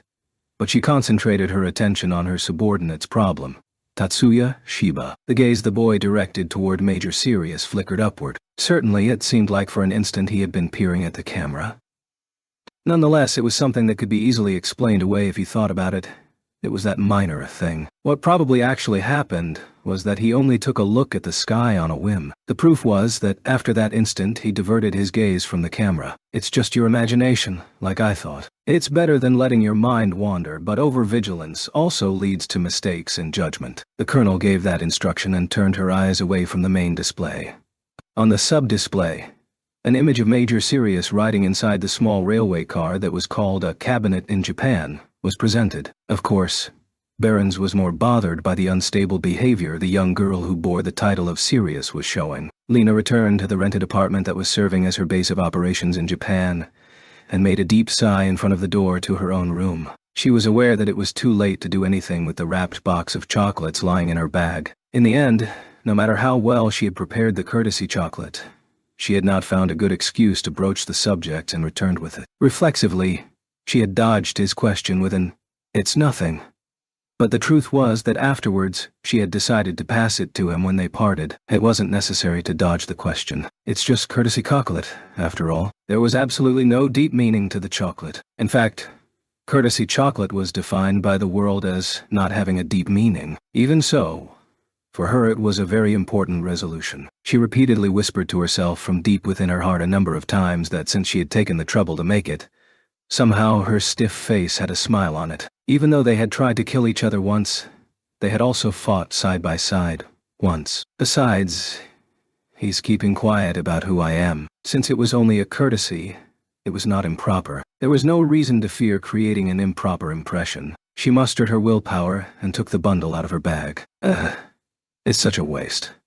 She hadn't passed it to him. Suddenly, she had seen Tatsuya embrace Miyuki's shoulder and her hand wouldn't move. Why at that time did I? She received an extra level of shock from the fact that her hand wouldn't move from the shock of watching Tatsuya embrace Miyuki's shoulder. What on earth happened to me? That the chocolate had gone to waste was unfortunate. That was inconsequential. More importantly, that was just as if This was a real problem for Lena. Isn't it like I received a shock due to my liking Tatsuya? That's not a joke. Lena screamed that in her mind. She was deeply disturbed by her own reasoning. I refuse to accept this. I absolutely refuse to accept that I might feel that way about a guy who is so siscon that he's illicitly in love with that nasty sister of his. I can accept that I'm aware of him. Though she was not aware of who she was talking to, Lena proclaimed that in her heart. I am aware of Tatsuya, and not in a normal way, but in an intense way. That thought seemed to snarl. Still, she herself didn't understand who it was snarling at, however. But that's because of the humiliation he gave me. Until I wiped out the stain of my defeat, I would not be able to get Tatsuya out of my mind. A normal girl might have quipped to herself that, if that was so, perhaps she shouldn't have prepared chocolate. Perhaps she should have prepared a white glove. Nonetheless, at this time Lena did not have that much presence of mind. When she opened the door in her unstable mood, she became aware of an abnormality. Her state of mind quickly cooled. Sylvia had returned home, so Lena now lived alone. Despite that, she felt the presence of a person. Cold tension ran down her spine. It was too negligent of her to not be aware of it until she opened the door, so she rebuked herself. While she mentally prepared herself that way, she cautiously slipped inside. It was far too late for forethought, she thought, but she softly closed the door without making a noise. She worried about what to do with her shoes for an instant. It was not really a significant consideration, but she did consider how much she was going to have to clean up later. Once again, she rebuked herself to clear her mind of foolish, idle thoughts. She softly placed her bag on the floor and remained in a crouch in order to rush in. It seems your declaration of perception abilities not being one of your fortes was a modest opinion, and when the disgusted voice of the superior officer fell on her from above, she terminated her advance. If you had need of me, I would have come to you myself. The way Lena finished up preparing the tea and tea cakes could definitely not tactfully be called smooth as she timidly conversed with Colonel Virginia Barons, who was seated at the side of the simple dining room table. Nonetheless, the colonel did not make an immediate reply to Lena's proposal. Possibly you might already know this, but the majority of my military service record is comprised of covert behind-the-scenes operations, and the major part of that career was in the management of personal relations. Of course, Lena knew the personal history of a famous person like Colonel Barons. The colonel had graduated from a prestigious business school with superior grades, and that record indicated a shrewdness no one would be ashamed to have, and the number of times her work had been on the front lines in her career was not few. She had given a meritorious war service that no one could complain about. Now that I have informed you of my experience, Major serious. Yes. Lena made her spine straight as a pin and answered in a stiff voice. She had instinctively realized halfway through that these were not words to listen to with a smiling face. Regarding the current operation, I am concerned that you might possibly be a little too emotionally involved with your target. Lena did not reply to Baron's probe. She had intended to prepare herself for it, but when it came, that was completely useless. I would never... Really, if I am overthinking it, then it doesn't have to go any further, but... While saying that, Barons turned her eyes to Lena's bag on the chair. Lena's shoulders stiffened. If she saw what was in that bag, no matter how much she lied, it wouldn't do any good. She was nearly convinced that her suspicions were true, and that would probably tip the scales. No matter how much she protested that it was a misunderstanding, it would probably be impossible to get anyone to believe her. I, too, intend to understand your special situation. Nevertheless, Barons did not command her to show her what was in the bag. You are the only one who has been assigned to the post of commander of the Stars Corps while still in your teens. The simple condemnation was accompanied by a slightly different gaze, the potential for magic to usher in a new age for the common people through the use of modern magic techniques, allowing magicians to make new discoveries adding to the body of energy theory is high.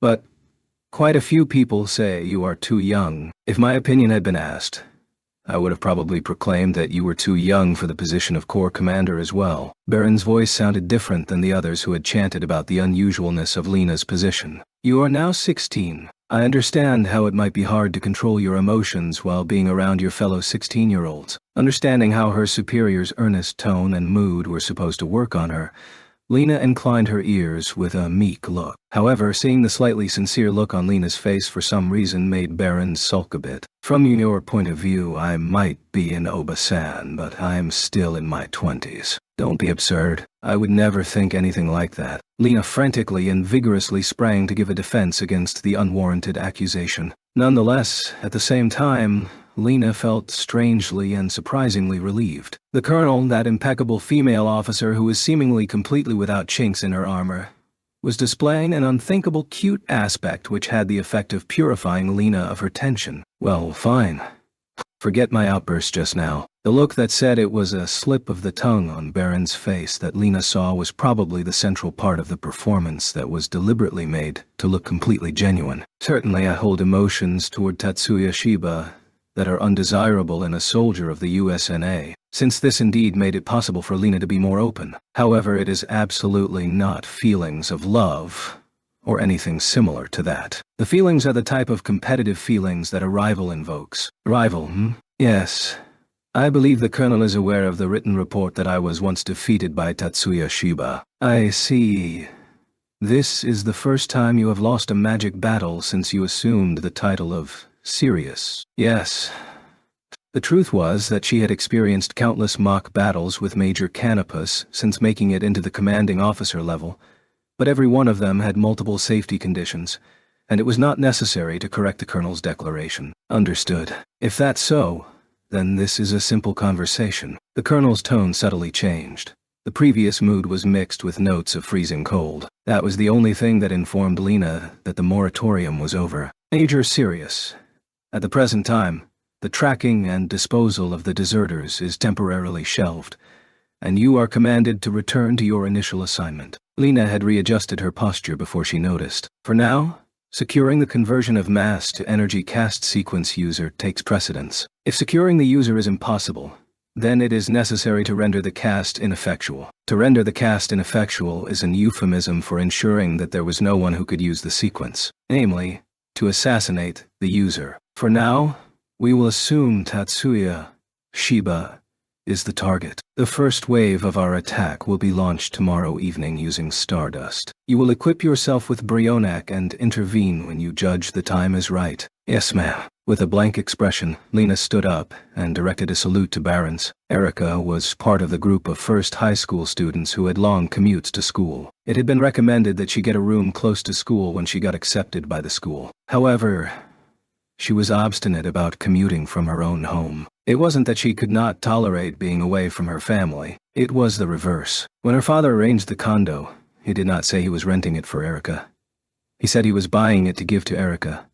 She became stubborn about commuting from home. Compared to the displeasure of doing as told by her father or eldest brother, the somewhat inconvenience was no big deal. The road from the station to her home was pretty dark on the way back, and Erica walked instead of using a commuter. It was not something that was recommended for a pretty girl like her to do, but her family had absolutely no worries, because perverts and the small-time hoodlums called purse snatchers did not have people among them who possessed the skills to be able to harm Erica. This was not a personal biased view, but the objective truth. Today, Erica once again survived traveling to the entrance to her home without anything happening. Her room was not in the main house. Her home was an annex beside the dojo. No one aside from her lived in the annex.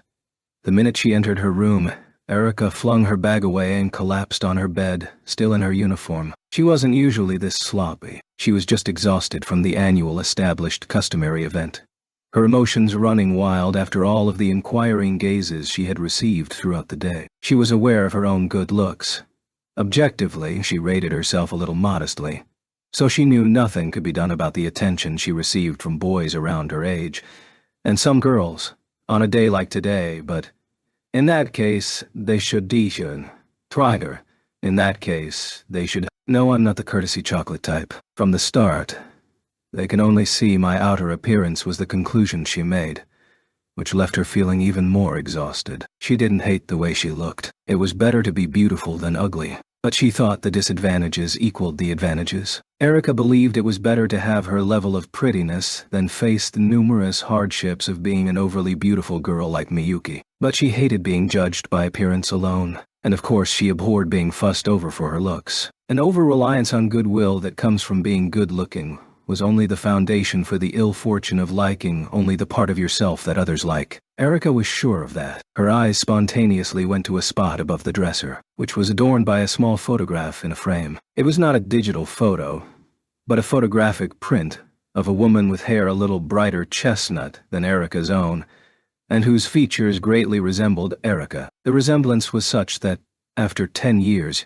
you would think that Erica would look identical. It was a picture of Erica's mother, who had passed on when Erica was 14 years old. The woman who gave birth to Erica was also the woman who created the reason she lived all alone in this annex. Anna Rosen Katori. That was the name of Erica's mother. As the name suggested, she was half German, and her family name was not Chiba. For her father, the head of the Chiba family and one of the 100 families, Erica's mother had been his lover, if you used the current euphemism. If you used an blunt, old-style word, She had been his concubine. Erika had not been allowed to use the family name of Chiba until after her mother had died. Moreover, it was not until just before she entered high school. Actually, she didn't receive the name of Fiba Erika until she took the high school entrance exam, that her relatives permitted it. As a result, Tatsuya had not known of the existence of Chiba Erika. Erika had been born before his legal wife had died from an illness. They did that kind of thing while the wife was lying on her sickbed. As such, Erika thought that there were no excuses for what her parents did. It seemed cold, but on that note, she placed part of the blame on her mother. Even so, she absolutely did not accept that her mother should be regarded as the only wrongdoer. After all, most of the responsibility belonged to her father. There had been a time when she had lived her days not knowing the reason for the contemptuous eyes, her small body hiding even shorter breath. There had also been a period when she just wildly swung her sword around in order for her mother and herself to be acknowledged. That had been when she became the idol of Chiba Dojo. Among the young dojo trainees in their teens and 20s, skilled students had gathered and formed Erika's personal entourage, because they could see that Erika had lost her enthusiasm for swordplay after she lost her mother, and stuck their noses into a lot of her personal affairs. Looking back at the past, she believed that now was the richest, most enjoyable time in her life up to this point. Female friends who meekly accepted that they were no match for her, and male friends who could not see her core, no matter how much they looked at her. Classmates who warmed her heart, friends whom she could squabble with and tease, a childhood friend whom she could also tease, a group of friends who acknowledged her power and the chance to brandish that power. Now, waving a sword was fun. The time she squandered in flourishing her sword was by no means wasted. If she was with them, she felt like she could climb to the paramount. Therefore, she didn't want to be bothered by trivial love games. She idly gazed at the ceiling while she mused about these things. Unexpectedly, the door chime rang, not the signal to answer, but the signal of the door being opened. Since she hadn't turned the key, the person had probably entered freely. There was no way she was going to peek in the room to see who it was. She didn't intend to act like she was nervous. She checked the time. It was too early to sit down for dinner. Her two elder brothers, naturally, neither shared a mother with her, and her elder sister, of course, she didn't share a mother with her either. To be blunt, hated sitting with her. On Erika's side, time slipped away, since it was evident that whenever they met, not only her elder sister but she too felt uncomfortable. There was no need to persevere in obstinacy. Just as she was about to rouse her body to see who it could be, there was a knock on her door. By the way the footsteps sounded coming toward her, the even breathing, and the controlled presence, who it could be, was narrowed down to her two brothers. Since her eldest brother was devoting all his time to a certain case and was supposed to be returning home late every night,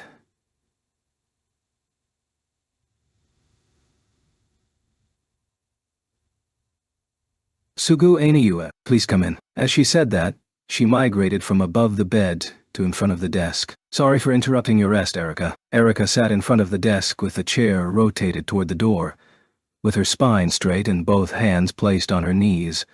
But her next eldest brother, now Tsugu, took in the condition of the bed in a fleeting glance and voiced an apology. Well, this level of observation power from an elder brother given the title of the Chiba Kirin wasn't surprising. Actually, Erika didn't even twitch an eyelid. No, I was just resting my body a little. Well then, you need something. Seeing him with that female during summer vacation had unfortunately sent her into a frenzy. But other than times like that, being by the side of this brother was for Erika the place her heart felt most at ease. She would only raise her voice to this brother when he was entangled with that female. I'm puzzled about whether I should tell you or not, but after all, I think I will tell you. Erika, I believe you have a male classmate named Shiba Tatsuya. Yes, what about him? It didn't show in her face, but at this moment, Erika was pretty disturbed. Her next eldest brother suddenly asking about Tatsuya was completely unexpected. He is under surveillance by the National Defense Force.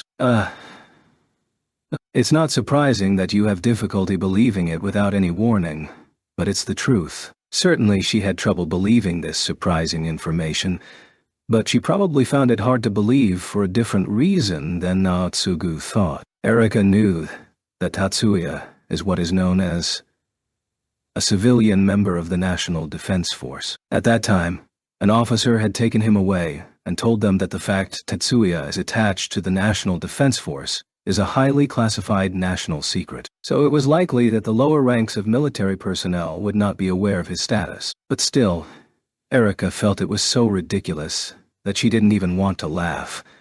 That a member of the National Defense Force would be used to conduct surveillance on Tatsuya, who was a member of the same organization, albeit an atypical one. Naturally, dumbfounded as it made her, that had no connection to the duties given, and so I have also received an informal order. It seemed that using a member of the same organization was not pure stupidity. Does the mission really need you, Sugu Eniue, with your formal status as a student at the military college? Why on earth could you, watching him and, if necessary, protect him? Watch and protect. Apparently Shiba-kun has got himself involved in some kind of trouble that the military has an interest in. Erika thought that, rather than being involved, he was the matter the military had been concerned with for some time now.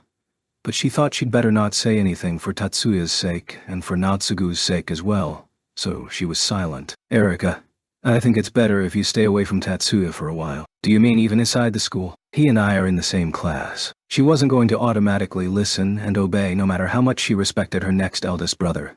But, make no mistake, if her eldest brother had said that she'd be laughing her head off, for now she was going to try to investigate this extremely fishy matter. No, I believe that he won't be attacked at school. From those words, she understood the true motive of the party that gave Naotsugu the order. Rather than being a target, Tatsuya was acting as bait. In short, the main attackers were a different lot than Lena. Even if Lena was a part of it, the possibility of a different group was high. Erika decided. In that case, Ainyu, there's no need for concern. Since Shiba-kun and I are friends that go to and from the station together, we aren't close enough to make plans for after school or go to each other's homes. That's true. Really, you should avoid commuting to school with him, since it wouldn't be good if you stir up uneasiness. Anyway, be careful, Erika. Thank you, Ainyu. As she had been told to when she was with Tatsuya, she'd be careful, Erika added on in her heart. Immediately after they got home, Miyuki took the paper bag full of chocolates from her brother's hand and stowed it in the refrigerator. Up until last year, even when he received no more than one or two, he had been concerned about his younger sister's response. However, this year, to Tatsuya's great relief, Miyuki's resentment had been cooler than he thought it would be. Sama, I will soon start preparing dinner, so will you please stay in your room for the time being? Miyuki abruptly turned to Tatsuya, who had followed her into the kitchen in order to see how she was, and, with an unnaturally wide smile, thrust that barb. If he translated it, she meant don't come out and look until I call you. Remembering with a touch of unease how bizarrely things had played out last year, Tatsuya meekly shut himself up in his room, and in about 1 hour, I've come. Without thinking, Tatsuya murmured that aloud. The dining room was filled with a sweet fragrance, the genuine article completely different from Mayumi's fake concoction. There could be no mistake. This was the smell of chocolate. With a smile. This time it was a natural smile. Miyuki invited him to take a seat. Her appearance stunned Tatsuya into silence. How may I help you, sir? Her smile transforming into a wickedly mischievous one. Miyuki tilted her head slightly as she asked him, clearly the face of someone who was aware of what she was doing. I don't know where you could have gotten that costume. Costume. These are simple clothes used by waitresses. Now that she mentioned it, the clothes certainly might be suitable for use by the hospitality industry. However, not only did time and occasion have to be considered, but place.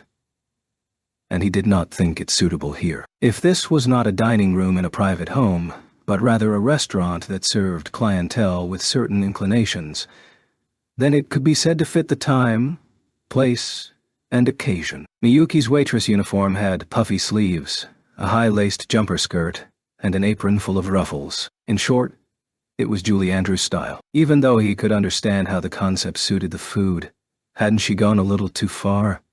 Could it be that I don't look good in these clothes? No, it looks good on you. Very cute. When his sister asked him that question in an unsure tone of voice, no matter what Tatsuya thought, he wasn't going to say anything that would hurt her and cause him to look for something to hit his head against. Thank you. In contrast to what was going on in the depths of Tatsuya's heart, Miyuki's spirit had revived, and she brought out her dishes one by one, leaving Tatsuya with no reason not to go to the dining room table. On to the all-important menu for today. The main meat course was a beef fillet in chocolate sauce. It was accompanied by cookies full of nuts and a chocolate fondue. The dessert was fruits, with a brandy-infused white chocolate fondue. Without exaggeration, it was overloaded with chocolate. Anu-sama, please enjoy this feast. I, Miyuki, have prepared this Valentine chocolate especially for Anu-sama.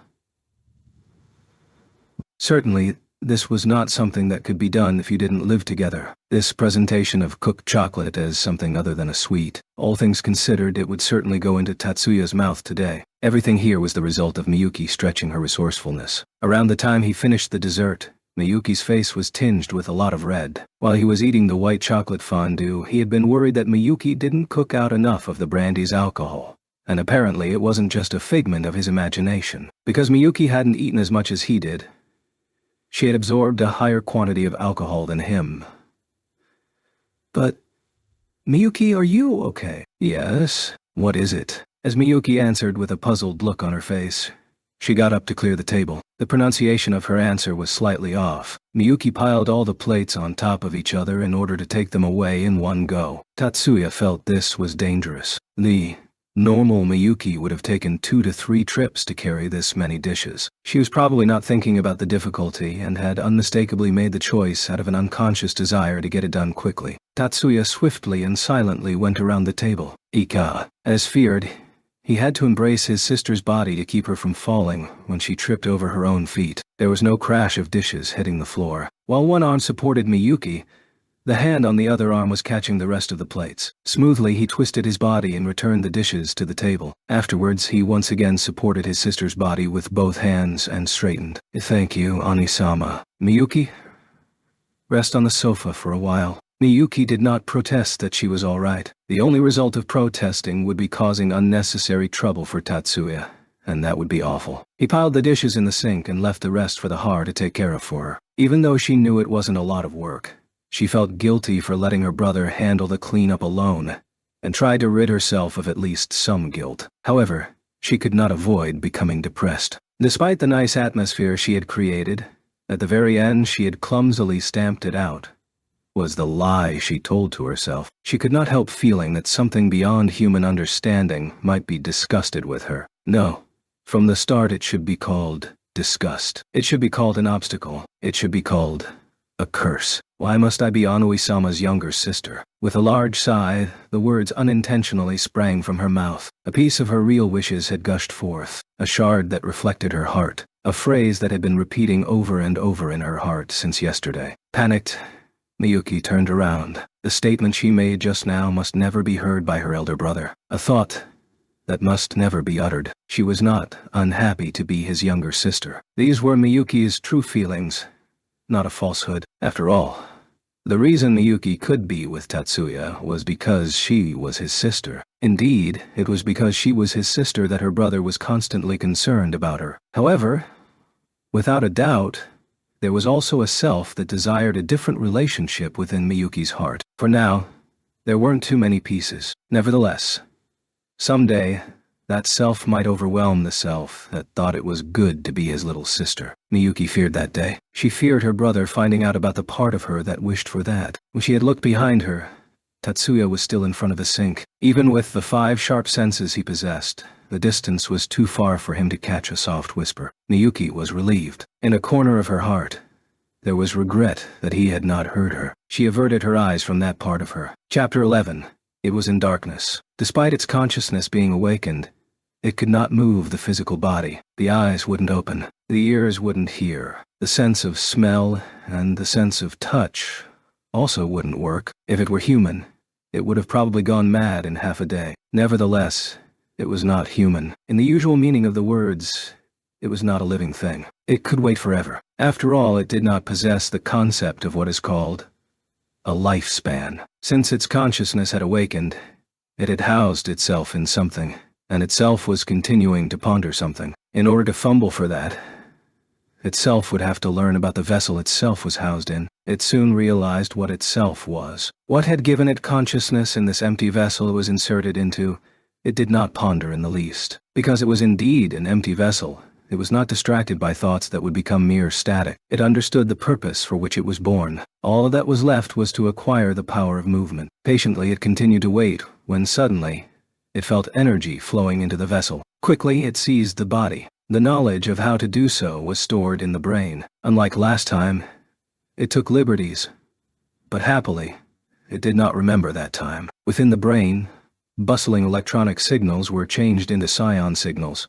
Reading someone's mind was something it had experience with from last time. Even if it did not remember doing it, it understood how to do it, and luckily, this vessel had accumulated a large quantity of psions. It read itself.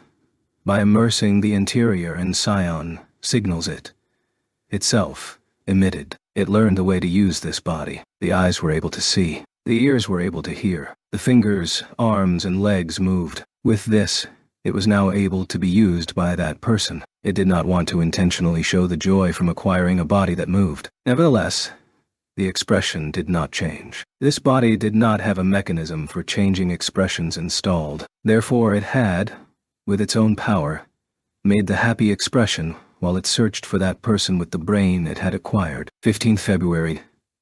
Instead of the unpredictable atmosphere of yesterday, a mysterious confusion floated over the campus of First High. It had nothing to do with any of the students. Quite the contrary. The majority of the students had no direct contact with the incident. Despite that, in a twinkling of an eye, a wave of curiosity about the mystery spread throughout the whole school. Tatsuya stepped onto the scene of the incident during the noon break before lunch. There was no way that this was a display of his curiosity. A first year whose face was familiar, an actual person involved in the incidents, had begged him until he reluctantly agreed to come. "Ah, Shiba-kun." When he recognized Tetsuya, Isori called out to him from somewhere in a relieved voice. "Isori-senpai. Thank you for calling me. Has Nakaju-senpai also been dragged into this?" Needless to say, Tatsuya calling Azusa-senpai instead of president wasn't because he still thought of Mayumi as president or any other secret meaning. As usual, Kanan was beside Isori. Among the crowd of people, Tatsuya focused on Hattori, the group management leader, who was also there. A large number of students felt uneasy about the phenomenon.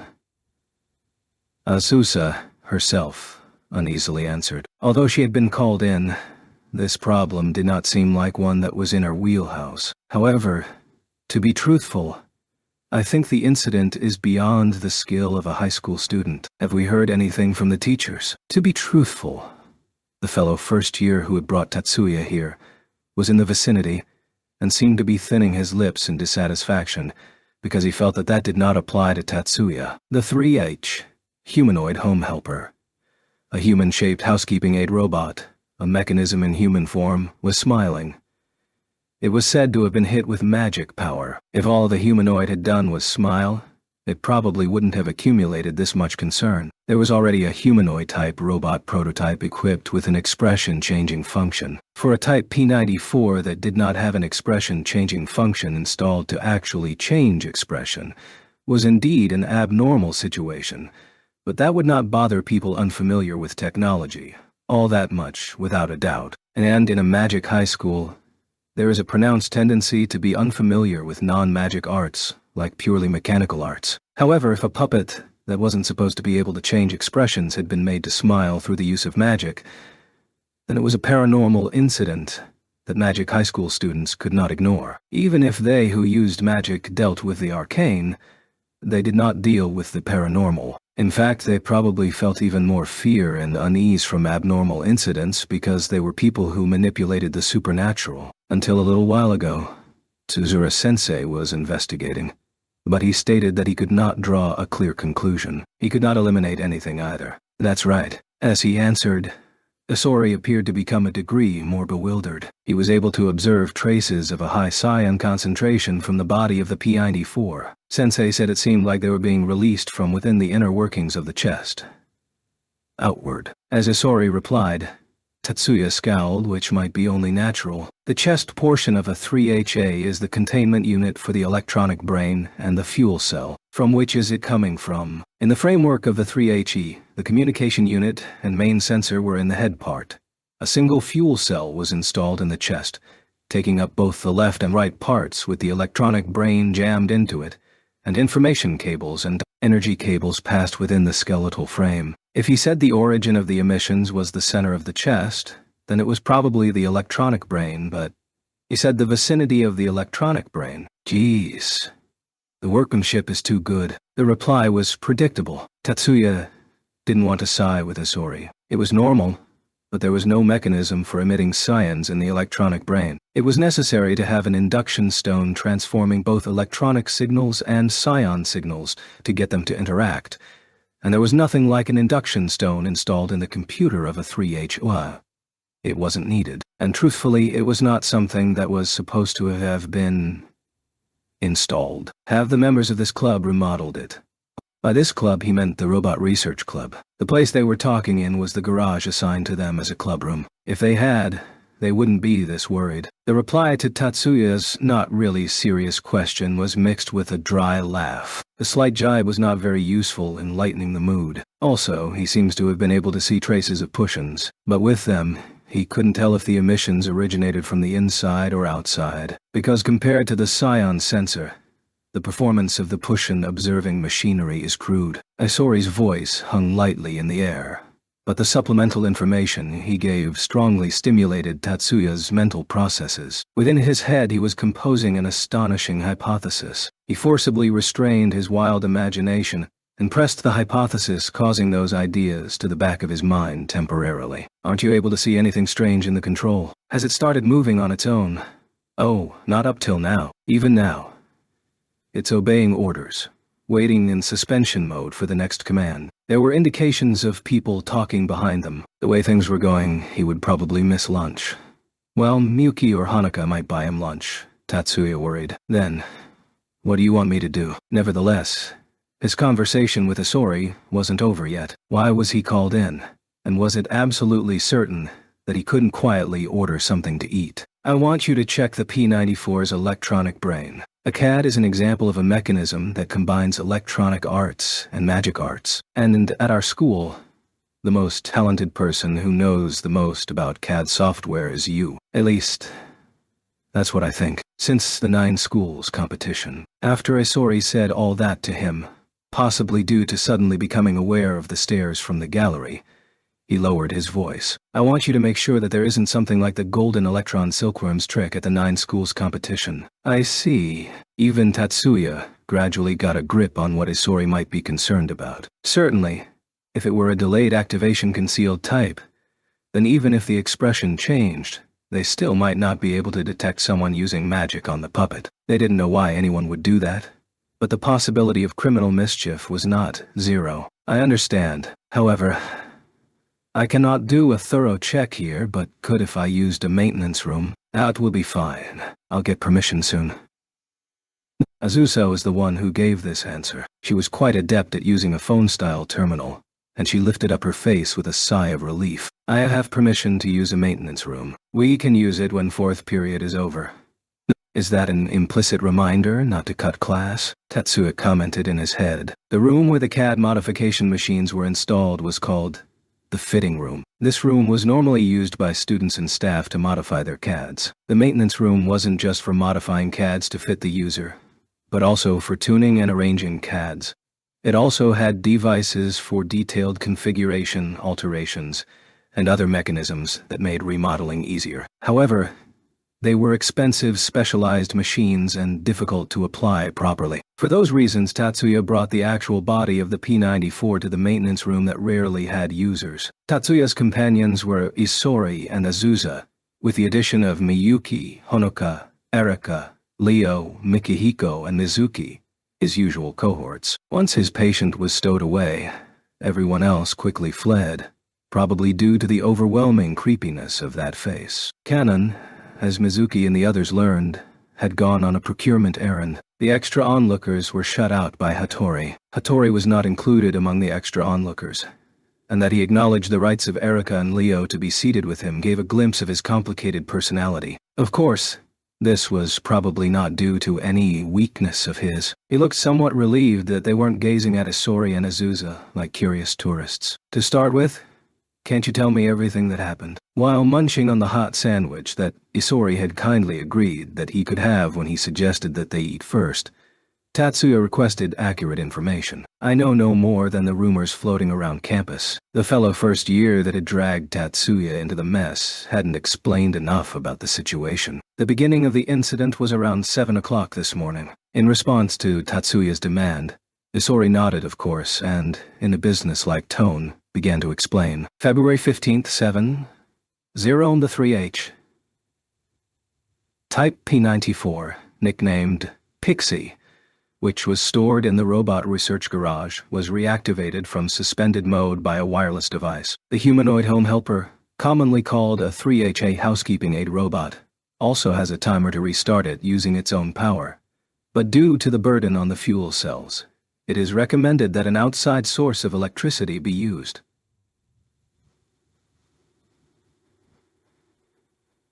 When students are not in attendance, Pixie awakens and performs its self-diagnostic program. The 3H user manual states that it is desirable for the diagnostic program to be run every morning before doing household chores. It is not a procedure followed very much in regular households, but the Robot Research Club follows the manual faithfully, since they do not own the P94. As stated before, there were no students in the garage, and there was no unusual activity observed from the cameras inside or outside the garage when the server used the remote application that had been installed in it to start the self-diagnostic, no matter how much it's been examined. The self-diagnostic program concluded that there was nothing unusual in the startup process. When the program completed, the 3H was supposed to return to suspension mode. As a matter of fact, the 3H, which supposedly had nothing wrong with it, did not perform its planned cease of function. After the self-diagnostic program stopped, the P94 began electronically communicating with the server. According to the access log,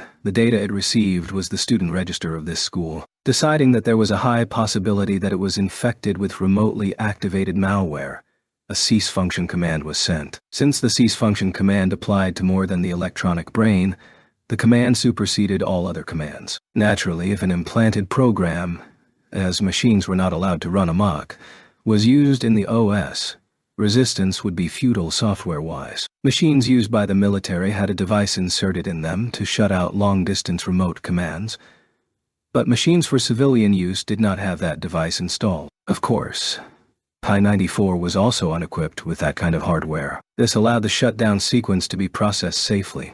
Even though it took some time for it to completely shut down, there was no way the actual command could be ignored. In spite of that, Pixie did not completely cease functioning. Afterwards, it continued requesting data from the server. On the server's side, it closed the wireless connection, and finally P-94 stopped its abnormal movements. Throughout this abnormal operating period, the observation cameras recorded Pixie smiling a seemingly happy smile. That expression is like it's excitedly waiting for something. After Isori summed up everything, Azusa's face seemed a little paler, for her creepy expression probably incited fear. When a mechanical doll that was not supposed to change expressions made a face like that, even Tatsuya unmistakably got the creeps. I looked at the P-94's logs, and the mandatory command was certainly received. No, if it is to be trusted, then without a doubt, the cease function command was executed on the P-94's electronic brain. As he listened to the words, Tatsuya appeared to ponder a little. P-94 continued to operate when the electronics were supposed to be shut down because something other than electricity was sending command signals to control the machine. And I think that something was either a scion wave or some kind of magic power that was accompanied by a scion wave. Just what I expected from you, Shiba-kun. That's correct. Tsuzura-sensei stated the same thing, but I can't think of another explanation either. Understood. I will examine it. As they talked, he felt that the machine being infected with a new type of virus seemed quite likely, but that explanation did not tie in the smile. He hesitated to use his observation power in front of Isori and Azusa, but apparently nothing was going to happen if he didn't monitor it. Pixie. Suspension mode release. Tatsuya spoke to the girl-type robot seated on the self-propelled cart. To be correct, it was seated on the chair installed on the cart. Results immediately appeared. To be brief, the normal response to the vocal input. The machine nicknamed Pixie quickly opened its eyes, stood up from the chair and bowed deeply. Do you have an order, sir? The precedent words for being activated smoothly flowed out of the slightly moving lips. The unnecessary prepared phrase once again smoothly flowed in its F-fixed format.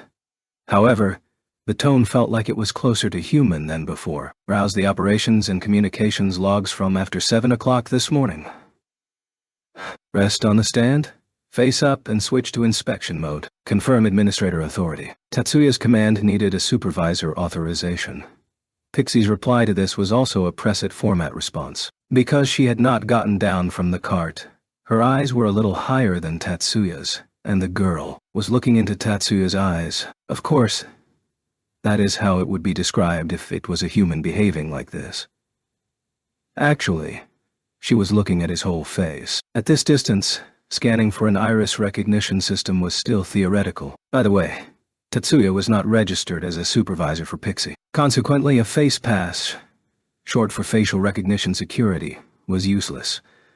That was not a way to give proof of authorization. Actually, Tatsuya had an administrative authority card in his pocket. Therefore, from the beginning, Pixie's eyes should not have been looking at his face, but at his pocket. Despite that, Pixie's gaze stayed on Tatsuya's face like it was glued to it and did not move from it. The time lost staring at him made fixated a better word to describe that gaze, just as not only Tatsuya and Azusa but everyone began to feel that something is weird. Pixie moved. A small whisper of "found" spun out from its mouth, and in a deliberate manner, ascended from the cart, and in the next instant, flung itself at Tatsuya. Avoidance inadvisable. Within Tatsuya's own mind, threat rating small. These compressed ideas flitted. Tatsuya caught Pixie's body, which was a head shorter than his own, from the front. On the assumption that 3HS would be used in civilian homes, they were constructed from lightweight materials. The impact was not all that large. Surely, it was probably on the level of being embraced by a normal adult woman. An indistinct shriek sounded. Both of Pixie's arms were firmly circling Tatsuya's neck. In short, it could be honestly said, there was no doubt he was being embraced. No one, Tatsuya himself included, could utter a word. Being at a loss for words was a phrase probably made to be used for occasions like this. Surprise of that extent ruled inside the room. Robots could not make this passionate display of emotion.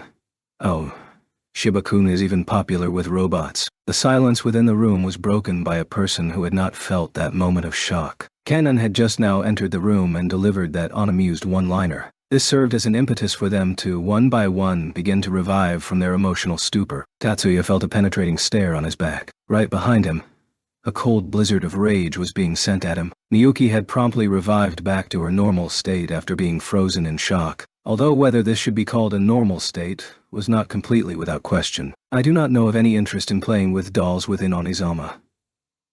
Anyway, for now, calm down, Miyuki. If all Miyuki did was send a rebuking look in Hanaka's direction, well, anyway, Tatsuya did not think of any false accusations of infidelity from his younger sister. That he could make such assumptions with such things happening on a regular basis left no doubt that there was something wrong on the elder brother's side. There is no way I'm embracing it. I'm the one being embraced. With Onui-sama's physical abilities, you would have no difficulty in evading it. Certainly, if he had thought to evade it, he would have evaded it. The 3H's maximum mechanical strength was below what could accidentally damage household tools and utensils, and it was also not strong enough to hurt their owner's family.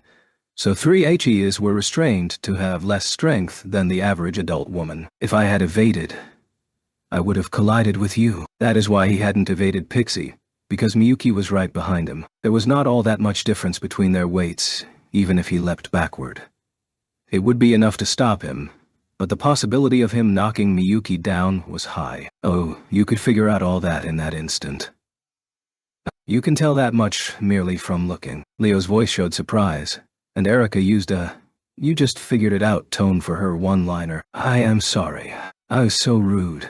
On the other hand, Miyuki, who hadn't understood, or rather had not been able to think clearly enough to reach that conclusion, after pressing both hands to her mouth, despondently and feebly poured out an apology. However, despite being visibly depressed, she was also somewhat happy. More importantly, we should do something about Pixie. As a result of Azusa finally being able to move again, she made this suggestion in a diffident voice. Tatsuya, who had been overlooking the fact that he was still being embraced, made a slightly evil-looking smile. Pixie, release me. At Tatsuya's command, the flexible resin-coated mechanical arms of Pixie twitched. This was a bit much for a simple movement created by a motor. Pixie obediently removed its arms. There was visible reluctance that was not a simple optical illusion. The gaze with heat pouring out of both eyes looking up at Tatsuya was also not a figment of his imagination. This should all be nothing more than an optical illusion, but for some reason Tatsuya could not ignore it. The change of mode command is revoked. Pixie, sit on the couch, as you wish. This time it readily obeyed the order. The common-sense interpretation was that it was because it was not a command that needed administrative privileges. However, due to the unnatural movements earlier that happened before their eyes, it appeared as if it was only meekly obeying because it was Tatsuya's order. Mizuki. King. Next. Tatsuya called out Mizuki's name. Yes, Mizuki had been deep in bystander mode. Being suddenly named affected her speech. Mizuki herself was not the only one who felt surprised. Isori and Kanon turned suspicious eyes on her. Mizuki, please peek inside Pixie for me. Mikihiko, I want you to guard Mizuki so she doesn't suffer any great damage from this. You think something is occupying Pixie? Unconsciously, Mikihiko whispered the question. Something.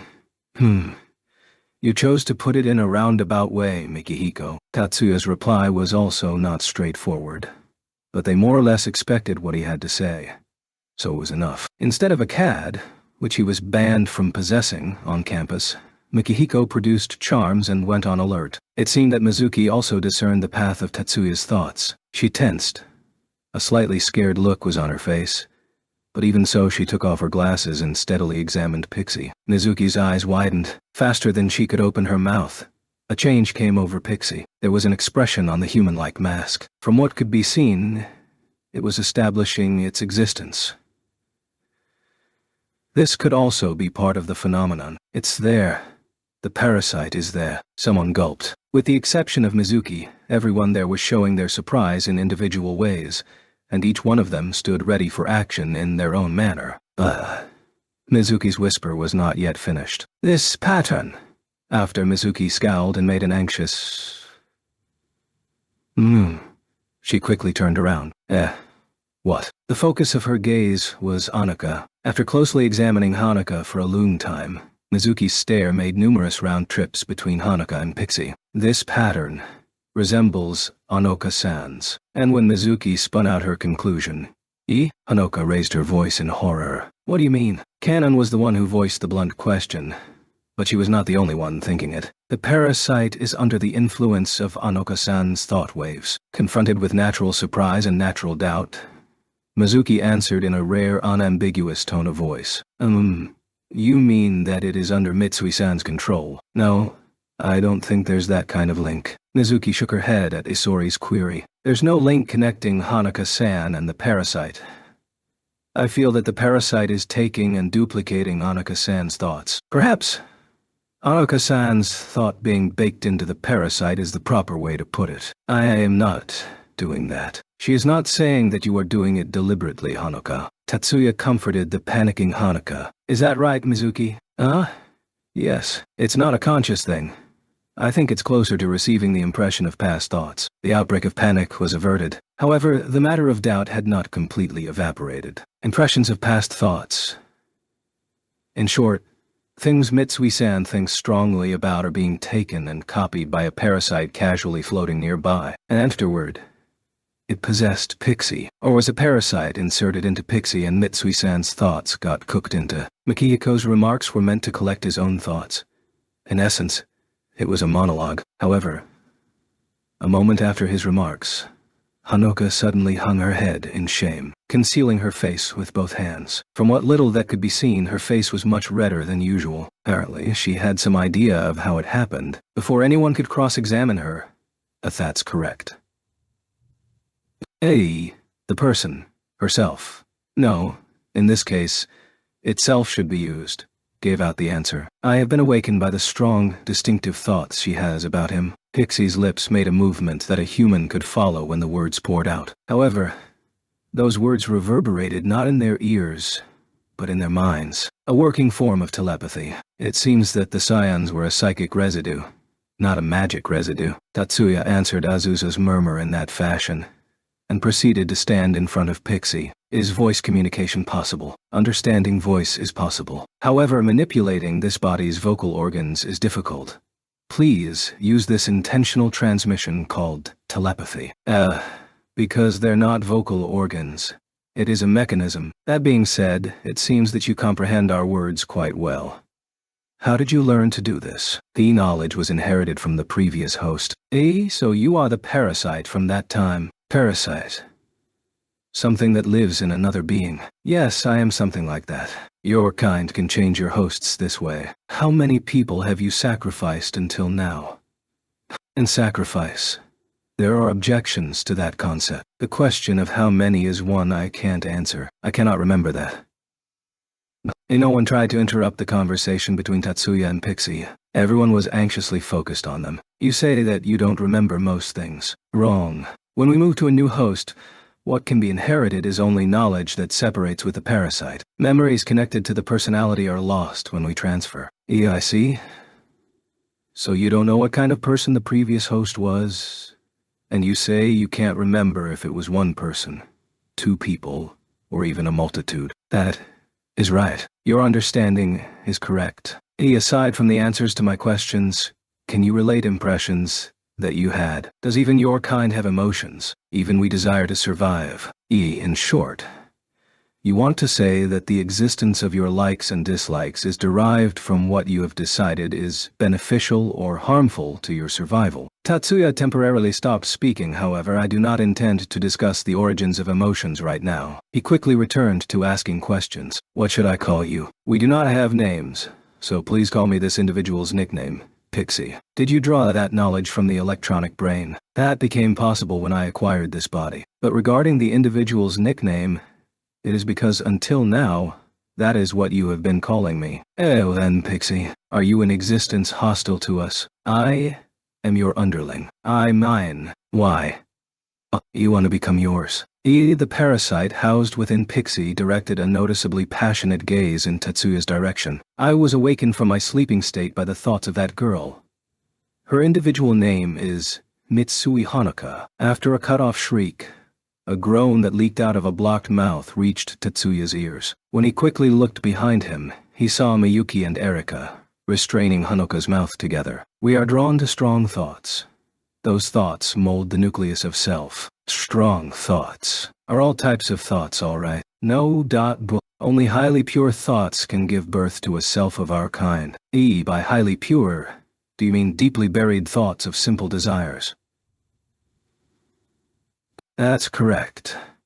I think the closest concept in your human words is prayer. What kind of prayer awakened you? Was not asked by Tatsuya. He already had that answer, and because he understood that, asking more questions about that was nothing but suicidal. Nonetheless, although Tatsuya didn't ask, Pixie started to passionately state her own origin. I want to devote myself to you. Behind Tatsuya's back, the moan did not intensify. I want to be useful to you. There were indications of a struggle behind him. I want to serve you.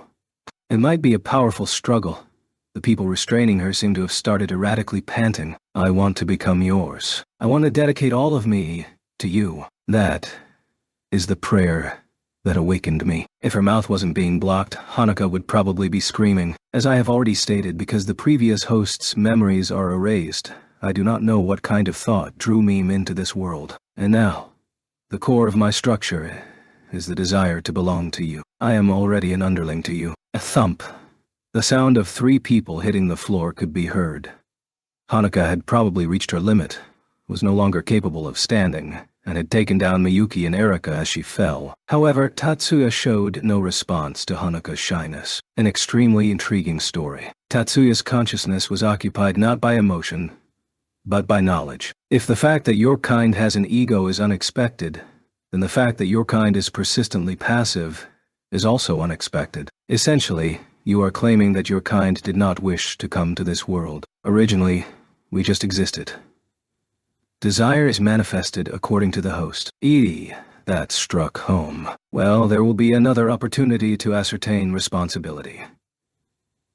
Pixie, you said it was all right for you to be commanded by me. That is my desire. So then, obey my command. From now on, using psychic power without my permission is forbidden. This changing of the expression is a type of psychokinesis, right? That is also forbidden, as you have commanded. As her own proof of her words, Pixie replied in an awkward voice. The smile disappeared from that face. The mechanism's structure changed back to the former synthetic face. Nonetheless, it seemed like a strange smile could be seen in that synthetic face. Chapter 12. I did not think an apparition could possess a robot. Probably because it's a humanoid type, or something like that. An artifact spirit. Unbelievable. Tatsuya replied to Miyuki, who had a look on her face that said she still didn't really believe it, in a manner that said he didn't want to believe it. The siblings were not talking in their living room, but in their personal car. This car was not a commuter that they shared with the public, but Tatsuya's personal property. The name on the form said it belonged to his father, but the money for the purchase had come from his earnings as Tora Silver. As for why they were not using a commuter that was as cheap to use as a bus was half a century earlier, Tatsuya had a personal car in order to deliver Miyuki to places in a secure and prestigious manner. Not many people were aware of it, but Miyuki was the daughter of a good family, in other words, an Oju-sama, and a very high-class one. As part of her training for her position, she underwent studies in addition to her schoolwork. Thanks to the special circumstances of the Yotsuba, she never went anywhere that might cause her to encounter Mayumi, but she still received private tutoring in order to hold her own at the highest levels of society, so she had to go to them in dial. Of course, there was a driving control artificial intelligence, and the luxury car was built to be bulletproof, heat-resistant, and had an anti-impact system installed. Miyuki continued to speak inside it while wearing a gloomy expression that did not suit the gorgeous clothing she was all dressed up in. And so on, Nisama. What do you intend to do? By what? Do you mean how I'm going to deal with Pixie? On the other hand, the dark jacket he wore couldn't be called formal, exactly. It could be said that Tatsuya was dressed more like a high school student while making a face that failed to become a wry smile, as it was more of a halfway expression. Because there's no way I can take it home with us. Perhaps I'll just have to come up with a proper excuse that I can give to the school. You can't take it home. Pixie wanted you to do that? Miyuki asked in a voice that had some fear mixed in it. There is no way it can enter the house. This time Tatsuya's face was smiling as he replied. We know very little about the biology or nature of parasites. There's no guarantee that the parasite was not lying. According to folklore, Yukai did not lie.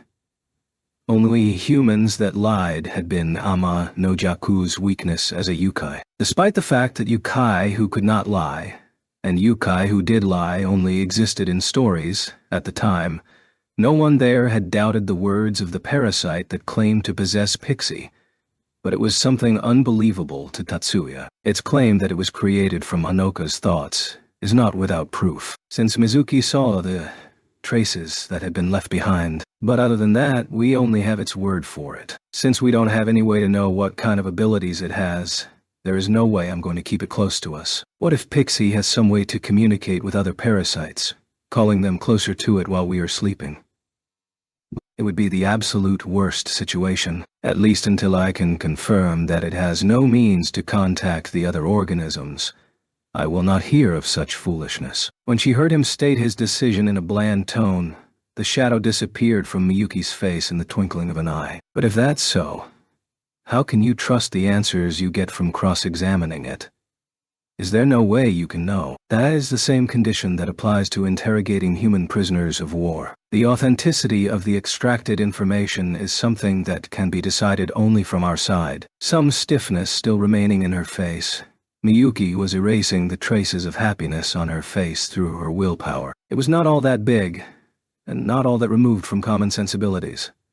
At the entrance to the elegant Western-style house, Tatsuya handed off his role of guard. Even though it was called a handoff, it was nothing more than verifying the person's face. The classroom where Miyuki took piano and etiquette lessons, it might be better to call it a school, was prohibited to men. Even bodyguards, the accessory of the rich and powerful, were not allowed to enter. As usual, when the time comes, I will come to get you. Yes, I will wait for you to come. Therefore, inevitably, they would have this conversation at the time of the exchange. By the way, the time he would come to pick her up was in 2 hours, because he would have to use half that time if he returned home, It was normal for him to pass the time in a neighborhood food shop. Tatsuya entered the name of the family-oriented restaurant he had chosen into the GPS system. If he went into an alcohol-oriented shop dressed in more adult clothes, he would not be sent away.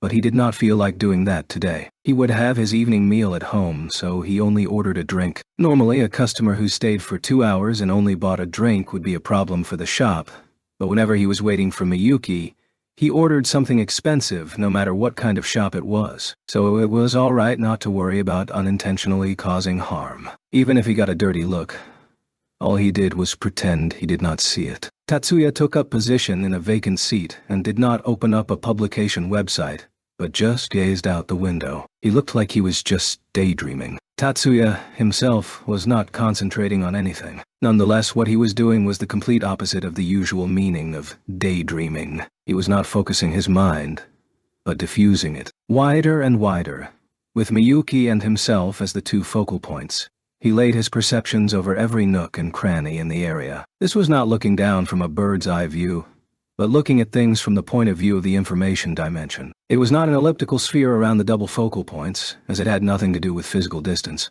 Tatsuya fixedly concentrated his eye, intensifying his contact with the law of cause and effect within link space, so that he wouldn't miss even one thing that could harm Miyuki. Because he had this eye, he overcame the barrier of his gender and could be employed as his sister's only guard. To be correct, he did not normally use this observation field. Normally, he operated this unconsciously. Right now he was consciously using it, and even intensifying it. Suddenly invoking his vision of the relationship of cause and effect left him open to accidents, namely leaving his body behind in the physical dimension by incessantly using it. When he was in link space, any wound he suffered wouldn't heal. Becoming engrossed in observation was a situation that could indeed make him switch his mind to that side. Even if he called it link space, the dimension did not really have that kind of meaning. The ways you were able to see something formed part of a framework of recognition. Also, even if he called it links, it did not mean he saw red strings or black chains connecting people.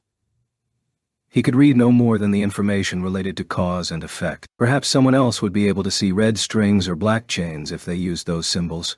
The images Tatsuya used pointed out the existence of what he realized were focal points jutting out behind the scene, indicating the existence of cause and effect and events, etc. In theory, the way he did things could be used to predict events.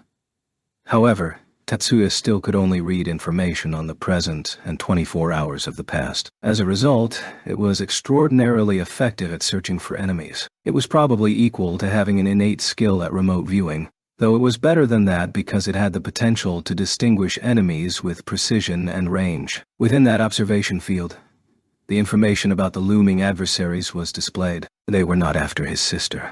He himself was the one they were coming after. I am a failure as a guard. Since he himself had become a target, he was exposing the person under his protection to danger. Calling himself a failure as a guard was not an insult he usually inflicted on himself. However, he was not able to lose himself to the whispers of despair or remorse that were never quite voiced. Lieutenant Colonel Virginia Barons made a slight nod when she heard the report that the troop emplacement was complete. Prior to the current operation, they had analyzed the target's daily habits, and the fact that there were so few opportunities to attack had shocked her. Moreover, the target almost never played at night like a child. Target trained every morning before his morning commute at the Ninja Dojo, where they could not interfere with the target at a moment's notice. There were many Americans who would have made this type of mistake as she did just now. He had gone somewhere on his bike the past 2 Sundays, but he had quickly lost his tail, and even using the observation satellite, they still had absolutely no idea where he went. The only thing they understood from 2 weeks of observation was that he was no ordinary high school student. They had just about concluded that he was an agent of a special ops group. They had doubts because the target did not have any special connections. To be correct, they assumed he didn't. But their investigation was not quite futile. Lieutenant Sirius had already established the degree of difficulty of getting to him when he was with his younger sister. The target did not spend much time alone, much less in places where the potential to escape was slight.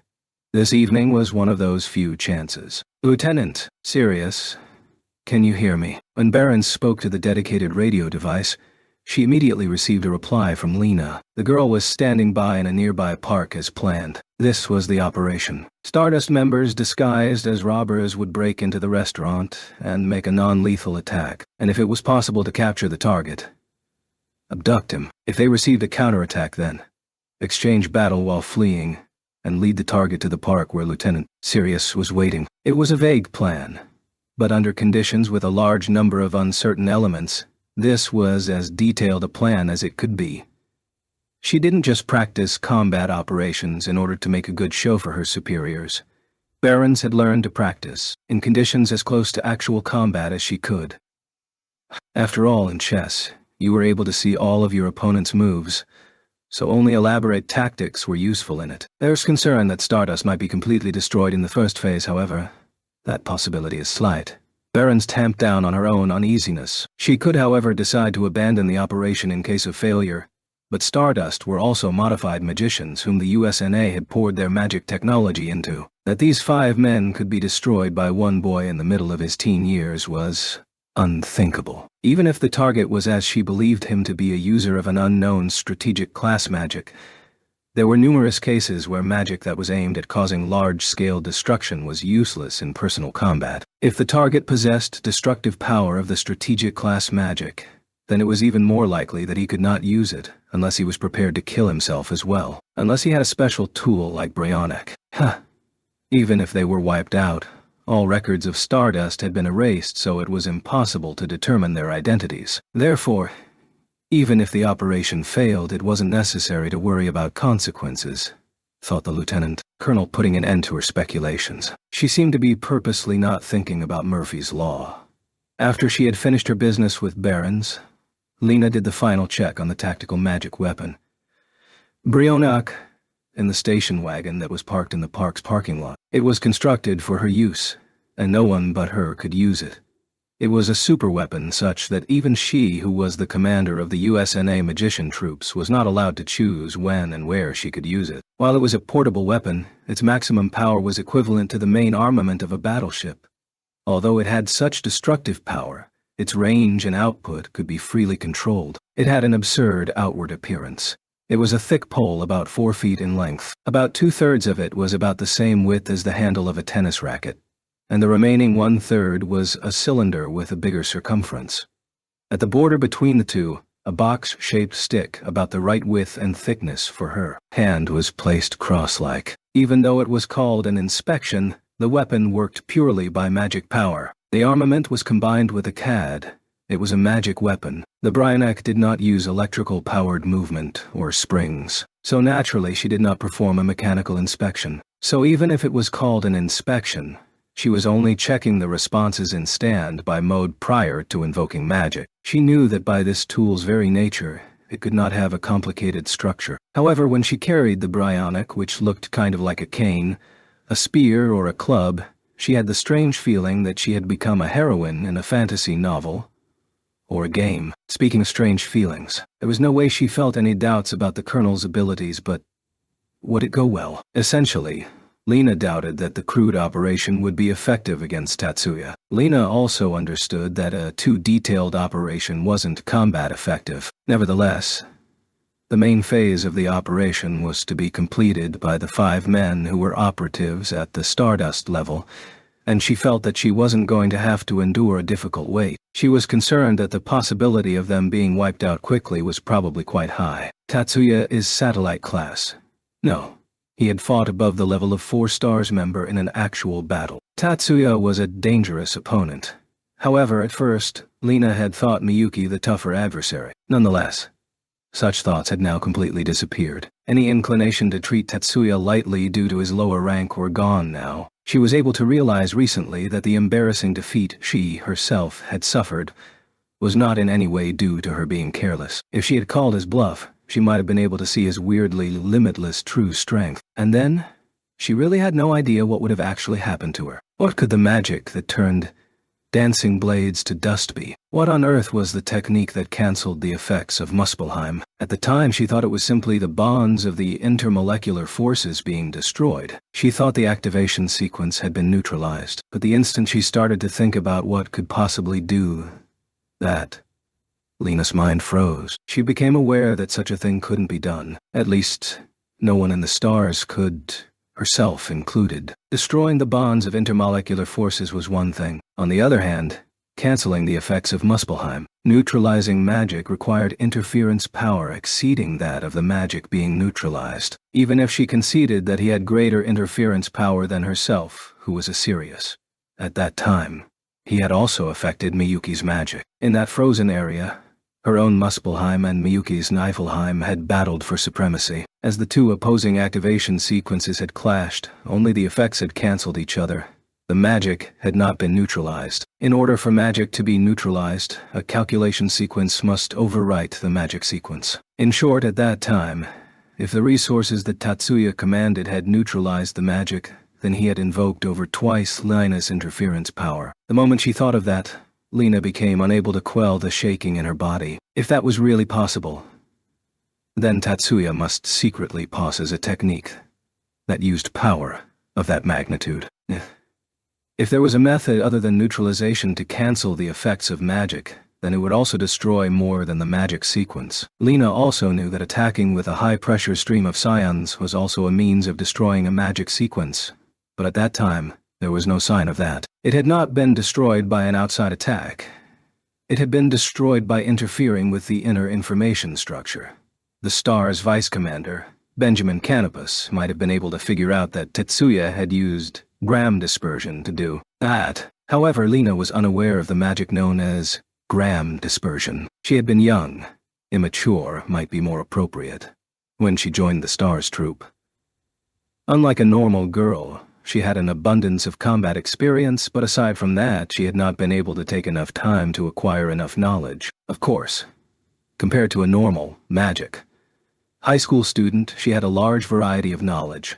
But the quantity of knowledge you have is limited by the time spent acquiring it. No matter how well she was versed in the knowledge she had, information she hadn't learned could not exist in her mind. The unease gripping Lena was brought about by the lack of time studying caused by the deficiency of her ability to expand her experience. To put it simply, the girl was too young to be the commander of the Stars. It might be better to say that it was the embodiment of the weaknesses of the abhorrent practice of the doctrine of complete relying on strength to determine leadership. Until now, that weakness hadn't really affected her, but now she had a mission outside her home country with insufficient support staff against an opponent like Tatsuya, who had not only had opportunities to acquire combat experience, but had formidable knowledge and technical skills, and she was paying the price for her deficiencies. Tatsuya was not a battle junkie. At least he thought so, and so far any fights he had taken part in hadn't actually been started by him. Essentially, they were all for the sake of defending Miyuki's safety and prestige. That being said, he was not a practitioner of non-resistance. He possessed the youthful idea that it was necessary to fight and win to protect peace. 5 men. They were parked across the street in an SUV. Tatsuya deliberately hesitated to confirm the number of men in position to spring from the car even now. In this situation, if you wanted to flee, you should be able to do so. It should be all right to retrieve the car by remote control later. The decision only took a second. He finished settling his bill on the table terminal and stood up. They probably saw that as they hurriedly opened the SUV's door. Tatsuya went to the entrance at a quick pace. The shop's entrance was directly across from the SUV. The 5 men who were wearing something like ski masks stood in the road. They had gotten there about the same time Tatsuya left the shop. The eyes in the masks were blue, red, black, brown, and gray. They were color contacts worn to completely disguise the fact that foreigners were committing a crime. But it's possible that that wasn't the reason. On the contrary, it didn't really feel like they were trying all that hard to conceal their appearance. Perhaps they had confidence that they had concealed everything about their identities aside from their faces. The attackers seemed a little perplexed at the fact that Tatsuya was standing right in front of them. Nevertheless, the exchanging of stares did not continue for long. Tatsuya moved. He neither advanced or retreated. He walked out on the road past the line of vision of the men. A feeling of astonishment came from them. Tatsuya was distancing himself from them without changing his pace. Just as the distance of 5 meters was going to become 10 meters, the attackers came to their senses. The small clink of a gun being leveled at him reached Tatsuya's ears. This was not a gun-shaped CAD.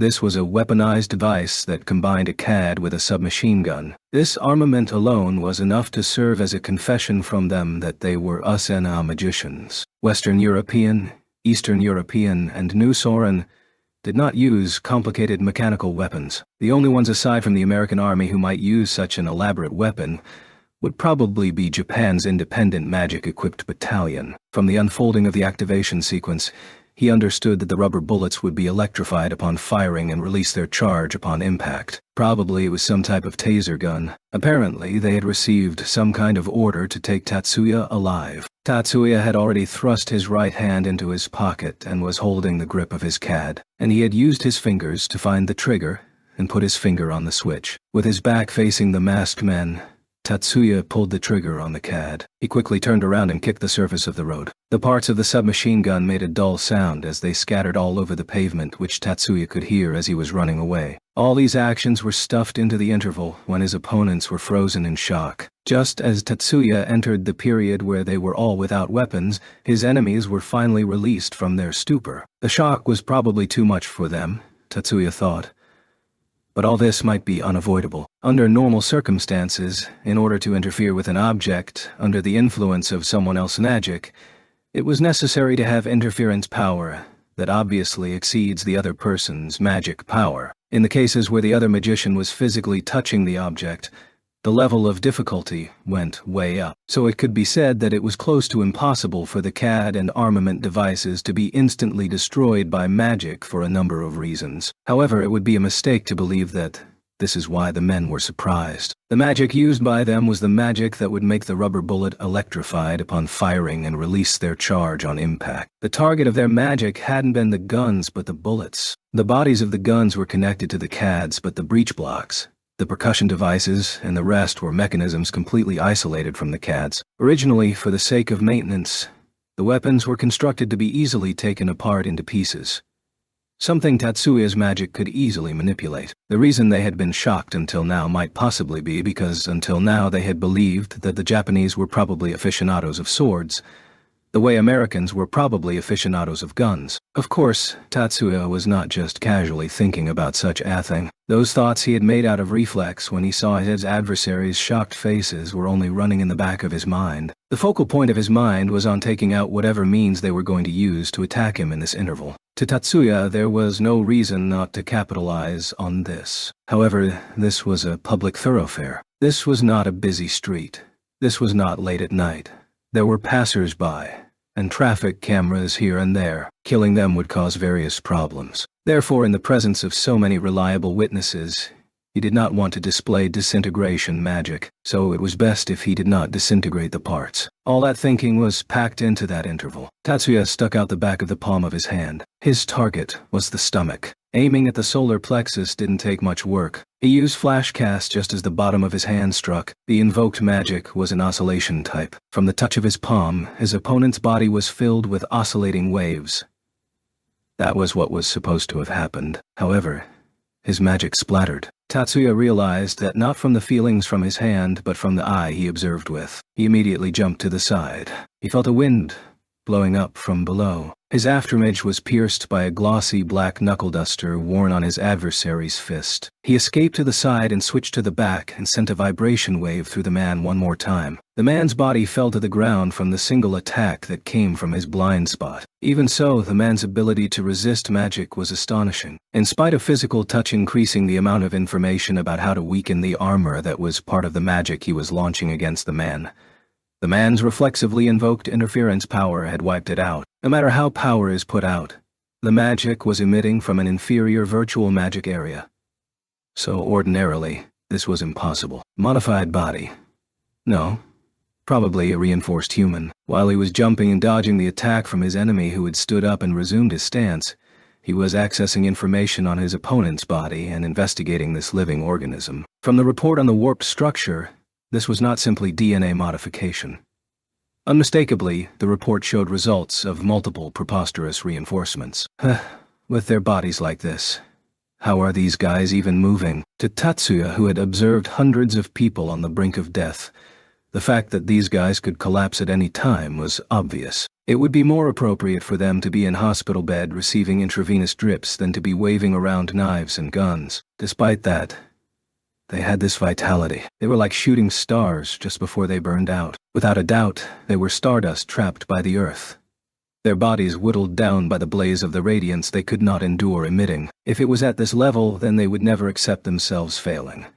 There was no way to know what kind of recklessness this type of irregular opponent would commit. It was somewhat risky, but he had to finish them off quickly. With that, Tatsuya's objectives changed. Within his mind, he quickly redrew his plan for his upcoming attack. After jumping even further back to gain distance, his hand reached toward the CAD in his pocket. As he took it out, he performed a fourfold invocation of part separation. This would certainly be able to halt his opponents, as Tatsuya was solidifying the image. By coincidence, just as he was doing that, a man intruded on the scene. Chiba Naotsugu was rushing. Unbelievable. A street fight suddenly starting was unanticipated. The excellent data on the classroom educational records had left him with the preconceived notion that Tatsuya had a timid, introverted personality. He was about 800 meters away from the boy who was the focus of his observation and protection assignment on the third F-floor terrace of a mid-sized building. The dossier said his target was extremely sensitive to his surroundings, so he had kept his distance, and it led to this screw-up. Running down the stairs was also a waste of time. Maintaining his specialized skill, he jumped off. Continuing in that fashion, Naotsugu kicked the surface of the road. Naotsugu's mastery of the acceleration magic, formerly a sage's skill, made it possible for his running speed to reach 120 kph for a short distance. At this distance, running was faster and swifter than using a car. It took him about 30 seconds to arrive. Along the way, he sensed 2 invocations of oscillation-type magic. He was able to see from behind the fight an attacker receive a bottom-of-the-palm strike and tumble down onto the road. Within his mind, Naotsugu murmured, "Did that boy use magic arts?" Anyway, the dossier did not mention this information. Since this was not information worth concealing, the dossier makers had probably not gotten a hold of this detail. There seemed to be various other hidden gems of information. Naotsugu's interest in the observation target. In the current situation, he was switching it to subjective protection. Shiba Tatsuya deepened inside him. Good grief. Just what is his fighting ability? Nevertheless, there would be other chances to check that out. Naotsugu was a person who drew a line between private and business matters. At least, he thought himself as such. He pressed the switch on the armament device he was holding in his hand. The short baton morphed into a kodachi. Naotsugu had modified the newly developed product that the Chiba clan had just begun to supply to law enforcement for his personal use. He preferred convenient, easily replaced, general-use weapons to unique high-quality weapons like Ikazuchimaru and Orochimaru Dokimaru. Weapons were fundamentally tools to be used and replaced. Besides, even famous blades became dull with use. It was an ironic thought for someone who styled himself as one of the world's greatest magicians in combat within a 3-meter limit. The boy which he had to protect made a great leap backward. The information contained in the dossier concerning the troops facing the boy displayed itself in Naotsugu's brain. His opponents were stardust, modified magicians attached to the USNA. No, they were weapons made from the bodies of magicians. A suicide squad constructed of magicians who were certain to have no more than a few years left to live, who had been strengthened and altered. In Stardust, there existed groups that had various abilities. Naotsugu was able to learn that the unit that the boy was now facing were soldiers modified for close combat. If I don't have long to live, then I don't want to die a futile death. They had been brainwashed to turn their thoughts in that way, without a doubt. But Naotsugu did not think of it as evil. Instead, he felt sympathetic. They were gambling their lives on a mission, not theoretically, literally. Nevertheless, that made them dangerous opponents. Suicide soldiers were the toughest soldiers in the world. No matter how skilled the boy was, they were probably too much for a high school student to handle. Naotsugu interposed himself between Tatsuya and Stardust. Tatsuya had already grasped that he was under observation. He had even known that it was the USNA and another party. Nevertheless, he hadn't anticipated intervention within this short time period. Tatsuya had believed that the other party would remain as onlookers. The fact that the newcomer turned his back to Tatsuya probably meant that the newcomer wasn't an enemy, at least in the current situation. He even knew who this person was from the profile he'd seen when the man had intervened: Erika's second eldest brother. However, Tatsuya did not know the reason why Naotsugu was lending Tatsuya his assistance in this fight. Shiba-kun. Tatsuya had also not expected to be spoken to. "My name is Chiba Naotsugu. I am the elder brother of your classmate, Chiba Erika." That the man would personally identify himself was also unexpected. "I will deal with this situation. Retreat behind me." As expected, there was not an explanation. But this was not the occasion for that. "Thank you." If he was going to say "leave it to me," then Tatsuya wasn't going to contradict him. As he retreated at a rapid pace, Tatsuya discerned indications from Naotsugu's back that he was going to make an under-shoulder swing. Naotsugu had probably expected him to make some kind of "I will fight too" statement. Unfortunately, Tatsuya did not have that kind of egotistical personality. If a specialist said fall back, all he would do is meekly obey, as long as it was to his advantage. Naotsugu's sudden intrusion confused his adversaries for several seconds. Since one opponent was already down, the 4 remaining masked figures produced guns from somewhere and pointed at Naotsugu. CADS answered the speed factor that was significant in modern magic. Even so, taking off the safety from a gun is faster than constructing the magic sequence needed to process the activation sequence. At this distance, it wasn't necessary to spend time aiming. These men were probably extremely accustomed to real fights. Rather than relying on their unique magic skills, they chose an option that eliminated the hindrance to speed without hesitation. Abandoning magic did not mean not using it at all. A movement-type magic, an activation of magic that halted flying objects, was simultaneously proceeding, probably to deal with any airborne tools their opponent might have. They were armed with guns and shielded with magic. They were using their faculties to their best effect. As he thought, their true fighting potential had probably been hampered by their need to capture Tatsuya alive. Don't ask questions, just destroy the enemy. Without a doubt, that was their original fighting style. The fighting style was extremely pragmatic and sufficient to take down the average enemy. However, Chiba Naotsugu was not an ordinary opponent. Faster than the men could pull the trigger, Naotsugu had closed the distance. Unquestionably, aside from the man Naotsugu had closed with, they had all lost sight of him. His speed was such that even Tatsuya would have lost track of him if he hadn't been concentrating. As he passed by, the kodachi flashed. He had added a black border to the edge of his blade. The hand holding the gun fell from the wrist down. The point of repulsion produced by the edge of the blade of the kodachi as it moved from left to right parted skin, flesh, and bone with astounding pressure. His adversaries were probably aware of the instant slashing attack executed with the weight-type magic pressure cut. Unconcerned with their comrade's cry of pain, the 3 men redirected their guns at Naotsugu. The bullets penetrated Naotsugu's afterimage. To the BGM of glass breaking and painful moans, Naotsugu bridged the gap between his opponents. Despite it not being the swiftness of the gods, the soldiers could not keep him in their gun sights. Their fields of vision were too full of real and false images of their target. Even Tatsuya, watching from behind, was not confident that he'd be able to perceive Naotsugu's true whereabouts if he was facing him at point-blank range. The root of the trick was to continually cycle between charging and freezing. Due to Naotsugu repeatedly charging, freezing, changing direction, charging and freezing, afterimages were being produced in his adversary's retinas. Originally, the logic of sword technique abhorred suspension, or in other words, being still. Without going into the fine details of the theory, being still was stiffening the muscles. Halting the movement of the legs meant fixing the legs in a state where the leg muscles were stiffened.